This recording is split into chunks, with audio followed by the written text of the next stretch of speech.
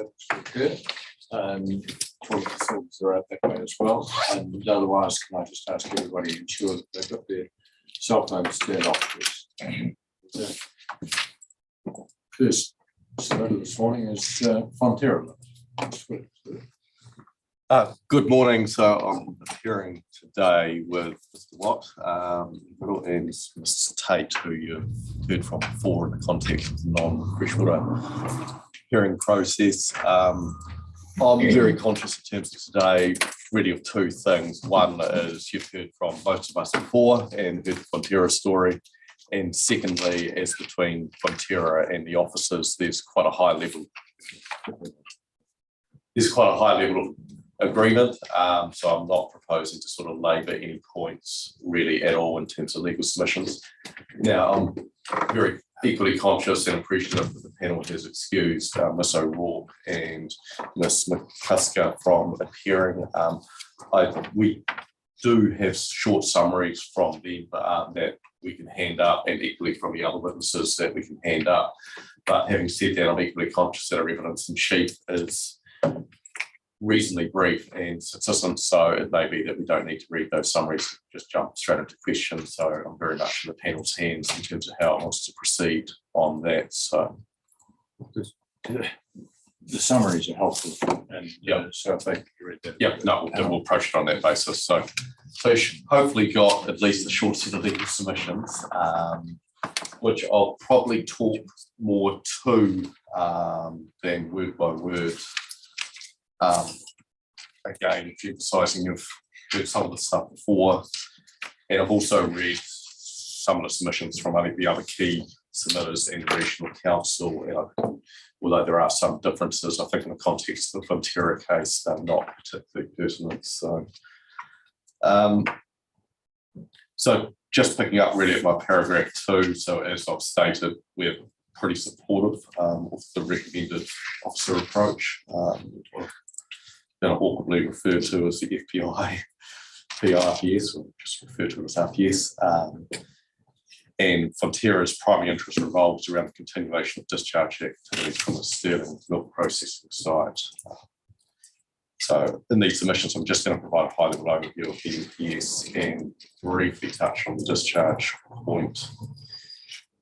My paragraph 4, I've just stated what I've said already, that there's a large degree of alignment, and you've heard from me before, so I'm not going to bore you to death by repeating the term.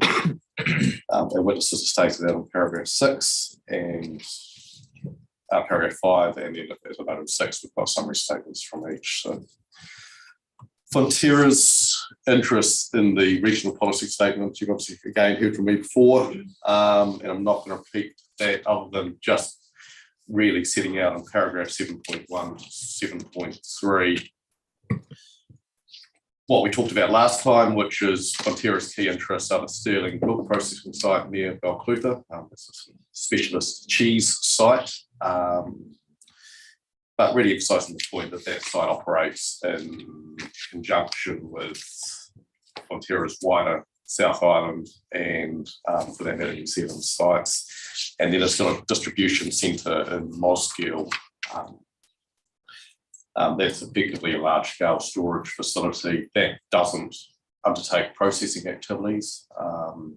So to that extent, and as I note in my paragraph 8, it's not perhaps as engaged on the issues in relation to this hearing, but obviously you heard from me last time on reverse sensitivity effects and things like that from that facility, noting to the rail siding and the like. So really this hearing is about the Stirling facility. Again, you've heard from me previously, it contributes significantly to the local, regional and national economy, and its operations in Otago need to be appropriately recognised and protected in the regional policy statement. Paragraph 9, just repeating to some extent that it's really about discharges that are or discharges to water or to land that are of most relevant laws Fonterra in terms of this hearing process.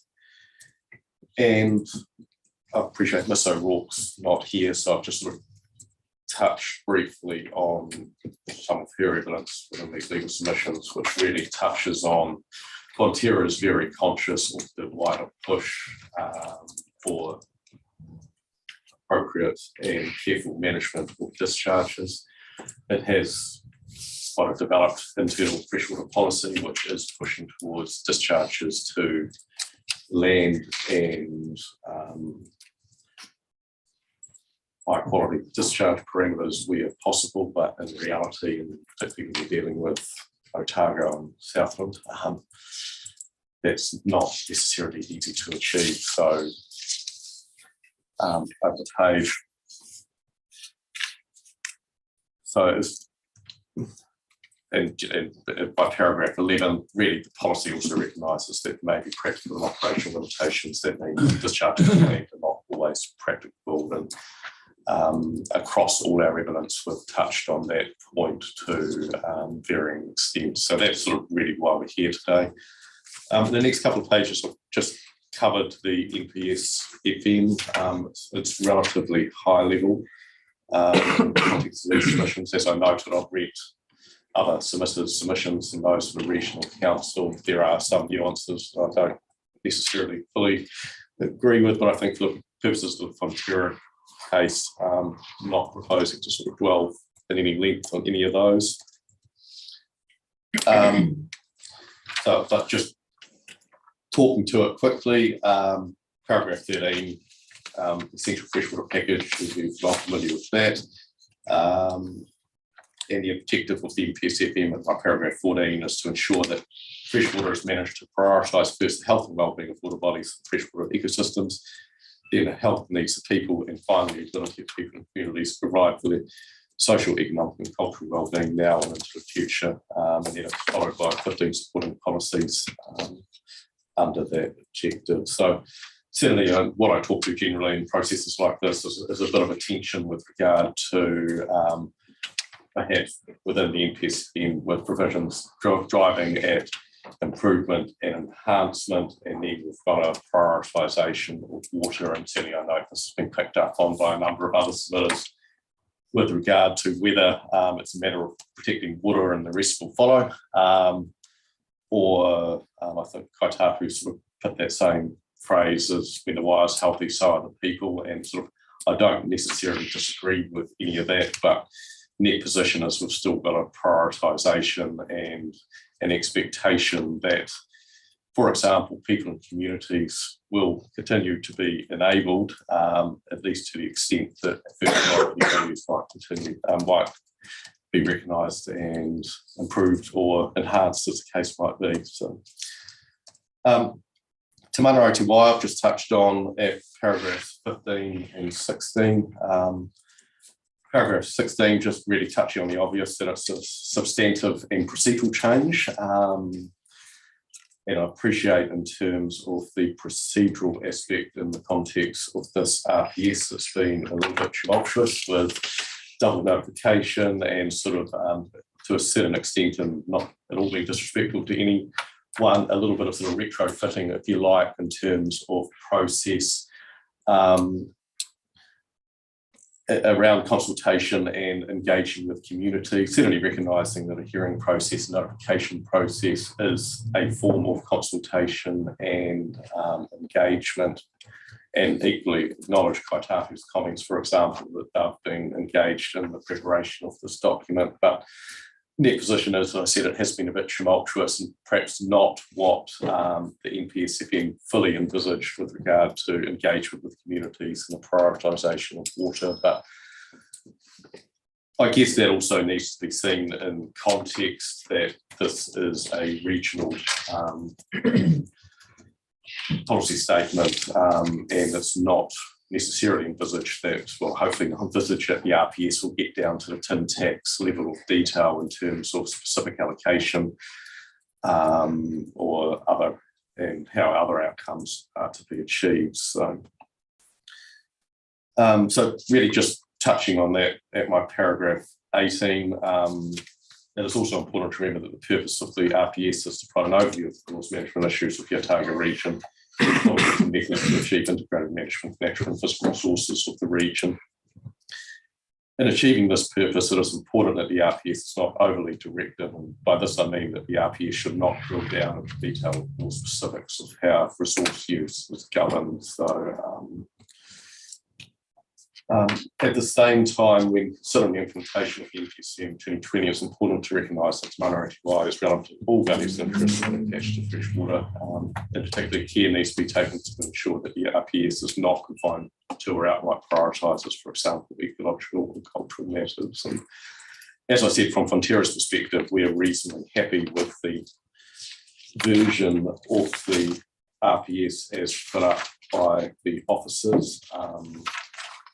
Appreciate there's still a lot of work for the panel to do in terms of working through that version and incorporating some of the comments, but in terms of where we're at, we're reasonably okay with where things have reached.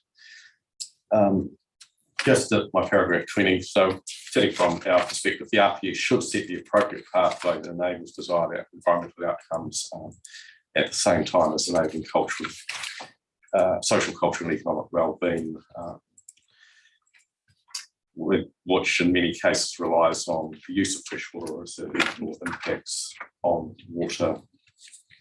Fonterra submits that the RPS should leave enough scope for the regional plan to set appropriate rules addressing how freshwater is managed in a way that achieves the best outcome overall for the environment. So certainly picking up on Mr. Logan's comment with, to some extent, so I agree that the NPSFM is a paint by numbers regime in terms of what a regional policy statement or particularly a regional plan has to incorporate, but in the context of an RPS, it is at that higher level, and I'm sort of just really expressing a degree of caution with regard to ensure the RPS doesn't go the next step further in terms of getting down to the tin tack level of detail and really enabling communities to continue to work together in the regional plan process to come. So just and then turning to my paragraph 22, so I'm just going to cover a couple of relief points. As I'm not, maybe obvious, going to cover each submission point. Ms. Tate has covered that in her evidence, and as I noted, as between Fonterra and the officers, there is a good level of not necessarily agreement, but there's at least consistency in terms of where the provisions have reached. Phasing out of discharges to water, which is probably really the key motivation for Fonterra being here. The reporting officer is recommending a new regional-wide objective for freshwater,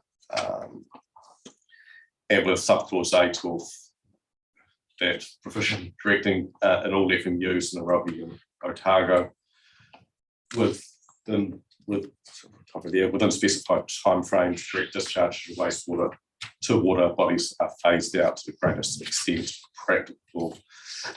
Fonterra generally supports the phasing out of direct discharges of wastewater to water, and as Ms. O'Rourke's evidence talks to, that's consistent with Fonterra internal policy and certainly a strong preference from Fonterra to discharge wastewater to land where possible. But at the end of the day, that's subject to an important qualifier.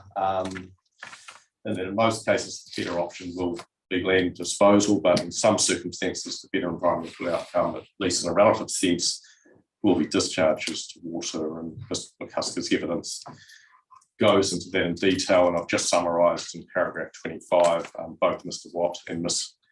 McCusker's evidence around that. In short, which probably won't give any great surprise to the panel, South Otago has land constraints and relatively wet soils, which makes discharging to land problematic, at least in the context of the size and volume that Fonterra is discharging.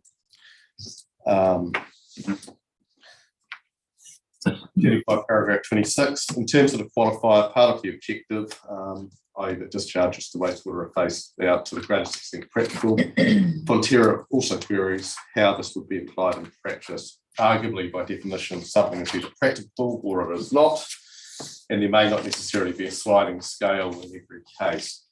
It is submitted that consideration should be given as to whether, to the extent practical or reasonably practical, tying to qualify it to something more widely known, such as best practical option, would be more appropriate.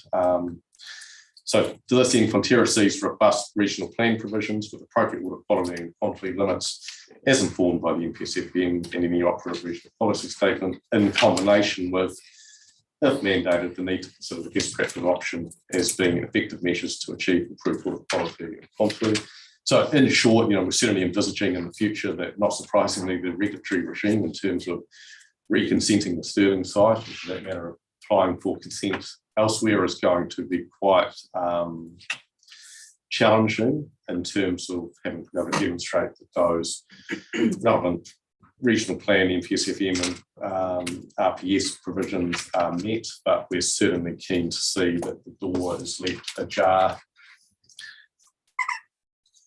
for the circumstances such as those that present at the Stirling site, where, for example, best practical option might be discharges to land, and obviously if there is supporting policy guidance for that, that's something that would be helpful to Fonterra.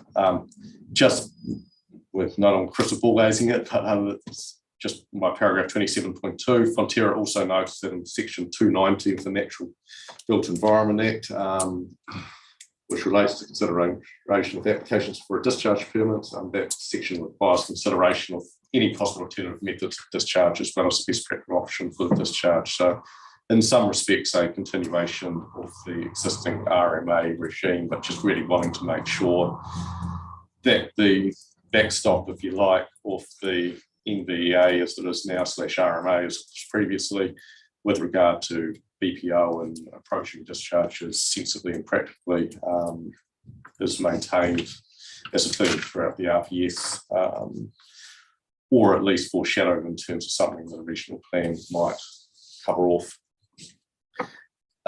Just so picking up on paragraph 28, in practice, adding on the likes of to the greatest extent practical may create uncertainty and not add as much as first appears in relation to giving effect to maintenance or improvements in water quality. And then by paragraphs 29 to 32, I've just touched on the sewerage and wastewater provisions which were previously combined. Now the officers recommending splitting those. We're generally happy with that recommendation. And I may just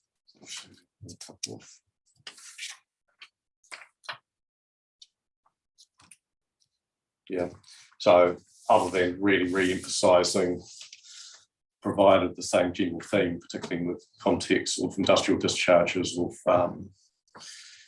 being able to provide for an exception to discharge to land, if you like, in certain circumstances. I'm not sort of proposing to address that anymore.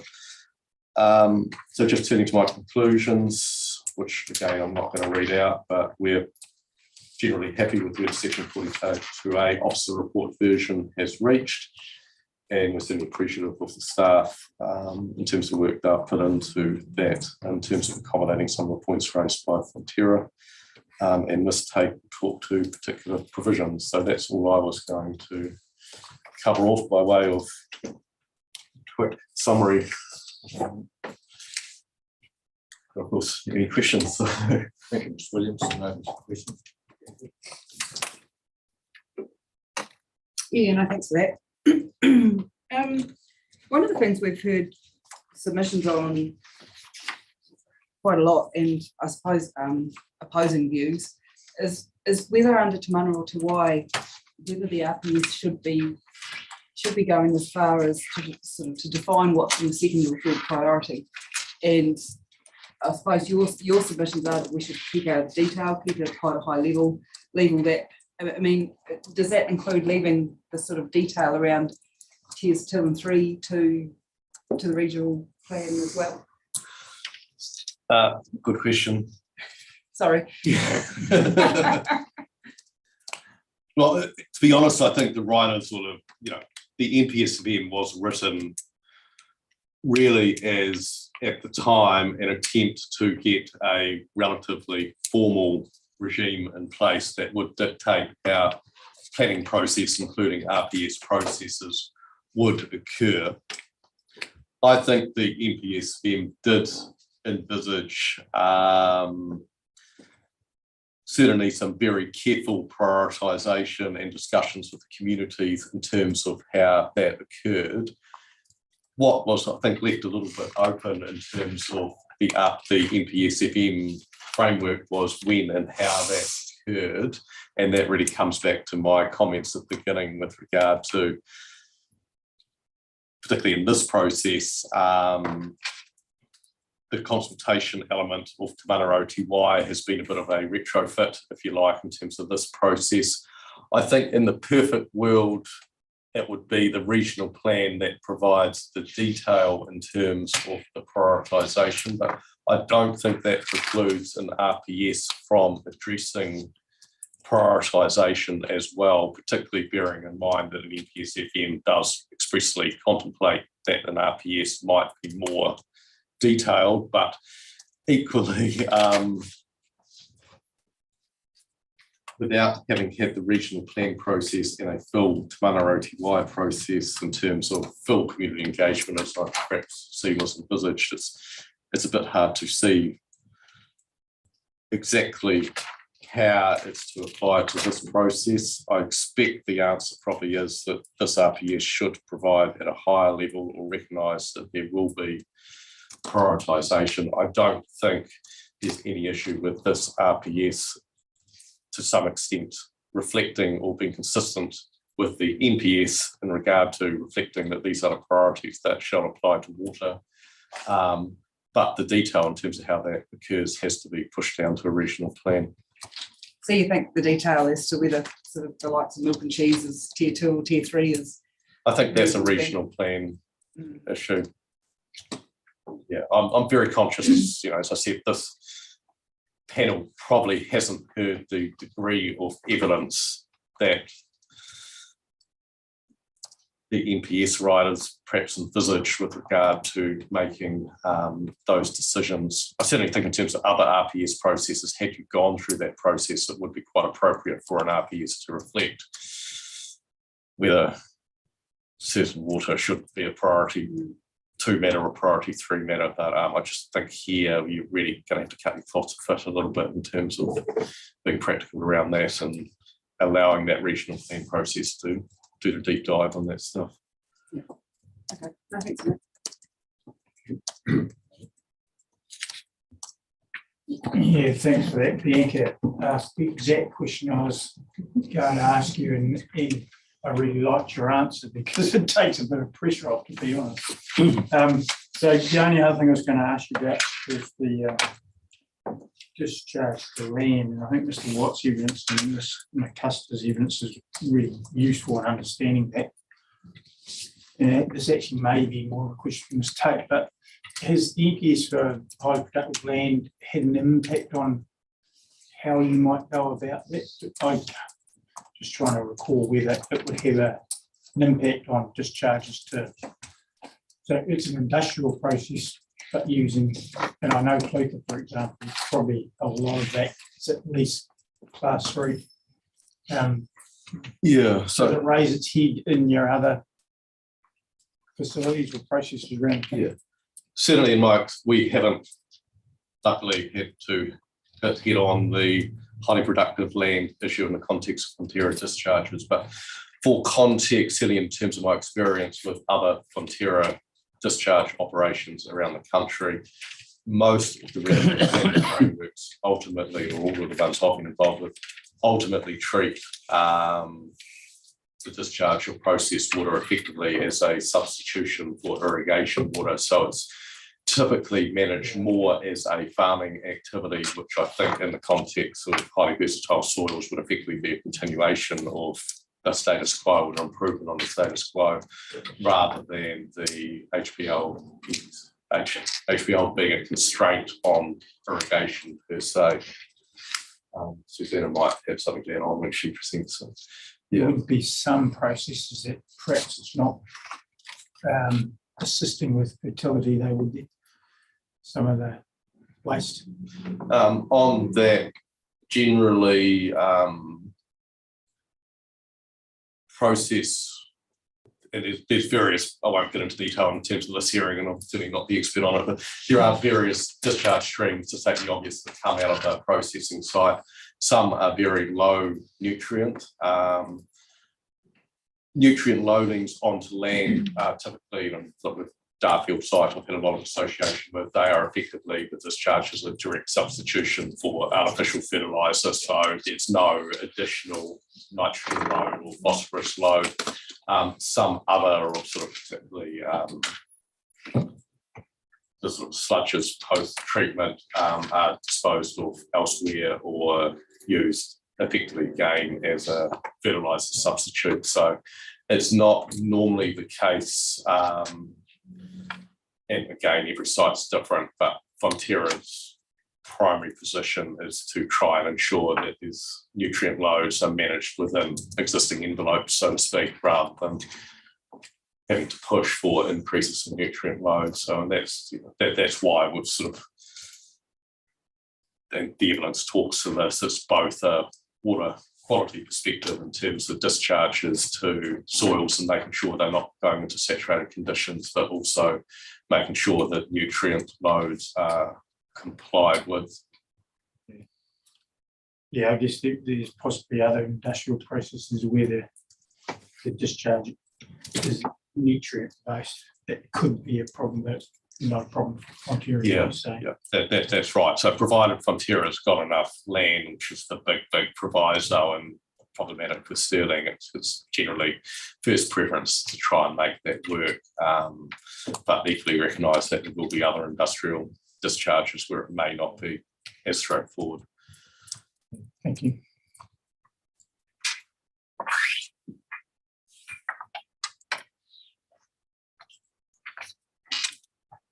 Wrong objectives. Wrong cover.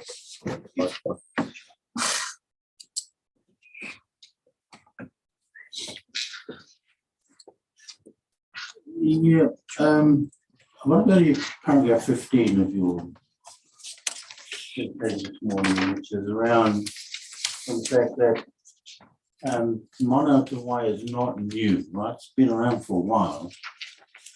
And my question, I suppose, is in what way has it changed for Fonterra in that time frame? I mean, you go back to, you say here that the framework in essence has been around since 2014, right? So in that time, whilst the underpinning philosophy, I guess, of the monitor wire has been what it is, and recognizing the fact that Fonterra's ability to discharge onto land is limited, at least at Stirling anyway. But I'm interested in getting a better feel for how the gradual change has impacted on and what Fonterra's longer term. Yeah, and perhaps answering that question in the first part just generally and not with reference to Fonterra at all. So yes, Te Mana Oti was incorporated into the 2014 version of the NPSFM. I think in reality, most of the RMA community just noted that as a side comment and went about its day job as it had previously. 2020 and as subsequently amended version of the NPSFM has obviously provided a lot more detail, or the paid by numbers regime, as Mr. Logan refers to it, in terms of how the NPSFM is to be rolled out and a much more express role for Te Mana Oti within that.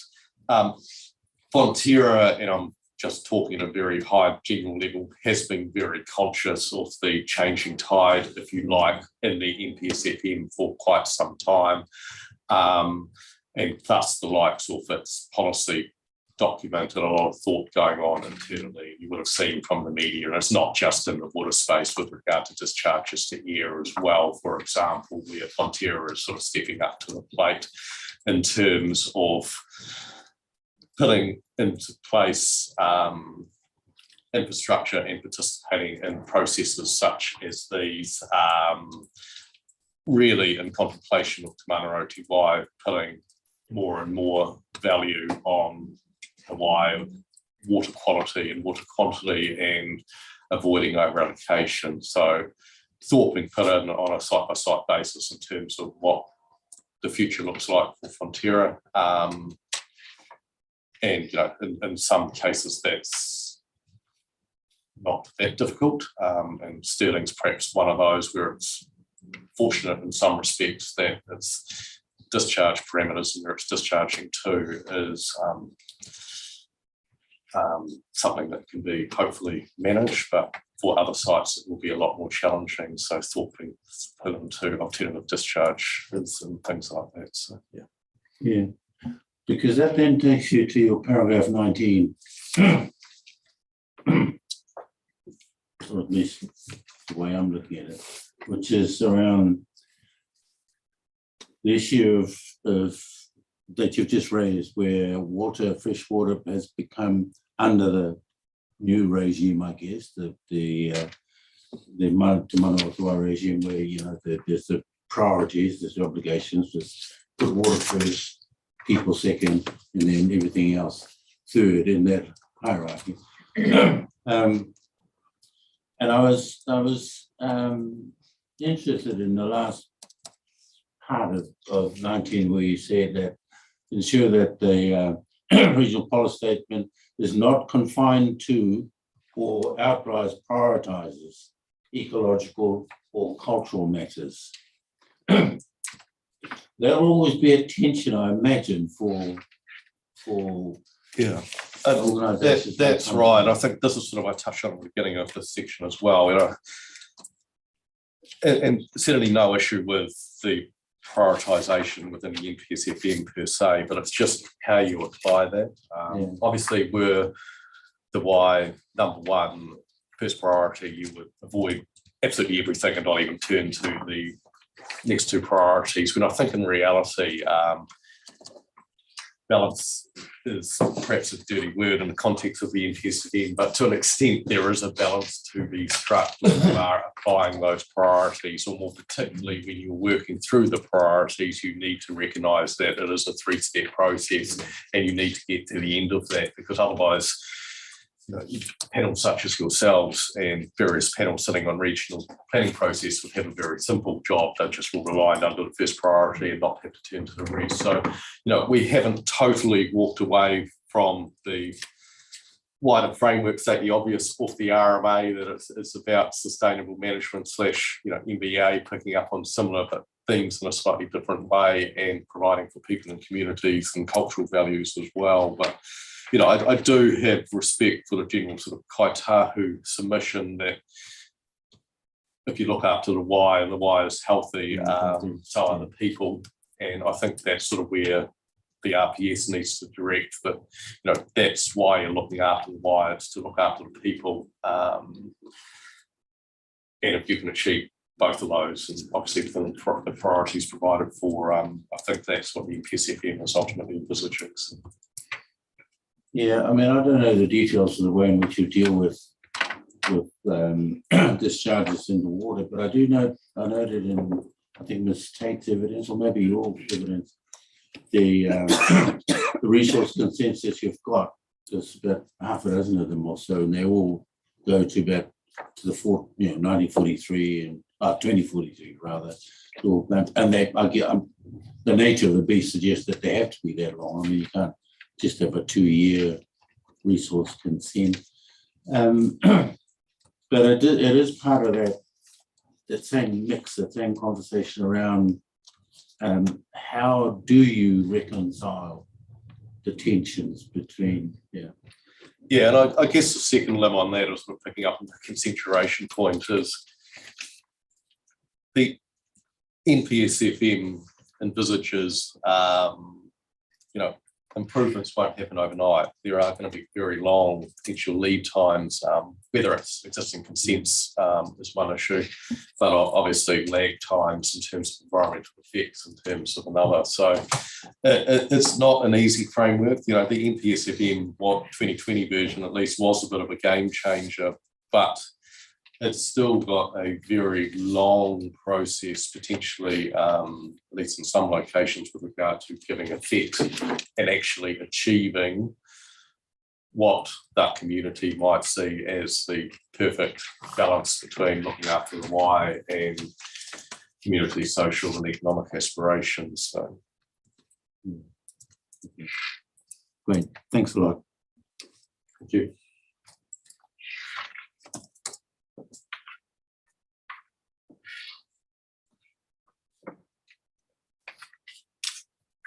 Just two questions. Really.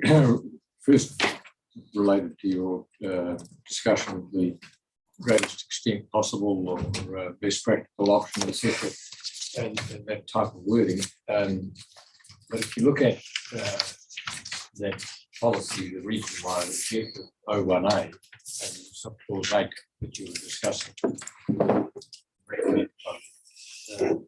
section 42A report, it's actually not a best practical option type wording. It's direct discharges of stormwater to water bodies are phased out to the greatest extent practicable.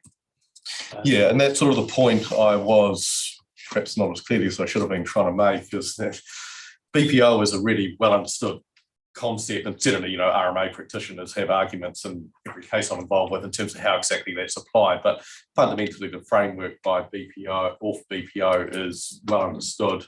It's mandated by the Act, will be mandated by the NVEA going forward. And what I'm nervous about here is we're adding in words which are similar but different. And I think, obviously, basic interpretation principles, starting point assumption is to be that, well, maybe they're intended to mean something different. And what that is, and what I was saying, well, is practicable, whether something's practical or not, is a bit of a bright line test as I see it. You're either practical or you're not, and then we've got to sort of give colour to the words around that in terms of what that looks like.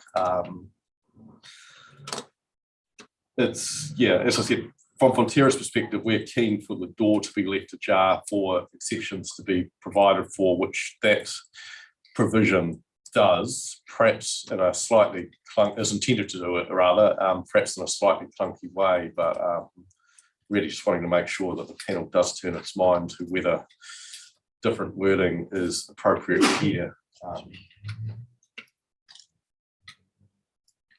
So you'd rather see it just worded that discharges are phased out practicably? Well, I think in the submissions I talked to whether it was reasonable, and I have to have a bit of think about what the optimal wording is here. And I don't think it's necessarily a case of phasing out being the reference point. It's being only providing for water-to-water discharges where there is no reasonably practical alternative.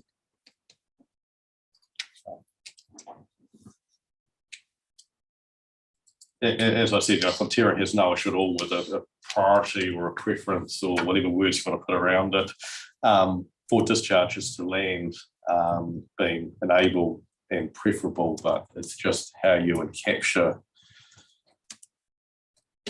the circumstances which are hopefully more limited, where discharges to land simply are not available, or in the case of Fonterra, they would result in terribly saturated soils and far worse relative environmental outcomes. Yeah, as I heard Commissioner Sullivan and Commissioner Cobbett discussing the overview type approach that you've advocated, there's some support for that really in that the north process, clause 3.71b, is the only location that I can see that requires the regional council to apply the hierarchy of the obligations, the priority obligations set out in 135 and 322C. Aware of other locations in the PSFN that require that, divisions for a regional policy statement level. Divisions, for example. Off the cuff, no, I think you're quite right. It is quite a fine role, and that's sort of consistent with my commentary with regard, I think NPS FM writers had either the whole suite of the RPS and regional plans in mind, or regional plans in mind when they were talking about a lot of that.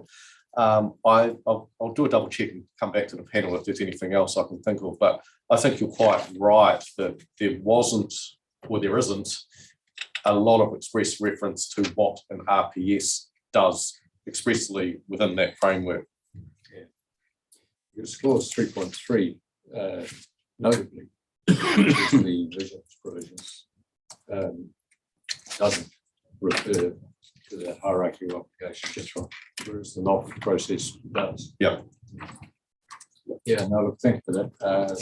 That's all I have. Yep. No, thank you. We'll be witnesses. No, thank you. So we've now got Mr. Watt, who hopefully you've got literally a one-page summary from.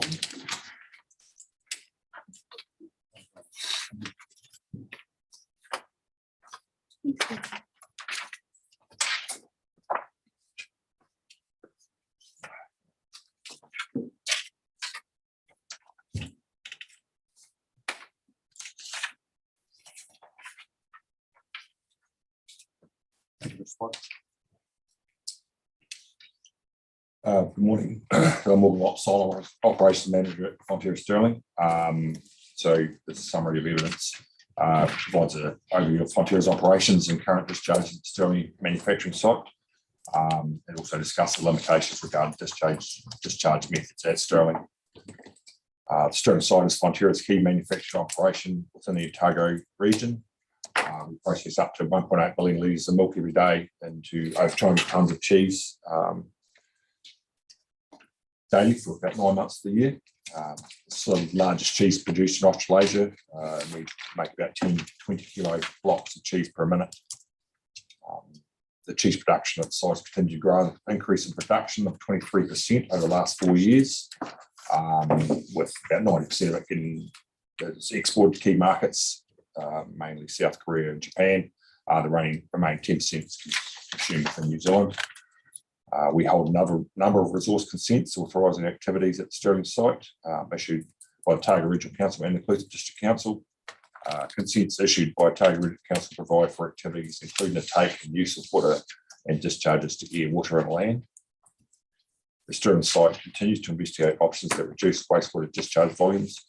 However, the discharge of wastewater to site is an important part of the current operation at the site.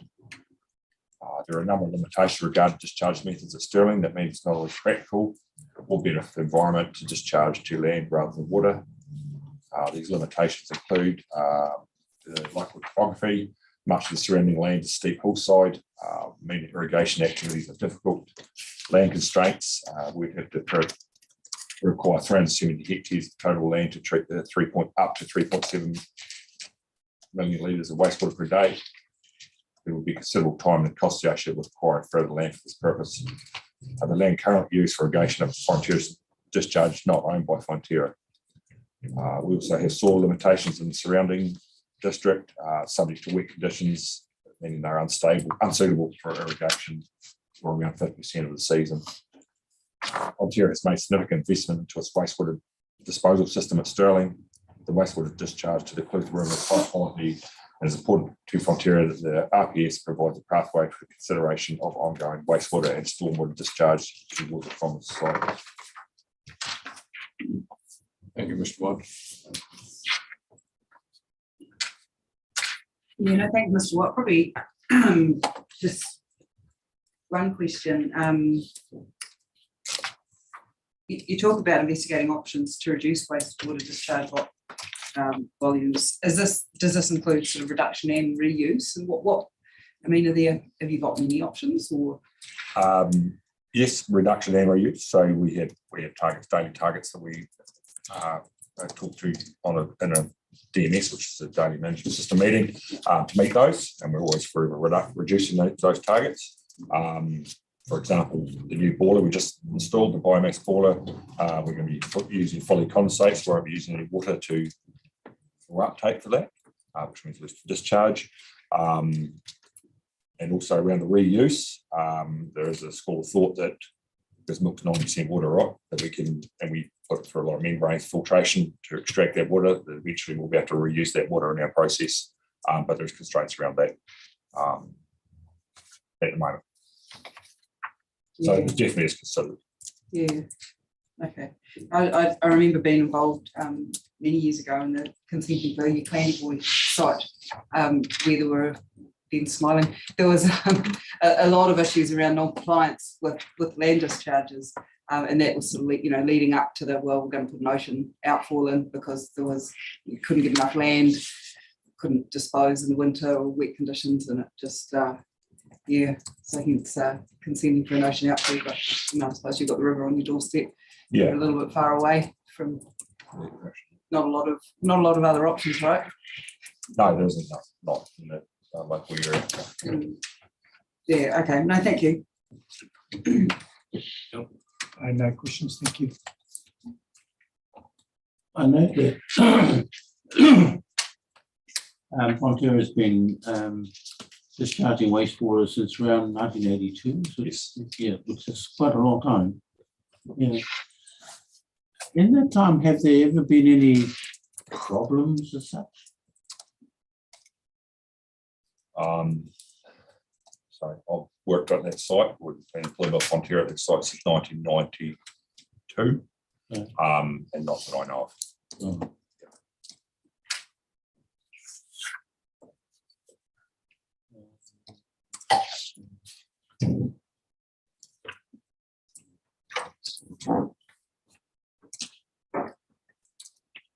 Yeah, I've already noted about the longevity is one of the resource defense and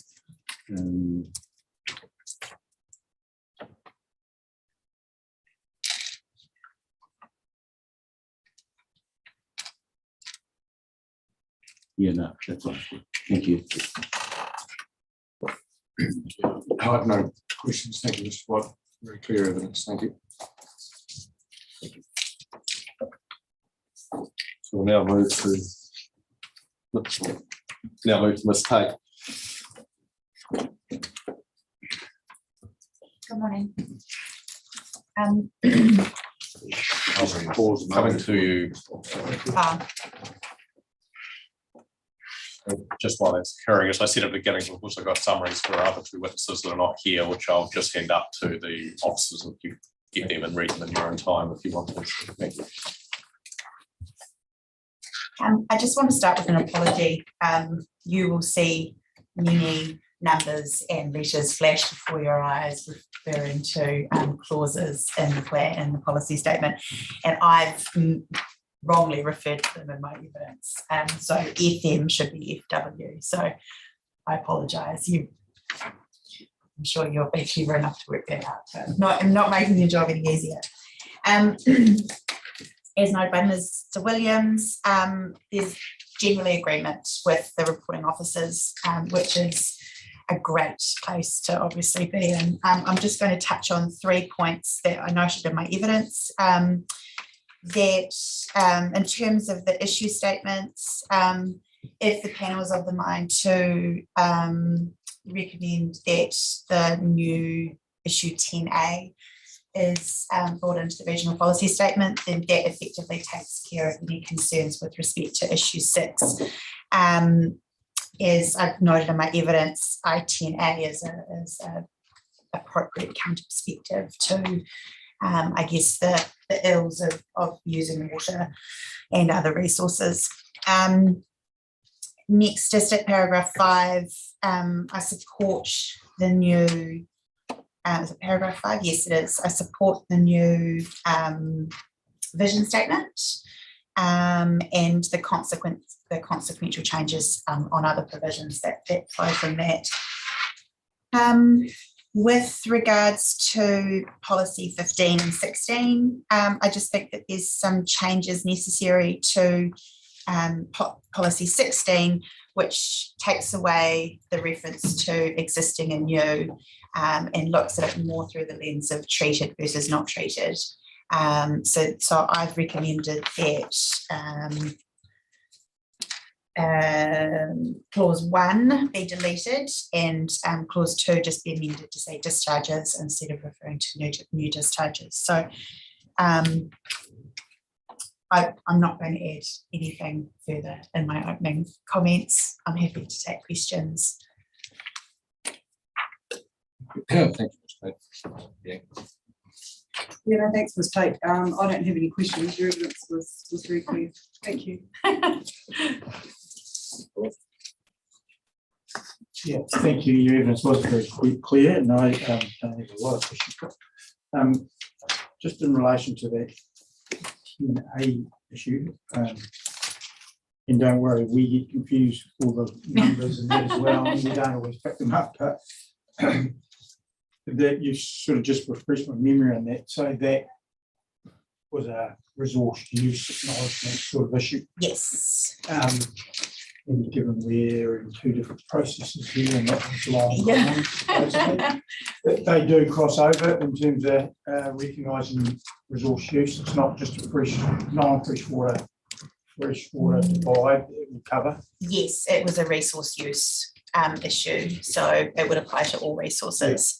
So there's no, like what you've highlighted here is specifically for water, and you don't see the benefit for that being in there as well. Where I've highlighted where, sorry? Sorry, your new additions to issue 6. Oh, so I have literally just pulled out the relevant, I guess, counter perspective to acknowledge the use. Yeah, okay, so that comes out of that. Yeah. Yeah. Okay. I didn't want to reinvent that wheel, given that I was involved a lot in the drafting of I10A. You're involved in that. So I'm happy to, if I10 is not incorporated, I do think changes are obviously needed to I6. Yeah. The only other thing was the grey water issue. Now, I think I kind of know what grey water is, but does it need a definition? I don't think you're promoting to a definition, or is that a commonly known technical term? It's in the definition of wastewater. Oh, it is. It is included as a component of wastewater. Okay, so yeah, you'll just split that out and just make sure that that's actually picked up in those new methods. And because as so discharges containing animal effluent isn't included in the wastewater definition. Yeah. So it's gone from the objective, which is wastewater is defined, to a policy which actually brings in, doesn't include all of the components of wastewater, and actually brings in something, arguably whether or not there should be an objective for discharges containing animal effluent. It's probably a bit of a question mark over there in terms of the line of sight between the objective and the policy, but I don't think we need more objectives. There has been some movement around that in relation to other submissions. Okay, that's all I have. Thank you very much. I don't have any questions. Sorry, I don't have questions, Ms. Tate. Can I just pick up on one thing? I just looked, sorry, to the definition of wastewater. And it says it's the same meaning as standard 14 of the National Planning Standards, so it's probably not a lot of flexibility there. It means any combination of 2 or more of the following wastes: sewage, grey water, or industrial and trade waste. Yes, so in my evidence, I back a comment about that. By actually listing them out, it doesn't, the policy or the subsequent rules doesn't rely strictly on the definition of wastewater, because those components have been listed out.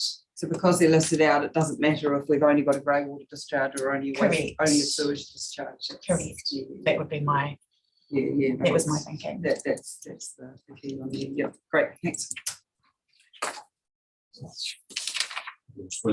Thank you. That's it from us. So thanks again. So.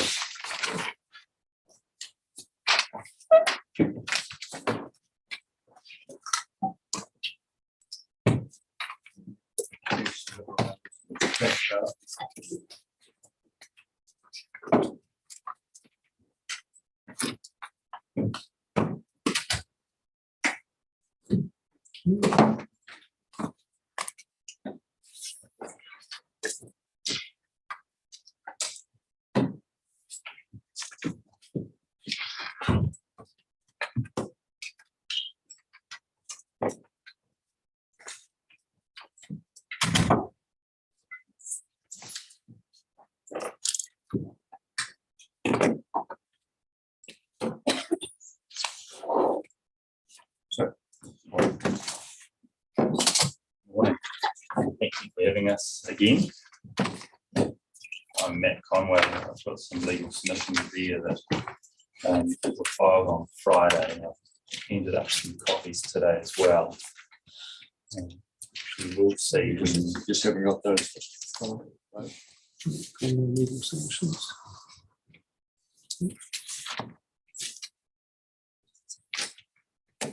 You will see there are two documents. One is some legal submissions dated 1 September, which are the ones I intend to take you through, and the other is a reprint of ones you've seen earlier and I presented earlier this year. I don't intend to trouble you by taking you through those, but I thought given our dual processes, it might be useful to have them sitting next to the other ones.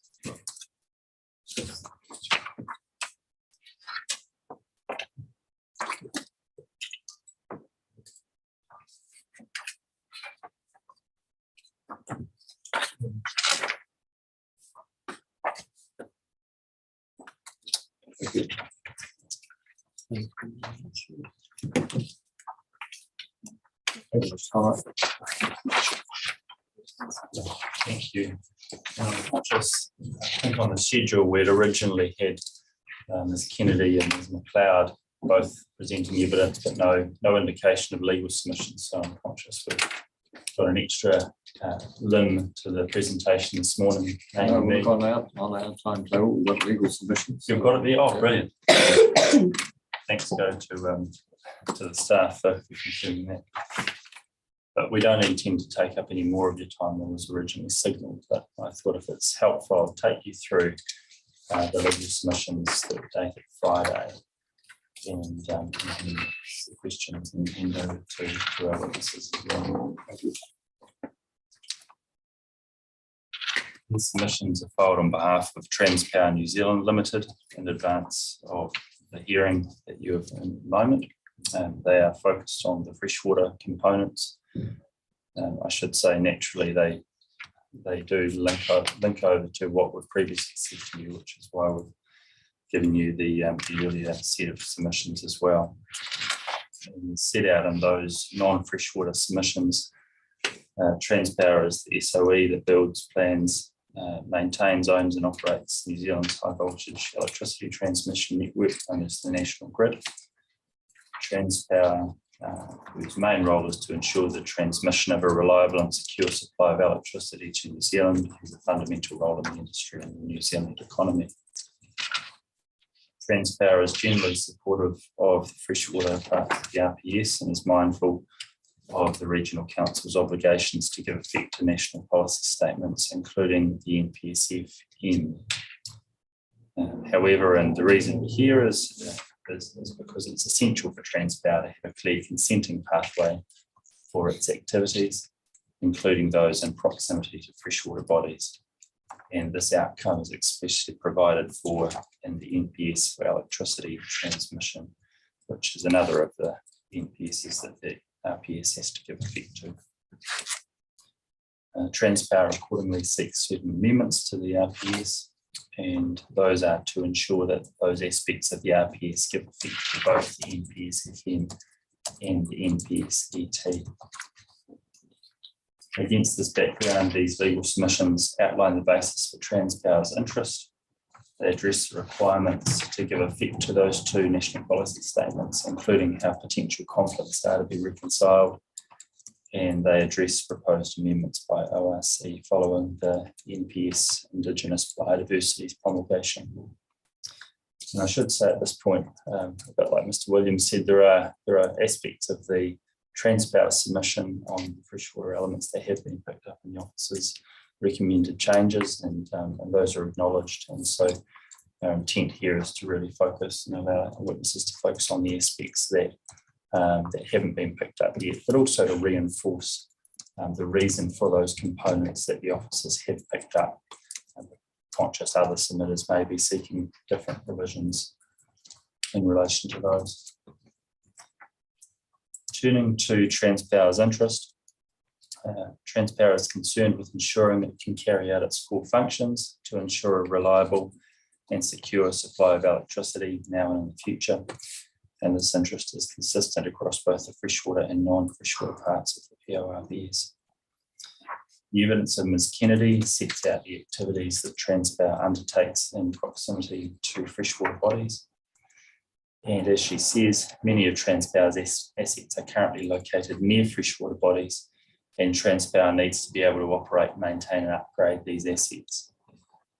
Further, future development of the national grid may need to occur near freshwater bodies, and this development may be required to support the government's renewable energy generation goals, particularly if the Lake Onslow Hydro scheme proceeds, and it also may be required to support increased demand. Ms. McLeod's evidence and chief and supplementary evidence set out the amendments that Transpower seeks. There's 3 pages right at the end of Ms. McLeod's evidence that I've probably got a useful reference guide if you need to look at those. And that relief should be placed in the context of the relief that Transpower seeks in the non-freshwater parts. I'll summarise that in the next 4 parts. So the first and primary request is for a carve-out policy, or I should say a bespoke policy that deals with all elements of the national grid together. So it's not carving it out as in not dealing with it, it's carving it out by dealing with it in a specific way. The second point is if a carve-out policy is not provided, Transpower seeks that the provisions in the RPS that regulate environmental effects need to provide an efficient consenting pathway for electricity transmission activities consistent with the direction in the NPSCT. Third, the RPS needs to appropriately enable the operation, maintenance and minor upgrading of the national grid. And fourth, it should require the avoidance of direct effects of activities on the national grid, in addition to reverse sensitivity effects. And it's, as I said in 2.4, it's the first 3 of those outcomes that are relevant to these hearings. And I think that should say freshwater rather than non-freshwater, which I'm getting myself tangled up.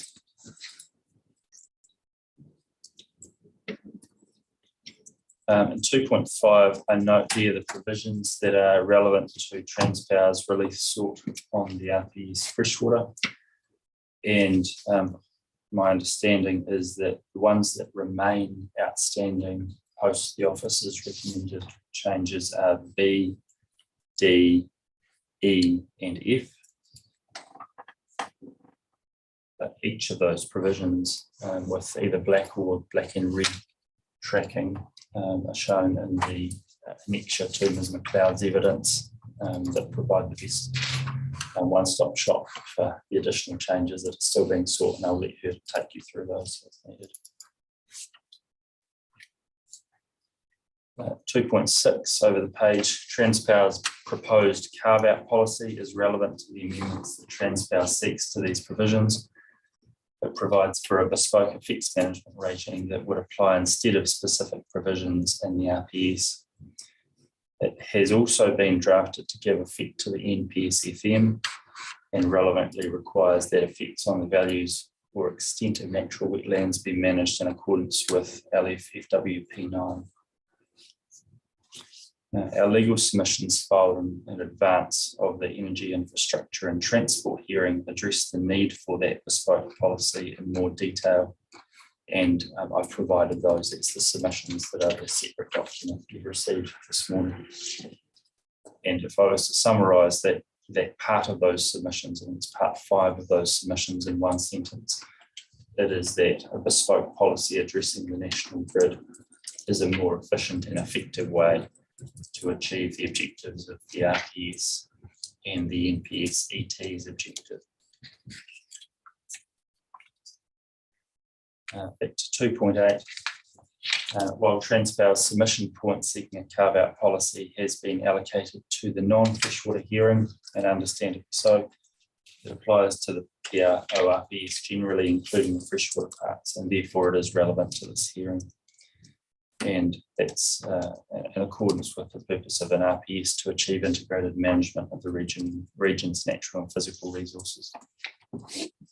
I turn now to the question of how to reconcile conflicts between the NPSET and the NPSFM.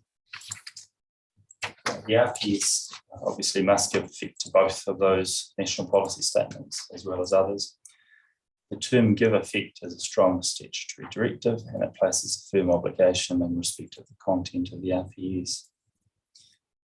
In our previous legal submissions addressed the requirement to give effect to the NPSET and concluded, as I've said there, to summarise the legal position, the panel is required to give effect to the NPSET and give it due consideration alongside other Part 2 matters to the extent they are not already addressed in the NPSET.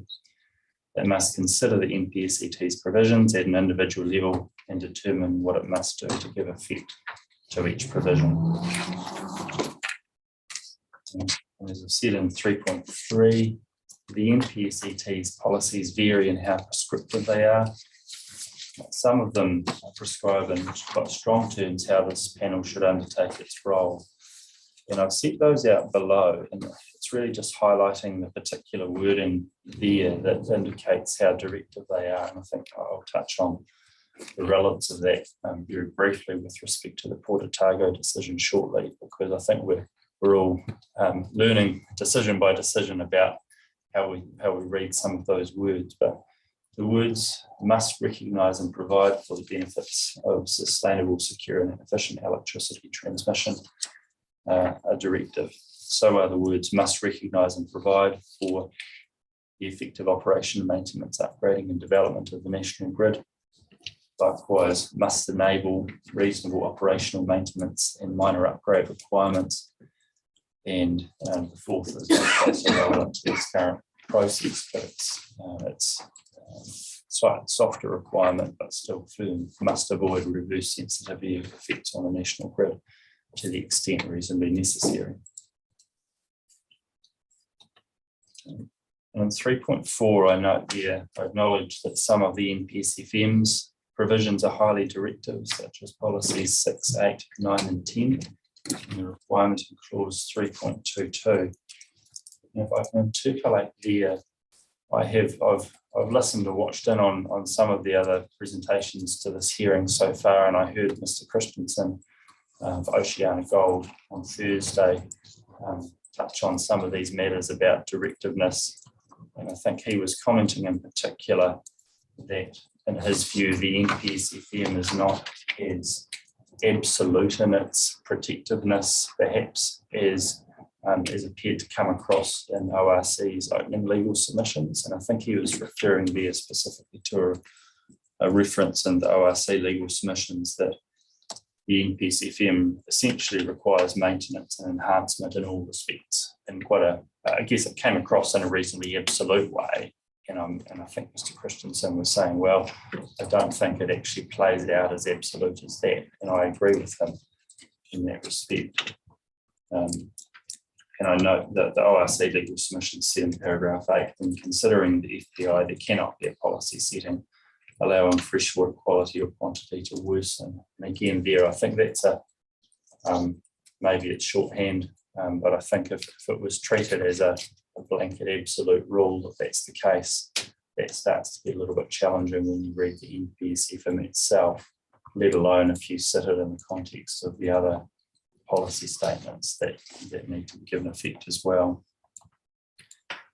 And I think that the point Mr. Christensen was making, which I agree with, was that the RPS shouldn't foreclose the discussion about particular activities and the way in which they wrestle with these things. And so if the RPS is written in a way that was too blanket in its protective nature, that would foreclose discussions at a consenting or at the regional plan level that these national policy statements recognise need to be had. Apologies for the lengthy interpolation, but if I can expand on that with reference to an example in the NPSFM itself, if you were to read policy 6 of the NPSFM, it says, it talks about there being no further loss of extent of natural inland wetlands and that their values are protected and their restoration is promoted. And so it's very tempting at that point in your reading through the NPSFM to conclude, okay, well, that's a blanket requirement, no further loss, that's it. But then when you read the way the rest of the NPSFM deals with wetlands, it's evident that that document itself doesn't deal with wetlands in quite as blanket and protectionist a way. And so, for example, clause 3.22, which is important to Transpower in relation to specified infrastructure, expressly provides a carve out from the avoidance requirement that would otherwise apply. So where clause 3.22 essentially directs that you're avoiding certain adverse effects on natural inland wetlands, it also says except in relation to specified infrastructure. And so when I look at that particular provision, I guess it makes me want to look back to policy 6 and say, well, policy 6 cannot mean that there's a blanket protection that applies in all instances. It's not as absolute as that if the NPSFM itself doesn't treat it that way. And that's again before you start taking into account the other national policy statements that might sit there and provide a bit of reinforcement for that more nuanced approach. And the last thing I guess to say before I come back to my written submissions is the reason I raise this is because if the ORC office's recommended provisions have been developed and written on the basis of legal advice that that says that the NPSFM is quite absolute and you just have to protect full stop, then if the panel were to accept my submissions on this point that it's a bit more balanced than that, then I think that provides quite strong support for a rebalancing, and it's only a small rebalancing, but it's an important one to Transpower, such as that which is sought in Transpower's evidence. So that's what I wanted to say in relation to that particular component. It's an interesting interpolation that actually orally is probably more powerful than your written material. But I'm just making an observation. Maybe I should write this in future. Or, not sure my wife would agree. Right, stepping back to 3.5. Our previous legal submissions, and again, I won't take you back to those points, but they set out why the panel should give significant weight to the NPSET. And there's 5 key points that were covered off in paragraphs 4.1 to 4.9 of those submissions that I think are quite helpful in terms of the importance of the national grid, essentially. In fact, I might just touch on them now because they're 5 brief points. The first was the NPSET provides the national grid as a matter of national significance. The second is the national grid as essential infrastructure. The third is that giving the NPSET significant weight would strongly align with the objectives of the RPS and in particular EIT INF 4, Objective 4. The fourth is that the NPSET is comprehensive in setting out a regime for environmental effects on the national grid. And the fifth is the case law confirms there's a requirement to consider how directive each of the NPSET's provisions is, and some of them are very directive and prescriptive, as I've said before. So back to 3.5, in my submission, in this context, giving significant weight to the NPSET means providing for the outcomes expressed in each policy to the extent possible. And I've touched very briefly on the Port Otago decision. I suspect you've heard about it multiple times and you hear about it again, including from us. And Minute 9 directive that's submitted may make submissions on possible implications, and we do intend to take up that opportunity. But what I've sought to do in one paragraph here essentially is identify what seems to be the nub of it, which we'd be keen to expand on those submissions to, in case it assists. In essence, in my submission, the Port Otago decision reinforces the correctness of the approach sought by Transpower. And in particular, trying to encapsulate a Supreme Court decision and a principle where I accept it was trying to primarily deal with the port's policy, but does seem to give a broader principle.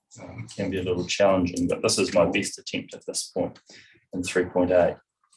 The Supreme Court's confirmed that there may be circumstances where directive enabling policies mean that a breach of a strong avoid policy is necessary, albeit that efforts should be made to avert or narrow such a breach.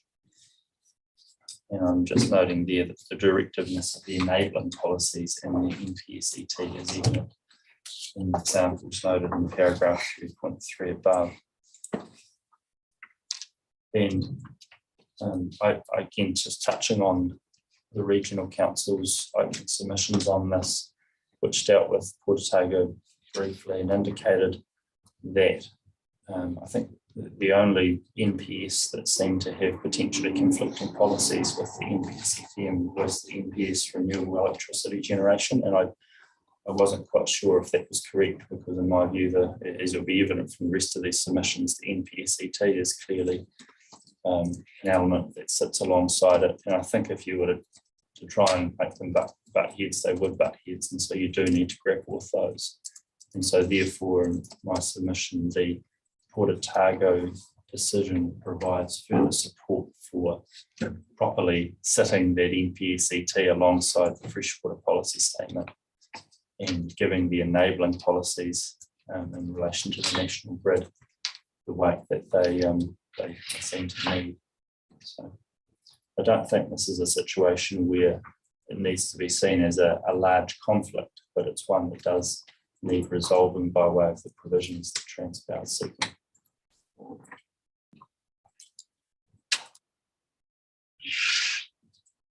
Turning to 3.9, Transpower's submission has sought to appropriately recognise both the enabling and protective policies and the relevant NPSs. And in particular, it's supported policy LFFWP9 as it was drafted then, which gave effect to clause 3.22 of the NPS-FM. And further, Transpower's proposed carve-out policy provides that where applicable, that policy should apply. However, while the RPS must appropriately give effect to the NPS-FM's directive provisions, it's essential that a consent pathway can still exist for electricity transmission activities, even where they may have effects on freshwater bodies. Transpower's preference is to avoid adverse environmental effects, but due to technical operation and security requirements, it's not always feasible to do so. And where avoidance or mitigation is not practicable, there must be certainty that Transpower can nonetheless operate, maintain, upgrade and develop the grid. So that's why Transpower therefore seeks that bespoke carve-out policy that clearly identifies the effects management regime for electricity transmission activities. And I refer back to Ms. McLeod's non-freshwater evidence supporting the argument that we make that a Section 32 analysis supports this approach in terms of efficiency. Bespoke carve-out policy will provide clear guidance for lower order planning documents so that there is a clear consenting pathway for Transpower's activities. And that in turn, in my submission, would achieve the NPSET's objective more effectively than if decision makers were required to comb through the provisions of the RPS when determining planning provisions for the national grid. So it's essentially a decision, well, do you deal with it in one place, or do you have a whole lot of individual except for statements throughout the RPS? And we think the former would be more efficient and effective. Now, the last subject I'm just going to touch on briefly is the Indigenous biodiversity NPS. 4.1, I note here, following that NPS being promulgated, the panel allowed for ORC and submitters to file evidence addressing its implications for the RPS freshwater. And I think you're familiar with the clause 1.33 of the NPSIB that provides the NPSIB does not apply to renewable electricity generation and electricity transmission activities. And as a result, any proposed amendments by ORC at this stage in the hearings process should ensure that the effect of the amendments on these activities is neutral. ORC's evidence does propose amendments to policy LFWP9, which would restrict electricity transmission activities, as explained in Ms. McLeod's evidence. And so I read those changes as going further than what's anticipated at the NPSIB. And I guess the nub of it's in 4.4 there. While Transpower accepts that it may be appropriate to amend that policy in light of the NPSIB, due to the carve out in the NPSIB, this should be achieved in a manner that does not restrict electricity generation and renewable electricity generation and electricity transmission activities. And so it's just important that those carve out words that are sought are clearly expressed in relation to that policy. And that's all I was intending to cover. The remaining part really just introduces our two witnesses who are here with me today and who tend to provide a brief summary of their evidence. But I'm happy to take questions to the extent that's useful.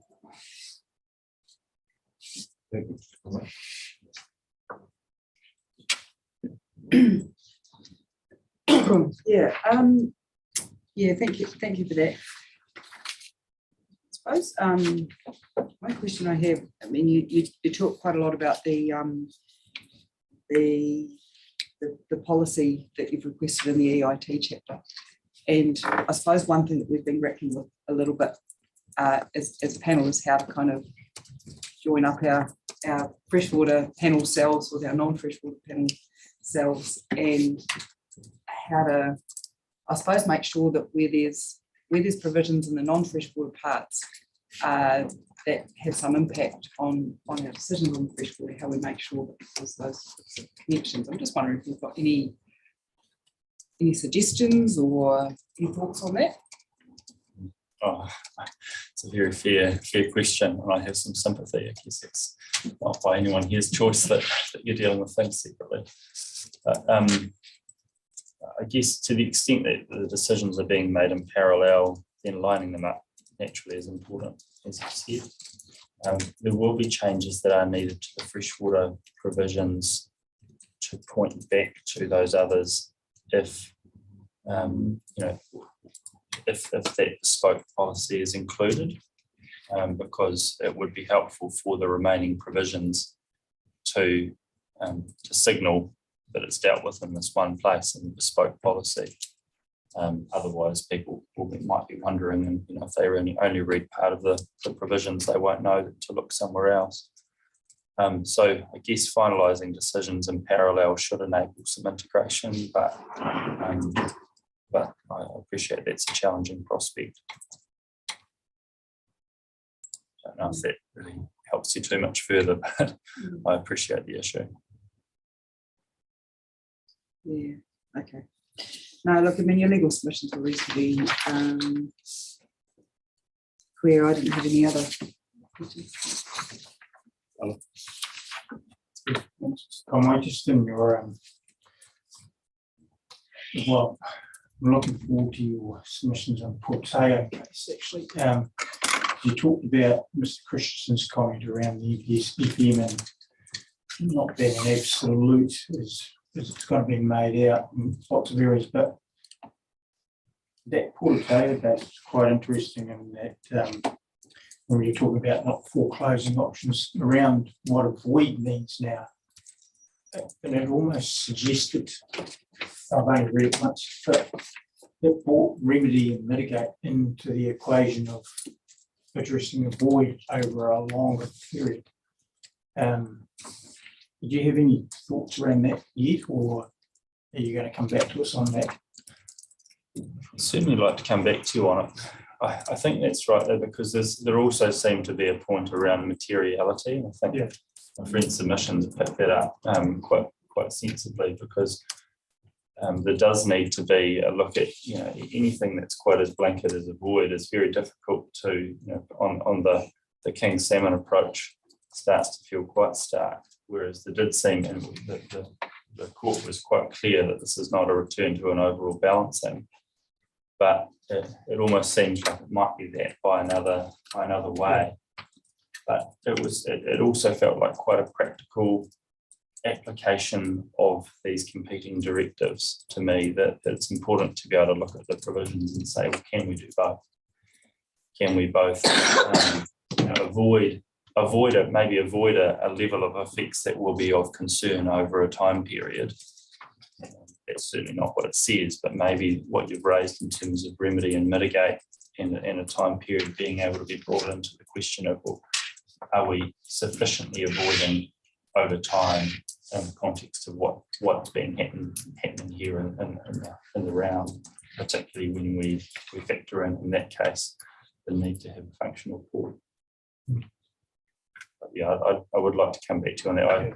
We contemplated trying to ram a bit more into the submissions for this week on this, but I didn't want to give you a once over lightly on that and therefore be less helpful than we could be.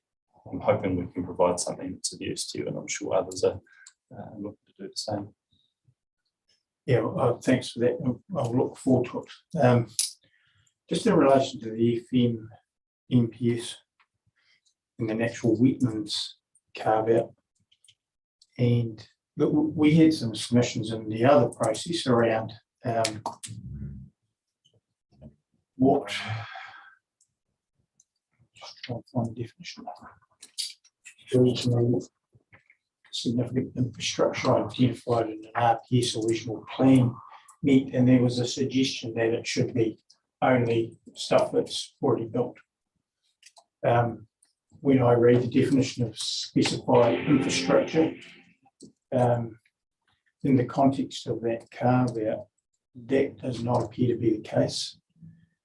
B in 322(1)(b)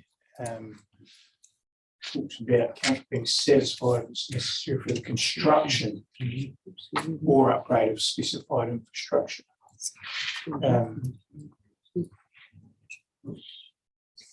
So when you go back to that definition of regional significant infrastructure, would it be your view that that's not necessarily just things that are existing, that's pieces of Transpower's network that isn't built yet, that could be new REG activities that are going to connect to it, those sorts of things? Yes, I agree. That's to make that provision work as a whole, it has to relate to the grid as it's developed, including new components. Yeah, thank you. It was just a clarification, really, because it was a rather strange argument, given that planning documents are forward-looking; they're not just considering things that are existing now, and that seems to be doing that. Thank you.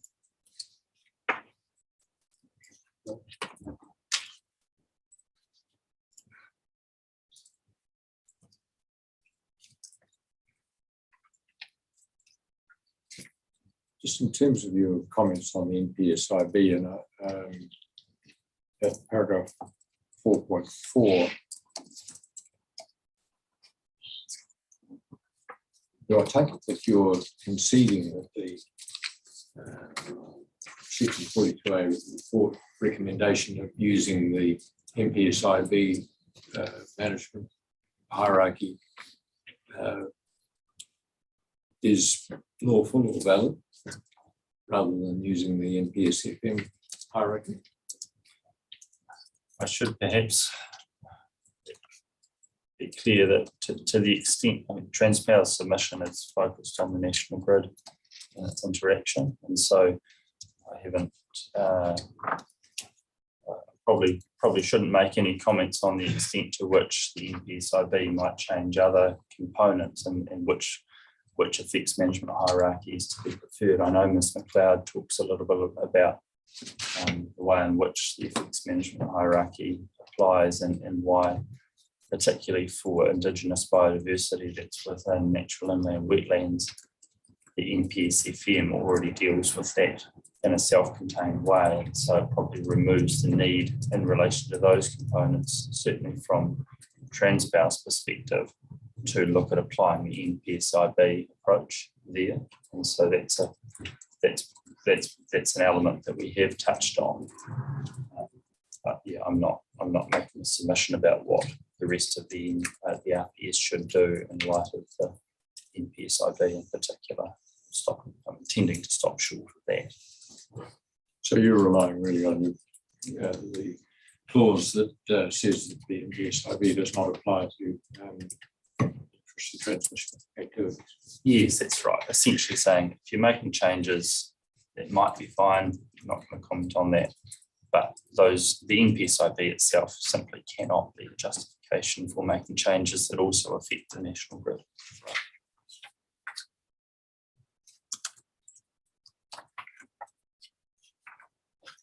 Some helpful observations that you made, particularly as I earlier commented, also in relation to Port Otago and yeah, like I'm just intrigued a bit by the way whether or not the Supreme Court was intending to open the door to conditions being able to avoid material harm and how broad that is to be applied. So look forward to your submissions on that in due course. Thank you. Great, thank you. Right, I'll now hand over to Ms. Kennedy, who's provided a brief summary. Yes, we've got that before.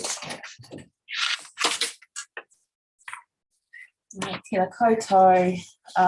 You have heard from Transpower before, as Mr. Conway has pointed out, but this is the first time we have appeared for this panel. So I am Julia Kennedy and I am the Environmental Consents and Compliance Team Leader at Transpower. I understand that my evidence in chief dated 28th of June has been read. So I'm here today to just provide a brief summary of that evidence and to answer any questions you might have in relation to the work that is carried out on the national grid and its access as well. As you've heard, the national grid is a nationally significant infrastructure. It is infrastructure that is critical to the livelihoods of New Zealanders and should be provided for appropriately. Yes. And that includes the maintenance, upgrading, operation of existing assets, or creation of new, including access. In expansion, I refer to the EIC of Mr. Roy Noble, who the panel heard from in the non-freshwater parts of the proposed RPS. So Mr. Noble gave evidence that Transpower needs to respond to any increase in demand and subsequent generation, and that flexibility is required in terms of connections to the national grid, given its linear nature. Mr. Noble's evidence also provided a really great description of the assets in the Otago region, which there are quite a few, quite many, and Appendix 1 of his evidence actually showed a map of the infrastructure in the region. And this includes substations, transmission lines, communication sites, and access tracks. So there are substations located at sites that are next to or actually within water bodies, and I give the example of Roxburgh and Clyde substations. And we also have transmission lines that span water bodies with structures located near or within water bodies. And I've given an example of this in figure 1 on page 4 of my EIC, which shows a transmission tower located within Lake Onslow. Transpower submission, as explained in Ms. McLeod's evidence, seeks appropriate recognition and consenting pathways proportionate to the importance of the grid. That is provision of access to and activities to maintain and upgrade national grid assets, as well as build new if so required, so that security of supply is not compromised and that there is ability to respond to renewable electricity demand. So I thought it would be useful to go through some key points of my evidence to give a bit more context to the reasons for Transpower's submission and relief. So referring again to Mr. Noble's EIC, where there is a good explanation of the types of routine maintenance activities that need to be carried out on the national grid. I consequently refer to paragraph 4.10 in my evidence on page 5, which sets out the typical activities that Transpower undertakes in proximity to freshwater bodies to enable those activities. The activities I've referred to, and obviously not restricted to Otago, they are activities that need to be carried out anywhere where the national grid traverses and has interactions with fresh water. I'll just quickly list those. I won't explain them in detail because I have provided a bit more in the evidence. So these are the earthworks, both along transmission lines and at substations, disturbance of lake and river beds, works within or near wetlands and then wetlands, diversions of water bodies, discharges, and then a bit more specifically, we do also carry out emergency work as required, resilience work and vegetation control. So there's some photos in my evidence around about paragraph 4.10 that show some examples of transmission structures within water bodies and demonstrates why some of these activities I've just listed need to occur. And I note that many of those activities, particularly on existing transmission lines, are provided for in the National Environmental Standard for Electricity Transmission.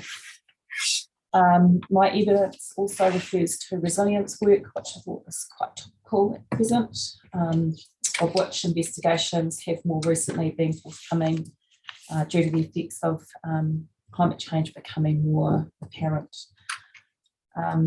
Structures located in freshwater bodies, particularly those in braided rivers, are at risk of being compromised by higher river flows and more frequent flooding events. This has actually led to the failure of some structures, and I refer to figure 4 in my EIC, in which a tower in Canterbury's Rangitata River fell over during a recent significant flood event just prior to Christmas in 2019. So resilience investigations will look at alternative locations of structures outside of beds of freshwater bodies at flood zones where this might be practical, but this in turn may create other issues such as wider and taller structures. If you're taking out a structure, it will result in longer spans, so structures need to be taller, maybe deeper foundations, and this of course also cause more disruption, removing existing structures and creating new access to new ones.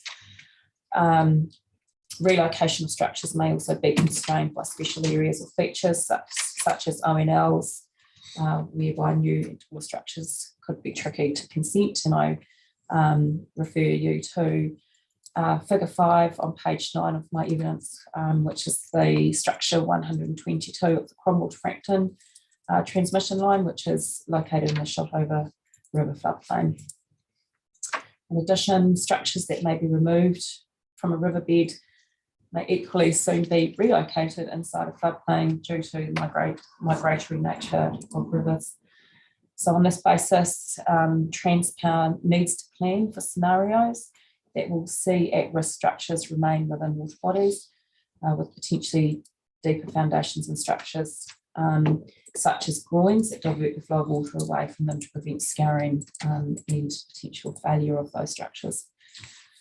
I thought it was also worth pulling out a key point of access, so I'll just take you quickly through that. So it is a necessity to have usable land access to the grid where this is possible. Having the ability to safely access all parts of transmission infrastructure is crucial. And I think Mr. Noble's evidence touched on that as well. I have covered in paragraphs 4.13 and 4.18 of my evidence, starting on around about page 11. Access, but in summary, it is often activities involving access work that are actually located in new freshwater. So while the structures themselves may be located for obvious reasons outside freshwater bodies, the access to them may cross them, will be located alongside them. So earthworks to create or maintain access, or the maintenance, replacement or construction of new waterway crossings such as bridges, culverts and fords are regular activities on the national grid. We have over 1,700 k of access tracks in the Otago region, with approximately 25 bridges and over 200 culverts or fords currently reported as being located on Transpower's access ways in the region. There's quite possibly more. Most of these traverse private farmland, and I'll just add there that most of the time private landowners are responsible for maintaining their farm access tracks, but where able and where required, Transpower will upgrade those tracks and the river crossings. For example, if we need to get heavier equipment to site, or even just actually need to get to site where there might be a compromised access track. So Transpower needs to have the ability to carry out work on those waterway crossings and those structures, and often without delay. This is especially important where alternative access, for example, by helicopter, may not be possible or would incur significant costs. I've presented a case study at section 6 of my EIC on page 15, which I think provides a good example of access work along an existing access track. This is in the Manawatu region, and this is work that is required within a freshwater system, being a stream and connected wetlands. And some of these wetlands have actually been created due to unmaintained culverts along that access lane. Turning now to substation discharges. So my evidence briefly touched on discharges from the National Grid, paragraph 4.10F, page 7. In particular, I draw attention to Ms McLeod's evidence at paragraph 8.42 in relation to discharges from substation sites. Where possible, Transpower will consider connecting site discharges to reticulated systems. And as Ms McLeod describes in her experience on Transpower projects, there needs to be a reticulated system actually available to take these discharges, but in many locations, a reticulated systems actually are not present, in such as at some of our rurally located substations.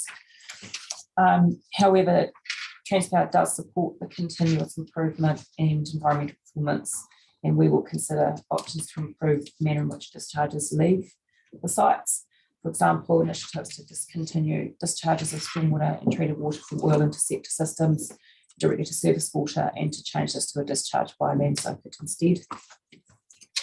Or could be a combination of reticulated land socket. So just to sort of finalise, I've got a brief discussion point there around the barriers and consequences. So I refer you to section 5 of my evidence, where I set out the barriers that are experienced when necessary work on the national grid can be complicated by consenting requirements.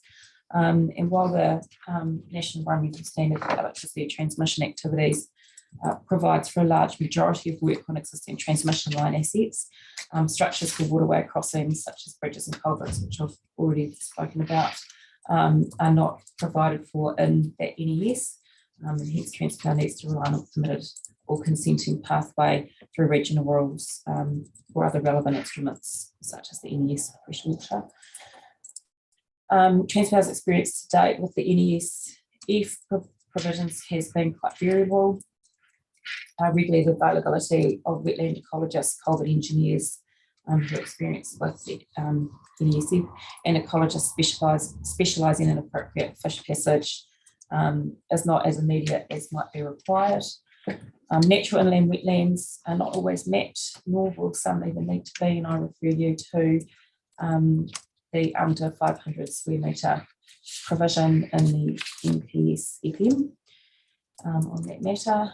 So this makes it incredibly difficult when timeframes to get even an ecologist to site to determine if a wetland is actually a wetland can actually be months. So I acknowledge that the proposed RPS won't change the activity status of the NESF policy framework supportive of the requirements of the national grid would be useful. Ms McLeod also explains this in her evidence as well. So finally, I just wanted to elaborate that the consequences of Transpower not being able to carry out necessary work, whether that's on the existing assets and access or creating new, would be problematic for ensuring the security of the electricity supply and or for being able to support and provide for renewable energy demand. That was a summary of my evidence there, so happy to take any. Thank you.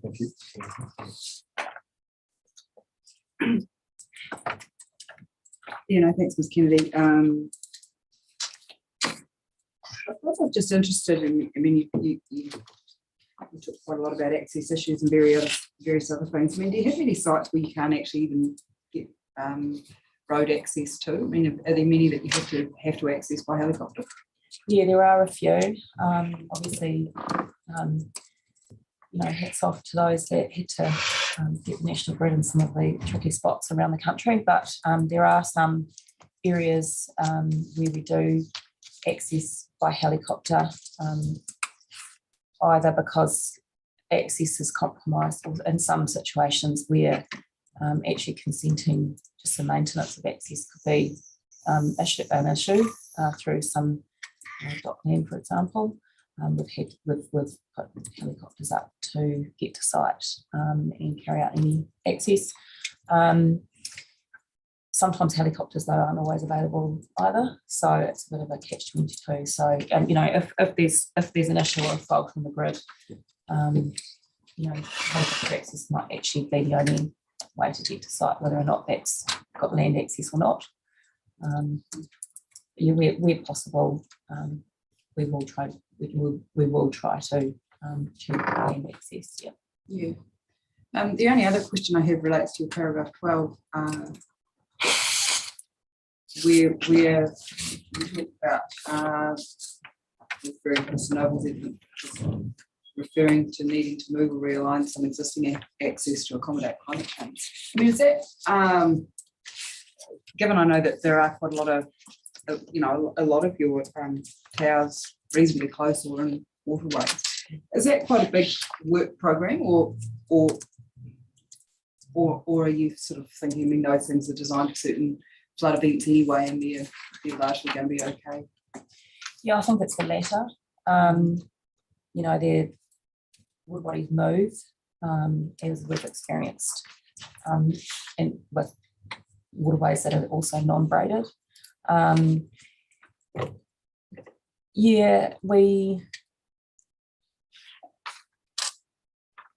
We do try to obviously that we do have patrols that go and check our assets regularly, once a year, if not more regularly, for those structures that are located close to waterways or where we think that could be an issue.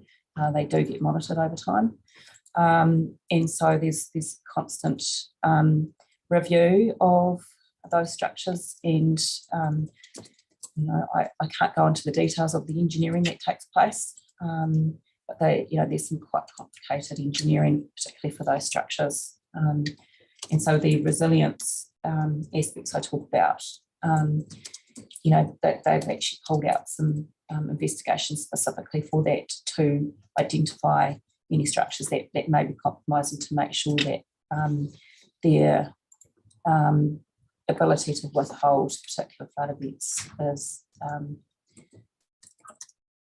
can be passed, I guess. Yeah. Okay, no, thanks for that, that's all I had.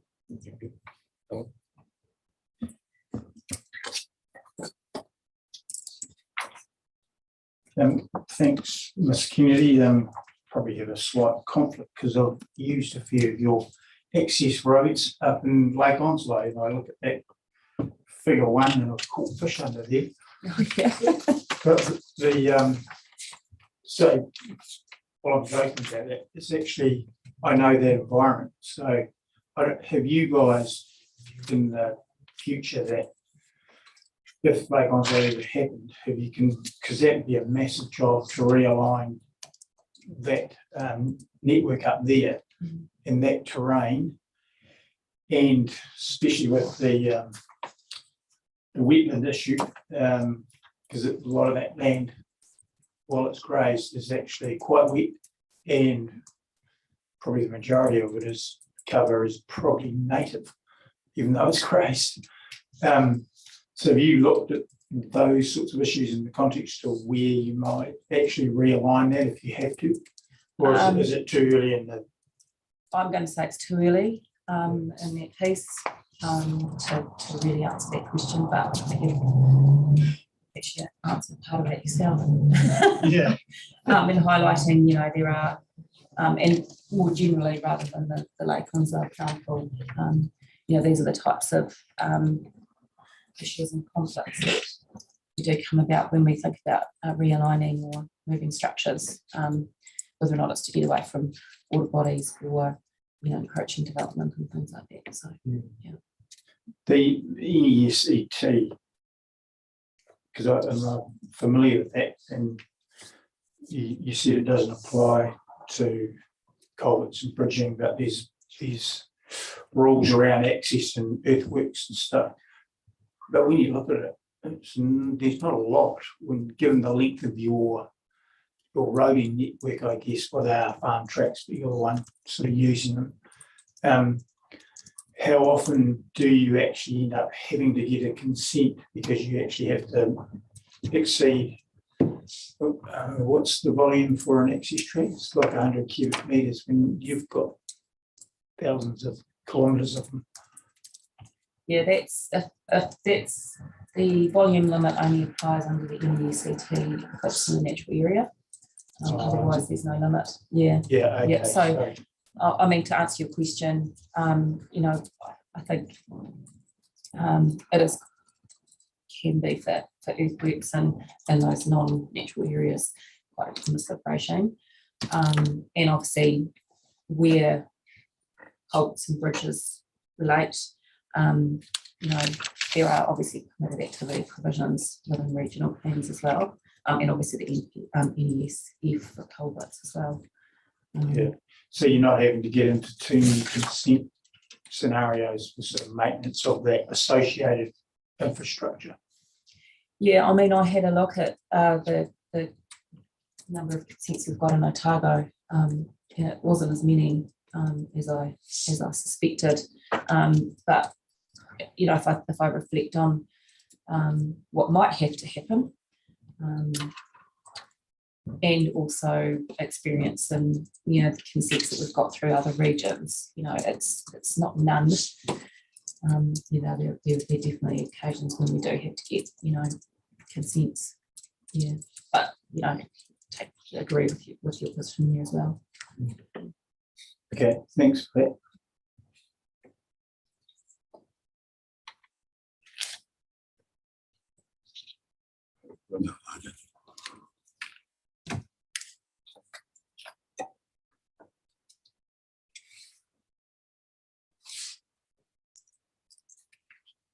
Yeah, I don't think I don't have any questions either. So thank you, Ms. Kennedy. And we'll have a break now. We'll go for quarter of an hour.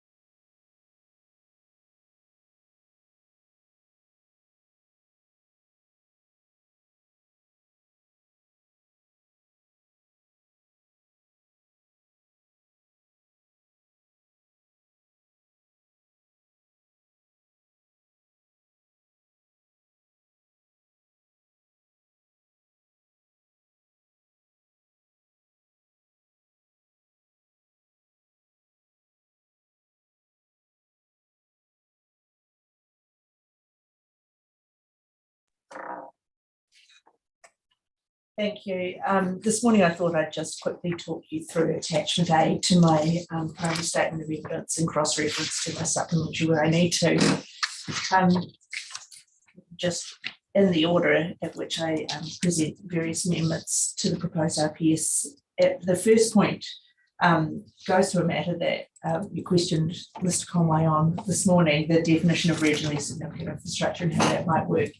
And perhaps I'd just like to highlight something a little more fundamental in that the notified version of the RPS doesn't include the national grid as regionally significant infrastructure. And in my primary statement of evidence, I support the inclusion of a clause saying that any infrastructure identified as nationally significant is also regionally significant. And you'll see when we come to the freshwater component and the definition of specified infrastructure in the NPS-FM, it's really, really important that the national grids identified as regionally significant, so that clause 3.22 of the NPS-FM will apply to the national grid, imported into the RPS or not. So that's just the first clarification. And that's probably covered in more detail in my primary statement of evidence for the non-freshwater parts. Turning to policy WAIP1, in my evidence, again, I confirm my earlier evidence for the non-freshwater parts that the priorities in the NPS-FM should not be borrowed and applied more broadly. In this regard, my evidence on the freshwater parts support the recommended amendments to WAIP1 and note that tension around prioritisation should be resolved in policy IMP1 instead. So in that regard, I'm supportive of the 42A report recommendations that apply in this jurisdiction, if you like. Turning to objective 09, natural wetlands, my evidence acknowledges that the intention expressed in the section 92A report is that the RPS provides a pathway for the loss of natural wetlands for specified infrastructure. And this is intended through direct reference to clause 3.22 of the NPS-FM in policy. However, my evidence notes that this intention is not articulated in the actual objective, and the section 42A opening statement doesn't directly respond to my evidence about this, but I just want to reiterate my opinion expressed in evidence that the objective should describe the outcome that is achieved through the policies, and for that reason, I support a pathway being included in objective 9, as well as the amendments that have been suggested for the subsequent policies, or the implementing policies, I should say.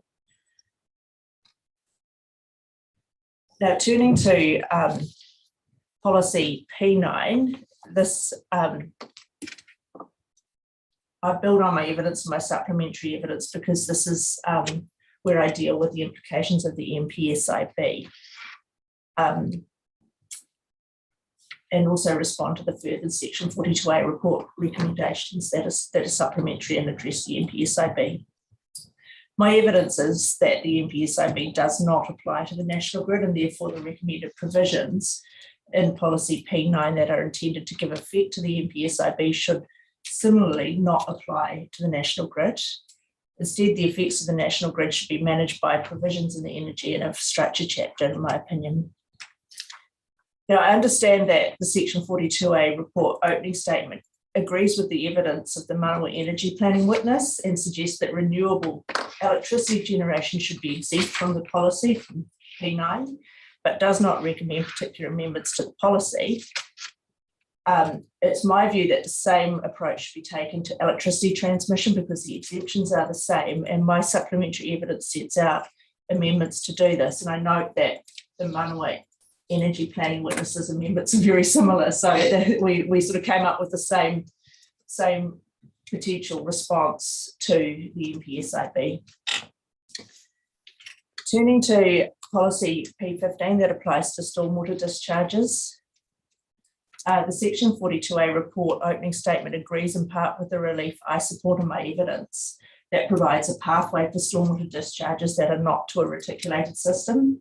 The opening statement recommends a further amendment to clause B to include the words "the same." And I think in my evidence, I should say the same or similar. I confirm that I appreciate that similar is not as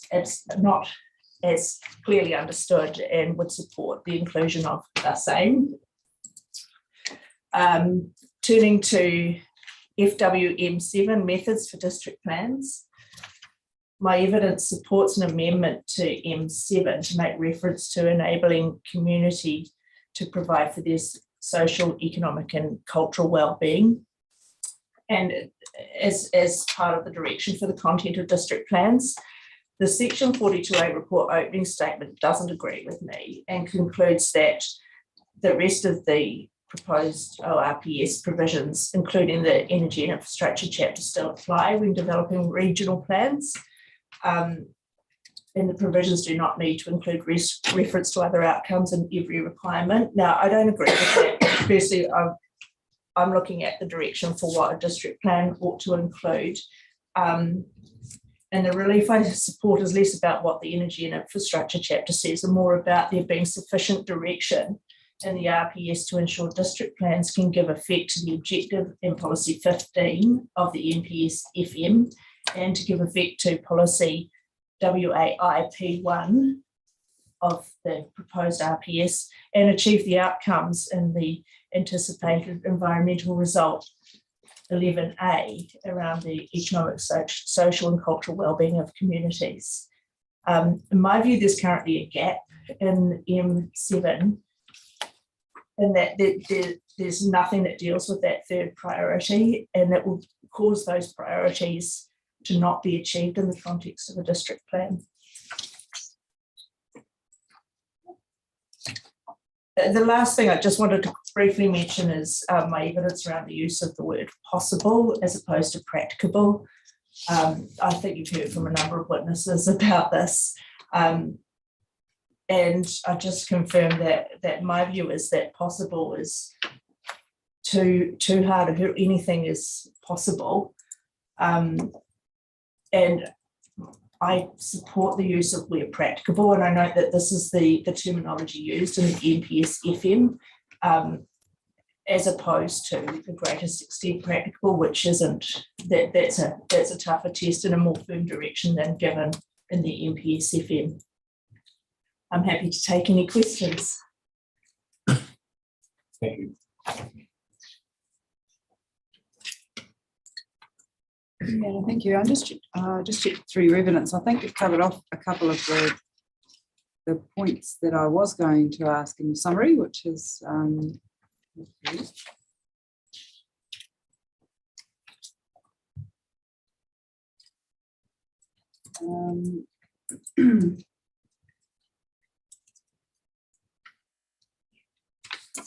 be with me.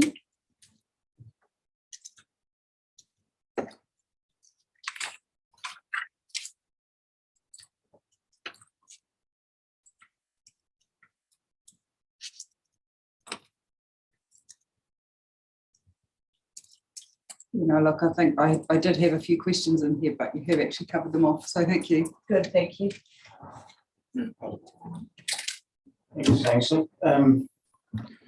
Well, first, can I just confirm your amendment to 2B policy FW P15, that are you removing similar or just resolving the same or improved?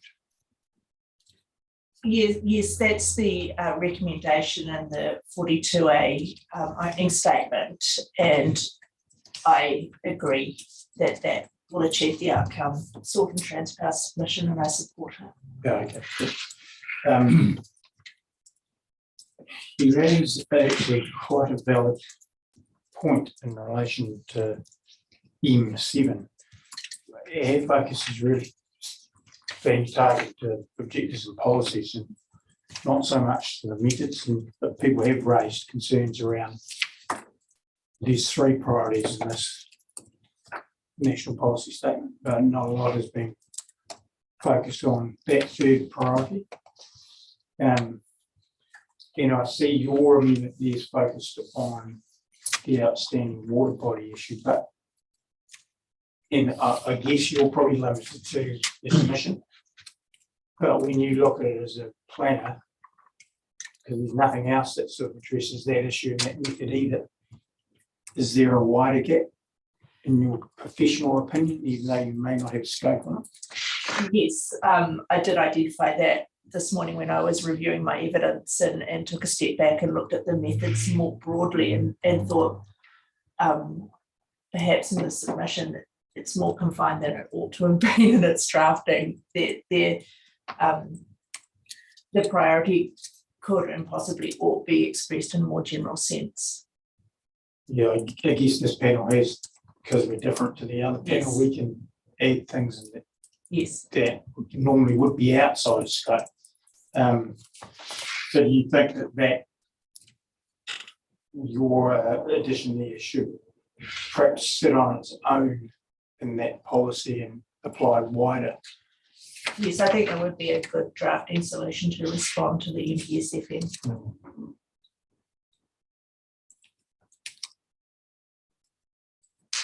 Okay, thank you, because yeah, it has been raised by others. The only other thing I was going to talk to you about was actually just a bit of a clarification really around in your paragraph 8.44. You talk about the NES ETA, and actually that's what referring to for Miss Kennedy, and there are quite a few controls and quite a permitted regime in relation to discharges. So are you recommending that those provisions actually be recognised in the RPS? Do they need to be recognised in the RPS? You talk about aligning with those regulations. Yes, I don't think they need to be explicitly referenced in the RPS. In my evidence, I use the NPS ET as almost a touchstone to what has been considered appropriate, through a permissive regime versus triggering the need for a resource consent, to help me understand how you might draft the RPS to enable or address effects. It's sets useful thresholds that have been tested at a national level. Yeah, because it does, well, it's quite specific in terms of blasting and protective coatings, but also just in general discharges to water. They're all permitted subject to the usual sort of standards. Yes. Yeah, I guess it overrides anything anyway that might be in this. Yeah, to some extent, although where a consent's triggered, of course, then there would be a necessary consideration against what objectives and policies might say. So there's still very much a role for planning documents. I don't think the NES means you don't need to address things. Equally, the NES is only confined to existing transmission lines at a certain point in time. So anything new would not be provided for by the NES. I had a bit of a mind blank before when we were talking about the amendment in your method. In that objective 15 in the NPS, you were referencing there. You also referenced an RPS objective and I missed it. What was the RPS objective?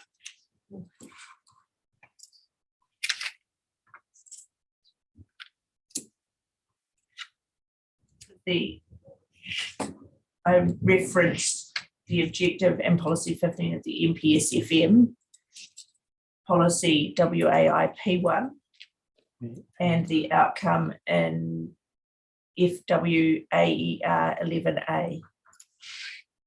Okay, thanks. Yeah, because we did have some discussion with others around what objective 15 of the NPS means by enabling, and I can't see that as not the normal planning term of permitting, it's enabling a framework to provide for that socioeconomic cultural well-being within planning documents, not necessarily permitting it. Is that how you read that 15 in line with your amendment set? Yes.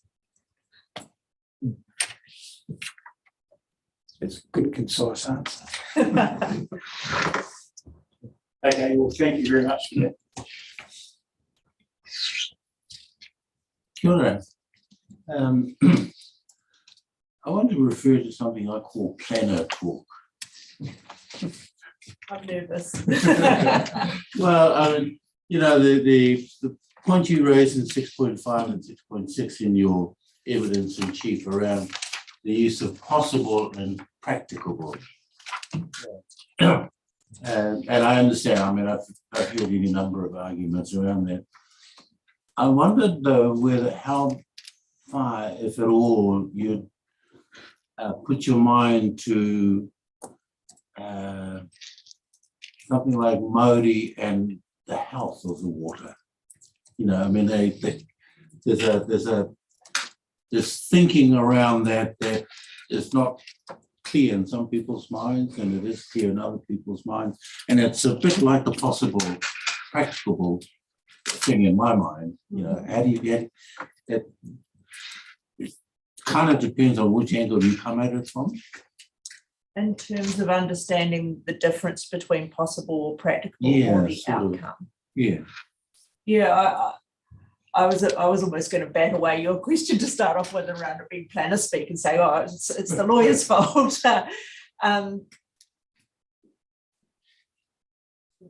Informing my opinion around the use of practicable versus possible, I am guided to some extent by my understanding of the legal understanding of possible being you know, anything, you know, that there's no balancing or test. And I don't know if that equates to your analogy with the Māori of water. Well, it's partly to do with it is pushing the boundaries, I suppose, and to a certain extent. You just said possible as anything, you know, you can push that boundary out as far as you possibly want to. Practicable is a bit different. Yes. You get to a point and you say, that's not practical, so let's just stop. You're not going to do it.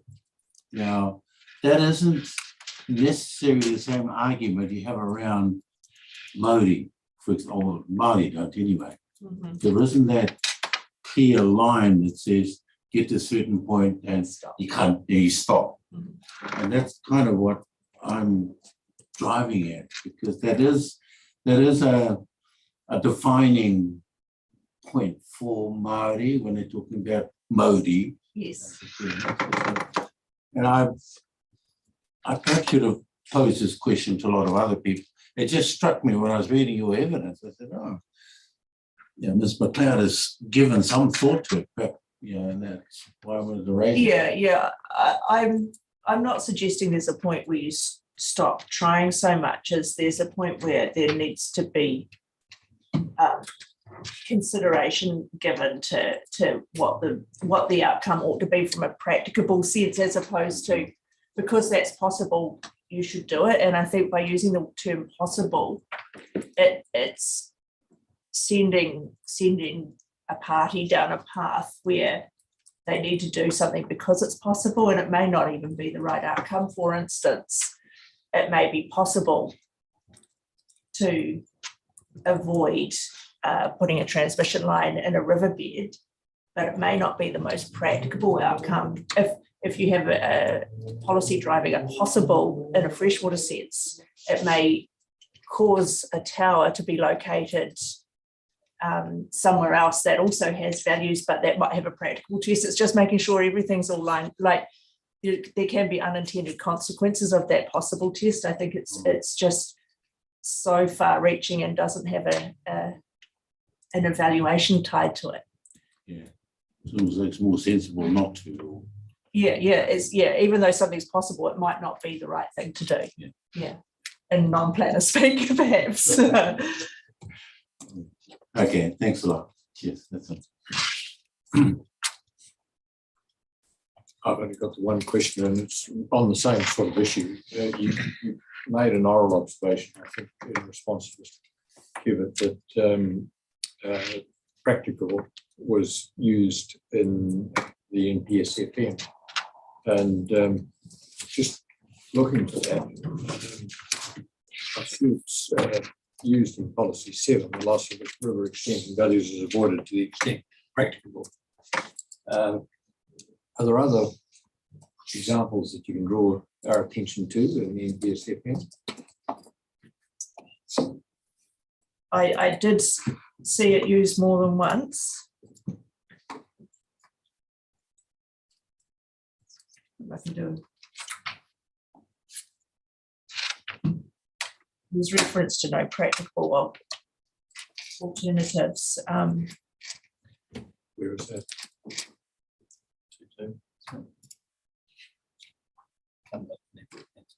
3.22, the actually, yeah, it is the provision that we've been looking at. Right.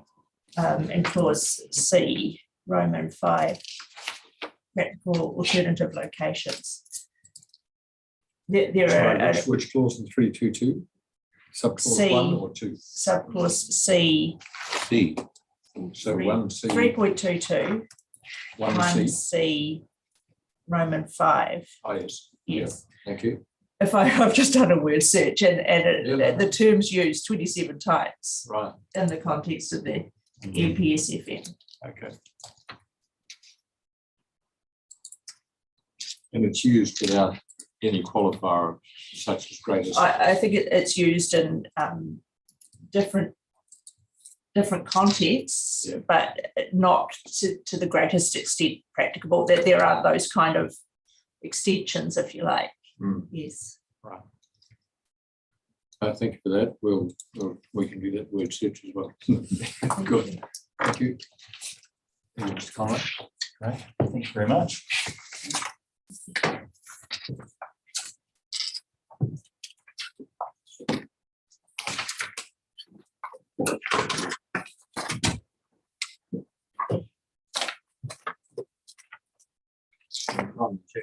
We've got Mr. Ensor, is he? Yes, he's here now. Yep, online. He's joining now.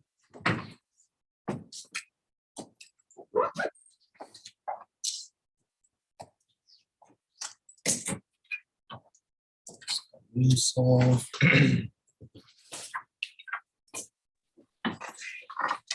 He should pop up in a second.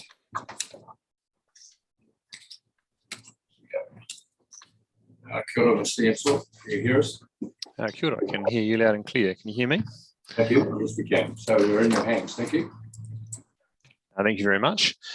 I've a relatively a short brief of evidence today, and I'd just like to run through a few sort of key points and then take any questions if that works for you. Yes, it does. So thank you. So Fulton Hogan, I'm here on behalf today of Fulton Hogan, and they've provided evidence on the non-freshwater components of the RPS as well, and there's a significant amount of crossover, especially in relation to sort of contextual issues and sort of some of the matters that could be described as significant resource management issues for the region. They cross over also into the freshwater components. But so I won't touch on them because majority of you have heard those already. So I'd just like to dive into the first sort of key point, which is in relation to LF WAIP1 prioritisation. Fulton Hogan had submitted that the policy provides very little guidance that is additional to the objective of the NPSFM. And the 42A officer rejected Fulton Hogan's submission on the basis that water use management is probably best managed through the Land and Water plan as part of implementing the national objectives framework. And I certainly agree that in some cases, this is, those conflicts, that would be a most appropriate place to deal with that sort of conflict. However, there's not providing some regional level guidance essentially assures that all conflict will be addressed at a very fine-grained level. And in my view, this seems like there's an opportunity here to resolve some of that at a higher level, provide some clarity. The officer also identify some areas where clarity may be of assistance, and calls on submitters to sort of address those areas through the hearing, through evidence. The challenge I see there is that the MPSFM through clause 3.2 puts the onus on regional councils to engage with the community, tangata whenua, to determine how Te Mana o Te Wai applies. And it's, in my view, it's not particularly efficient or envisaged, the method envisaged by the MPSFM for submitters to try and resolve all of this conflict in a process like this hearing.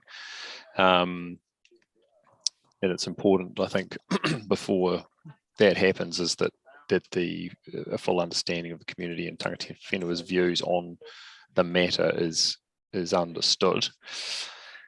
In relation to the FMU visions, Fulton Hogan also submitted on those due to the connection to policy 1, and the officer has accepted Fulton Hogan's relief as set out in the submission. However, it doesn't, I suppose, address that underlying issue that I've just discussed with the policy itself. So I suppose there's still a live issue sitting underneath it. In relation to natural wetlands and Objective 9, Fulton Hogan had sought changes to this objective in order to align with clause 3.22 of that MPSFM, and specifically to clarify that reference to no decrease or no reduction is to be achieved on a regional scale as opposed to an individual wetland scale. And that's, in the context of Fulton Hogan, is on the back of consenting pathways that sit within the MPSFM, and in fact in other national policy documentation as well. The officer discusses the effects management hierarchy and as a reason to reject the submission point. And I guess, in my view, a true reflection of the objective for wetlands is best achieved by ensuring that the exceptions I mentioned are provided for, and also that the totality of the effects management hierarchy is available, which includes, I guess, compensation, which might anticipate that in a project level situation or a site specific situation, there may be a loss of wetland, but that should be put in the context of a regional no net loss. And I think that point also links through to the submission Fulton Hogan made on policy 9, which is protecting natural wetlands. And this matter, I guess, has been discussed previously in relation to the MPS for highly productive land as well, where a consenting pathway exists, and that in that context, there was just a reference through to those other documents rather than spelling out those pathways within this RPS, and as previously, I'm supportive of carrying that approach through to the freshwater components as well. So those are the points I'd just like to touch on. So happy to take any questions. Thank you. We'll start with, excuse me, Commissioner Sullivan. Yeah, thanks, Mr. Ensor. Just referring to your introduction before, you talked quite a lot about the conflict. How much of what you're referring to is for the RPS to resolve, in your view, and what should be left for the regional plan through the NOF process? I mean, I guess it's a reasonably difficult question to answer without sort of delving into the engagement that I mentioned. There's an interpretation of Te Mana o Te Wai that needs to occur within the region, and from that process, there'll be an understanding of issues that can be resolved at a regional level. And one I suppose I've mentioned and that popped up through the Plan Change 7 process was drinking water and sort of urban development tensions, and maybe how water that is abstracted for drinking water via reticulated networks gets used for multiple uses, and how to address that. And I suppose that's a relatively clear sort of example. And it might be that that's something that can be addressed at a regional level relatively simply, recognising that there is infrastructure involved here that can't split off the two uses, for example, and maybe suggesting that in the future that's looked at a different way if new takes are being addressed. So I think in terms of what needs to be addressed here and what needs to be addressed later, that there's a challenge without understanding the communities and tangata whenua's take on Te Mana o Te Wai, and in this context before splitting off those issues, I guess. I suppose we've heard from a number of parties that have sort of said part of that engagement is the hearing process as well, and I suppose we've had a lot of evidence from Kaitahu around Te Mana o Te Wai and other things, and I suppose we're in a position where we've got an NPSFM that tells us that we have to include an objective for Te Mana o Te Wai, and I suppose on that basis we don't have much of a choice, and we have to rely on the engagement that has been done to date, and what I suppose we're hearing through evidence and submissions at the hearing. I mean, do you have any comment on that? I mean, I suppose your sort of comment was that hasn't occurred, but I suppose what we're hearing also is that it's occurring through this process right here and now, and that we have to get on with it. Yes, and look, and I appreciate that you've got what you have in front of you, and yeah, absolutely, this process is part of it. I wondered whether one opportunity is that there's a signal through the RPS as to how the land and water plan process, for example, might deal with some of those issues based on what you're hearing through this process. Impossible to wind back the clock and do more ahead of this. I appreciate that, but I guess what my concern is that we get into a very fine-grained discussion at the land and water plan process without some basis or framework for that discussion, where you may end up with individuals, I guess, arguing their use, sitting amongst that prioritization, which is still very broad, and sort of also reflecting on the fact that there's the IM policy which provides a bit of an ultimatum. If there's any conflict, then here is some ways of dealing with it that still sits at a relatively high level. The second limb of that sort of recommended policy contains a lot of potential water uses. Sorry.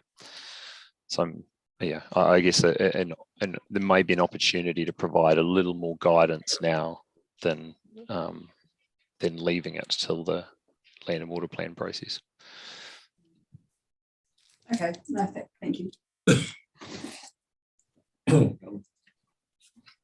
Yeah, thanks, Zenzo. I think Bianca's covered the main question I had, but I was Just going to ask about your comments around the natural wetlands and your concerns there in the reference to 322 of the NPSFM. That document appears only to have, a set number of exemptions, which doesn't include quarrying. So is your main concern around infrastructure and how you might interact with that?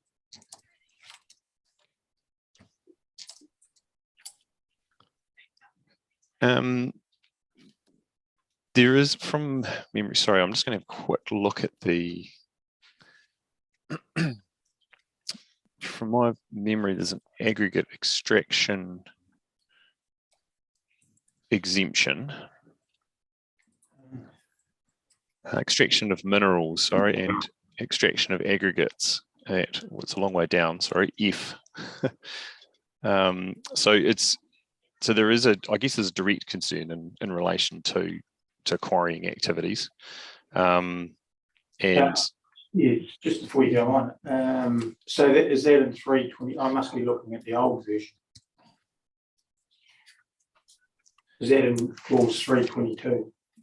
Correct, yes. Sort of buried somewhere down the bottom. 322D.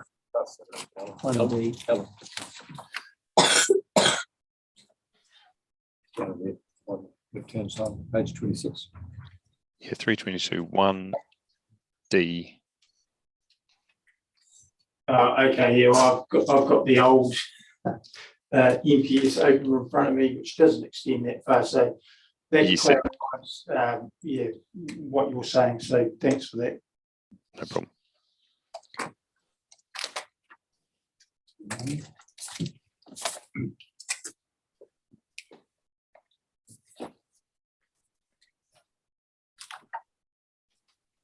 Right. Are you finished? Yeah, yeah. I was just trying to work out. Just want to turn to Mana o Te Wai. And I have a sense, and perhaps you could help me here, what some of the key issues are for Ngāi Tahu around the work that Fulton Hogan does in terms of the freshwater issues here. I mean, are there any particular issues that jump out or that we may not be aware of? I'm not sure about awareness, but in terms of issues that jump out, the aggregate extraction process either occurs, as a land-based activity or a rivers-based activity. So when we're thinking about river-based extraction, the key issues would be from a water quality perspective, and links to mahinga kai and sort of the natural character of the freshwater body and the impact that may have.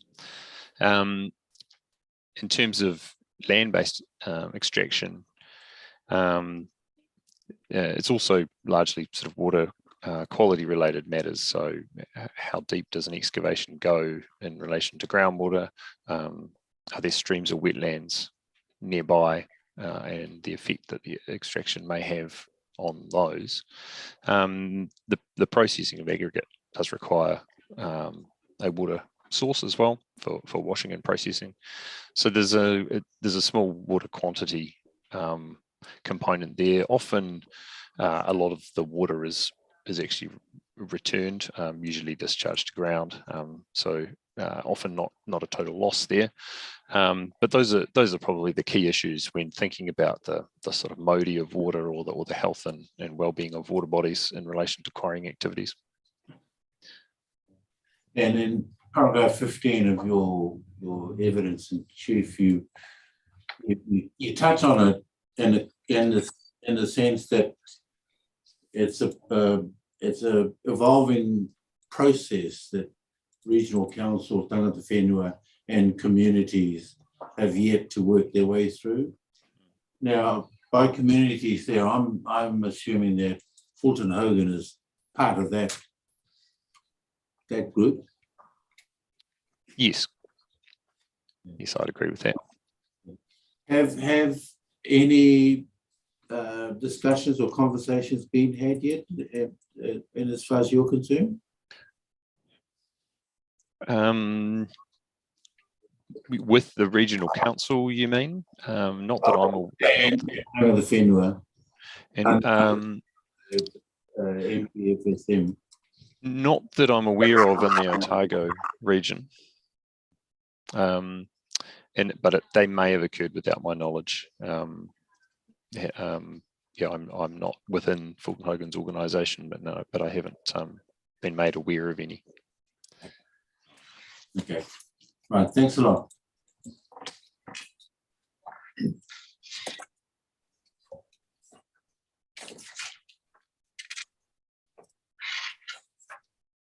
I must say, Mr. Inshaw, when I read your evidence, I then got to paragraph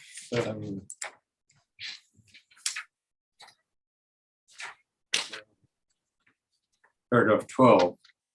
I was anticipating where you were saying that there was no guidance at a regional policy level or guarantee of customer by customer debate as to how conflict was addressed in relation to the priorities.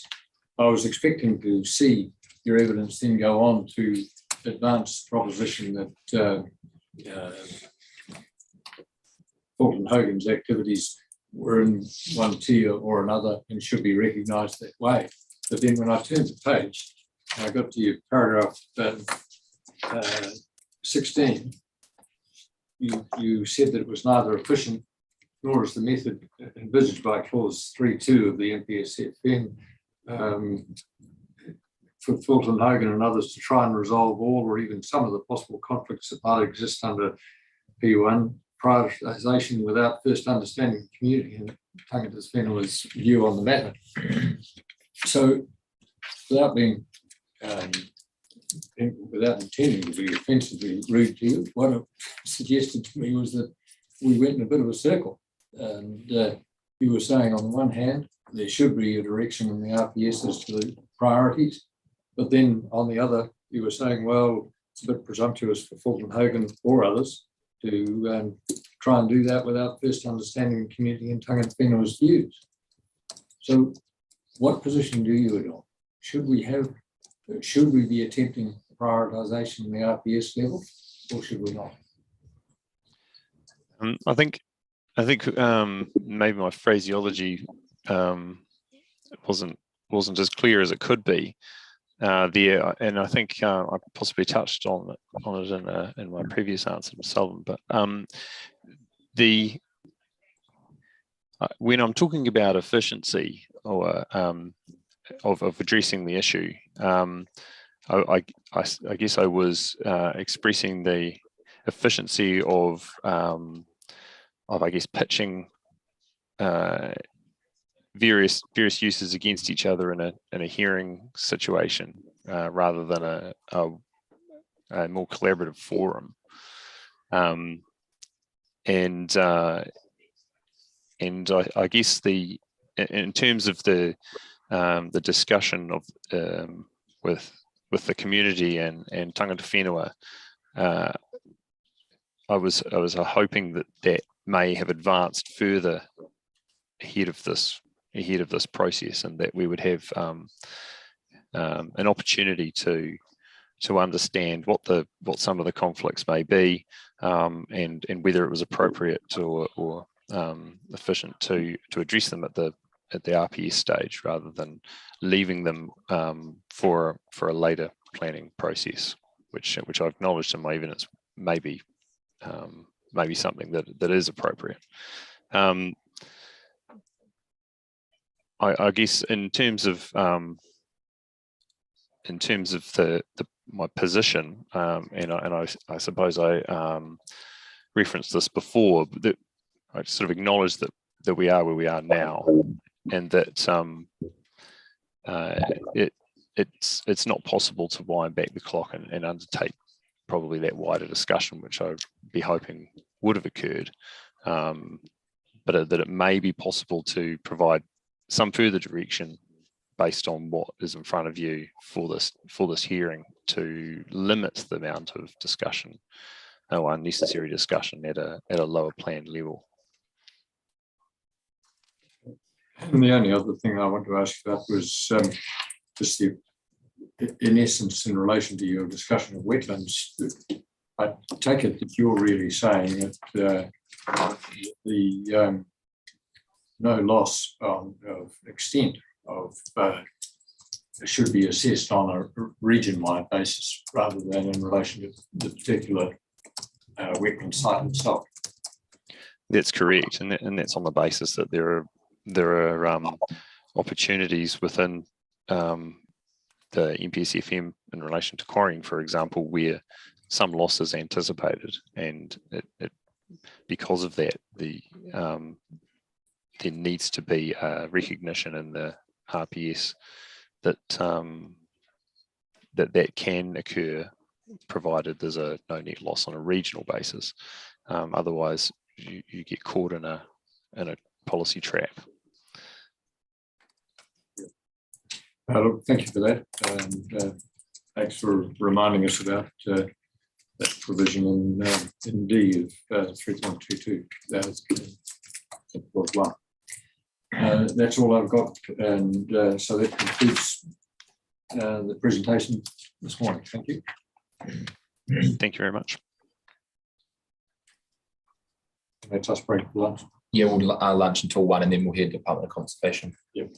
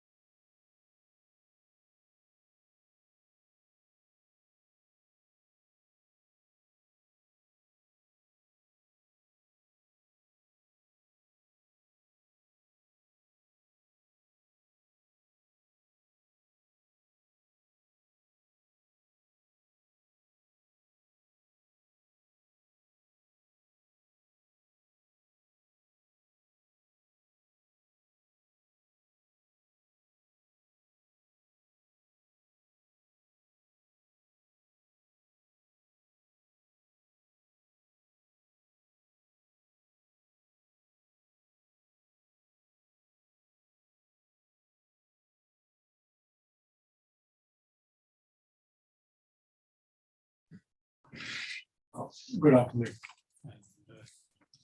Ms. Broad, is it? Thank you. Good afternoon. My name is Rosemary George and I'm appearing on behalf of the Director General for Conservation. I acknowledge I'm a new face for the panel. You've heard from my colleagues, Ms. Williams and Ms. Warnock before. Greg, the microphone a bit closer to yourself, if you would. It does move. Thank you. Is that better? Yes, yes, thank you. Very good. So the Director General of Conservation is the submitter on the ports and has also appeared before the Ports non-freshwater hearing panel. I acknowledge that the ports was developed through a collaborative process between the Council and Kaitahu, and acknowledge Kaitahu as Tangata Whenua of the Otago region. Ports functions include preserving as far as practicable all Indigenous freshwater fisheries, protecting recreational freshwater fisheries and protecting freshwater fish habitats, and advocating for the conservation of natural resources generally. And these functions inform the Director General's advocacy generally, as well as her submission on the FPI parts of the reports today. The following witnesses will appear and give evidence to support these submissions in order and appearing online: Dr. Nicholas Dunn, Dr. Maureen Richardson in person, Bruce McKinley, and Murray Brass. Mr. Brass, Mr. McKinley, and Dr. Richardson submitted evidence for the non-freshwater ports hearing, and that evidence is also before you. In terms of a roadmap for my submissions, I will address the statutory framework and national policy before turning to the following key issues: interconnectedness, Indigenous freshwater fish, wetlands, and timeframes. Firstly, the statutory framework. The Director General supports the Council's submissions regarding the scope of the FPI and the role of a regional policy statement. Further to this, I'd just like to emphasize that because an RPS provides an overview of the resource management issues of a region, this is an opportunity to identify key issues and to adopt ambitious and high-level thinking. The Council has the ability to adopt more stringent measures than required by the National Policy Statement for freshwater management in light of the particular circumstances of a region. I submit that the Otago region is a diverse landscape with unique ecosystems, including wetlands and habitat for Indigenous freshwater fish. The declining quality of habitat and loss of habitat for threatened species is an important part of the circumstances of this particular region. National Policy Statement for Freshwater Management. You've heard from a lot of different submitters on this matter. I'd just like to emphasize that Te Mana o Te Wai is the fundamental concept of the NPSFM, and it prioritizes the health and well-being of water bodies and freshwater ecosystems.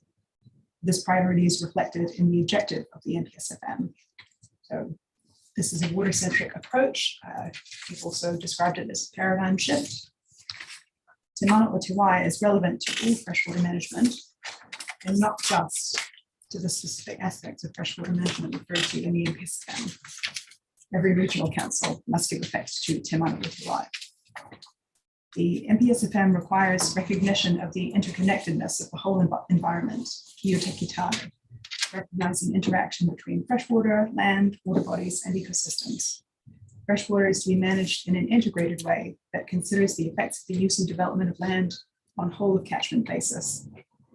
And further, Policy 9 of the NPSFM requires that the habitat of Indigenous freshwater species is protected.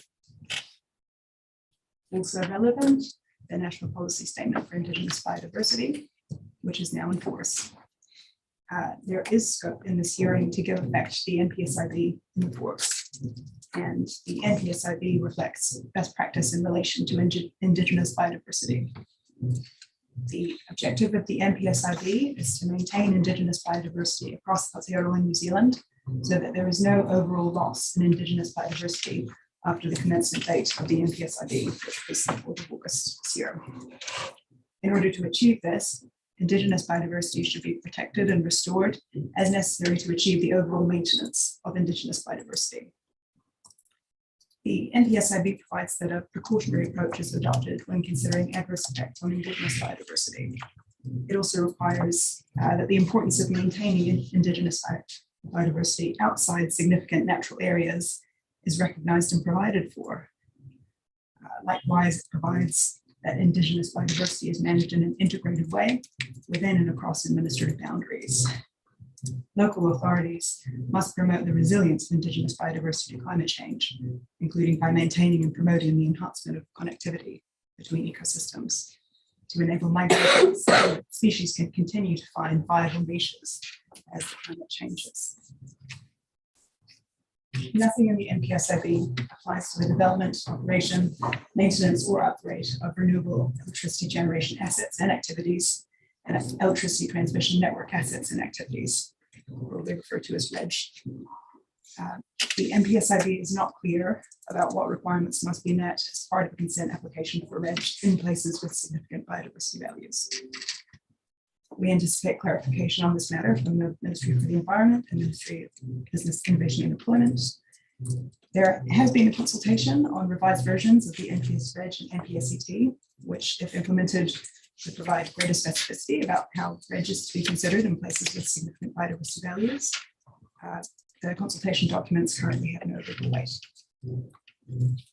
Other submitters, including Meridian, have suggested that the scope of the NPSIB provides clues to resolve the planning treatment of REG activities in reports generally. Rather than extrapolating too much from uncertainty in the NPSIB, the Director General submits that the hierarchy of the NPSFM should apply in terms of effects on Indigenous biodiversity in freshwater. Section 6 of the RMA continues to apply to significant Indigenous biodiversity, as well as the Council's function under Section 31GA to maintain Indigenous biodiversity. So protection of significant Indigenous biodiversity and maintenance of Indigenous biodiversity must still be addressed for REG. Moving to key issues for the Director General, interconnectedness. Integrated management of Indigenous biodiversity across freshwater, terrestrial, and coastal marine ecology is an enduring theme from the Director General's submissions in this process and the non-freshwater process. And I acknowledge the work of my colleagues, Ms. Williams and Ms. Warnock on this front. Diadromous fish move between freshwater and sea during their life cycles, transcending catchment boundaries. Mobile species use a network of coastal wetlands and estuaries as part of a wider network of habitats to move around the region. Firm boundaries between freshwater, terrestrial, and coastal domains may be difficult to perceive. For example, the emerald wetland boundaries not being sharply delineated, or may change over time. For example, seasonal variation of the wetland. Our region-wide vision in the ports recognizes the ecological reality of this interconnectedness, with species living their lives without regard for local authority boundaries or catchment boundaries. A single regional long-term vision alone would not be sufficient, according to guidance from the Ministry for the Environment. But the drafting in Ms. Lloyd's opening statement combines overarching region-wide vision with FMU-based specific visions and is eminently suitable. The Director General supports the approach of the region-wide objective LFFW01A. Second key issue, Indigenous fish and their habitat. Otago is an important habitat for a significant proportion of New Zealand's threatened galaxid species, including nationally endangered and nationally critical species. Some fish species, including koaro, category mudfish, nationally critical, are also recognized as taonga fish under the Ngāi Claims Settlement Act. Specifically addressing the protection of non-diadromous galaxids and their habitat in the ports contributes to the NPSFM requirements that the habitat of Indigenous freshwater species is protected, as well as those policies around protecting the values of natural inland wetlands and avoiding the loss of river extended values to the extent practicable. The Director General supports the inclusion of specific references to non-diadromous galaxid and Canterbury mudfish populations and their habitats in the region-wide vision LFFW01A. The most recent drafting for this objective refers to healthy populations of Indigenous species that are plentiful enough to support Mahikakai. The Director General submits that in addition to supporting Mahikakai, the objective should recognize the inherent value of species. This can be achieved by having separate clauses within this region-wide objective for Indigenous species and Mahikakai, or with modified wording, and Mr. Frost will address this further. I also note, and this goes towards something that you've been telling submitters throughout the hearing process, we acknowledge that the RPS is just one part of the picture, and that more specific steps later in the piece will go some distance. So in this case, mapping the habitats of threatened galaxids will be a key step to protect these fish, which will arise in the regional plan or NOF implementation process. The third key issue, which I'd like to highlight, is wetlands. Otago is the home of a number of wetland complexes, including ephemeral wetlands. The values of ephemeral wetlands are not always recognized by definitions of wetland and planning instruments. Even ephemeral wetlands may have important botanical values present, including threatened plant species, and Mr. McKinley's evidence addresses this. Non-diadromous galaxids and mudfish may occupy slow-flowing streams associated with wetlands, or wetlands themselves, and Dr. Dunn's evidence touches on this. Natural wetland is not a defined term in legislation, but the Section 2 RMA definition of wetland is an inclusive definition, which does not preclude refinements of or extensions to that definition being included in planning instruments. The term natural inland wetland is defined in the NPSFM and excludes wetlands with more than 50% exotic vegetation cover. Ms. Boyd's proposed definition for natural wetland means that intermittently wet areas, even where they include more than 50% exotic pasture, are protected. This supports the recognition and provision for the Section 6A matter, the preservation of the natural character of wetlands and the protection of them from inappropriate subdivision, use, and development. That's an abridged quote, quite stands. The Director General supports the inclusion of references to ephemeral wetlands in the region-wide vision LFFW01A or equivalent relief arising from an inclusive definition along the lines of natural wetland, which was in Ms. Boyd's supplementary evidence addressing the NPSIB. The Director General supports the changes to LFFWP9 as discussed between Mr. Brass, Ms. Boyd for the Council, Ms. McIntyre, Ms. Bartlett for Kaitahu, and Mr. Farrell for Fish and Game. The latest version of LFFWP9 is set out in the appendix to Fish and Game's legal submissions. Now, on the matter of timeframes, current timeframes for outcomes sought in the Clutha-Mata'o vision are by 2030 for the Upper Lakes Rohe, by 2045 in the Dunstan, Roxborough, and Lower Clutha Rohe, and by 2050 in the Manukarikia. Relevant timeframes for the North Otago and Taiari FMUs are 2050, with 2040 for the Dunedin and Coast FMU and 2030 for the Catlins FMU. Clause 3.32b of the NPSFM provides that long-term visions must set goals that are ambitious but reasonable, difficult to achieve but not impossible, and that timeframes for these goals must also be ambitious but reasonable.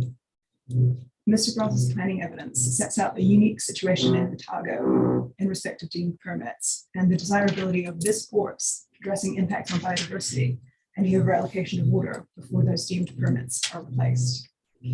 Dr. Dunn's and Dr. Richardson's evidence describes the current state of non-diadromous galactid species and some of the threats they face. Dr. McKinley's evidence sets out the importance of establishing timeframes to respond to ecosystem threats.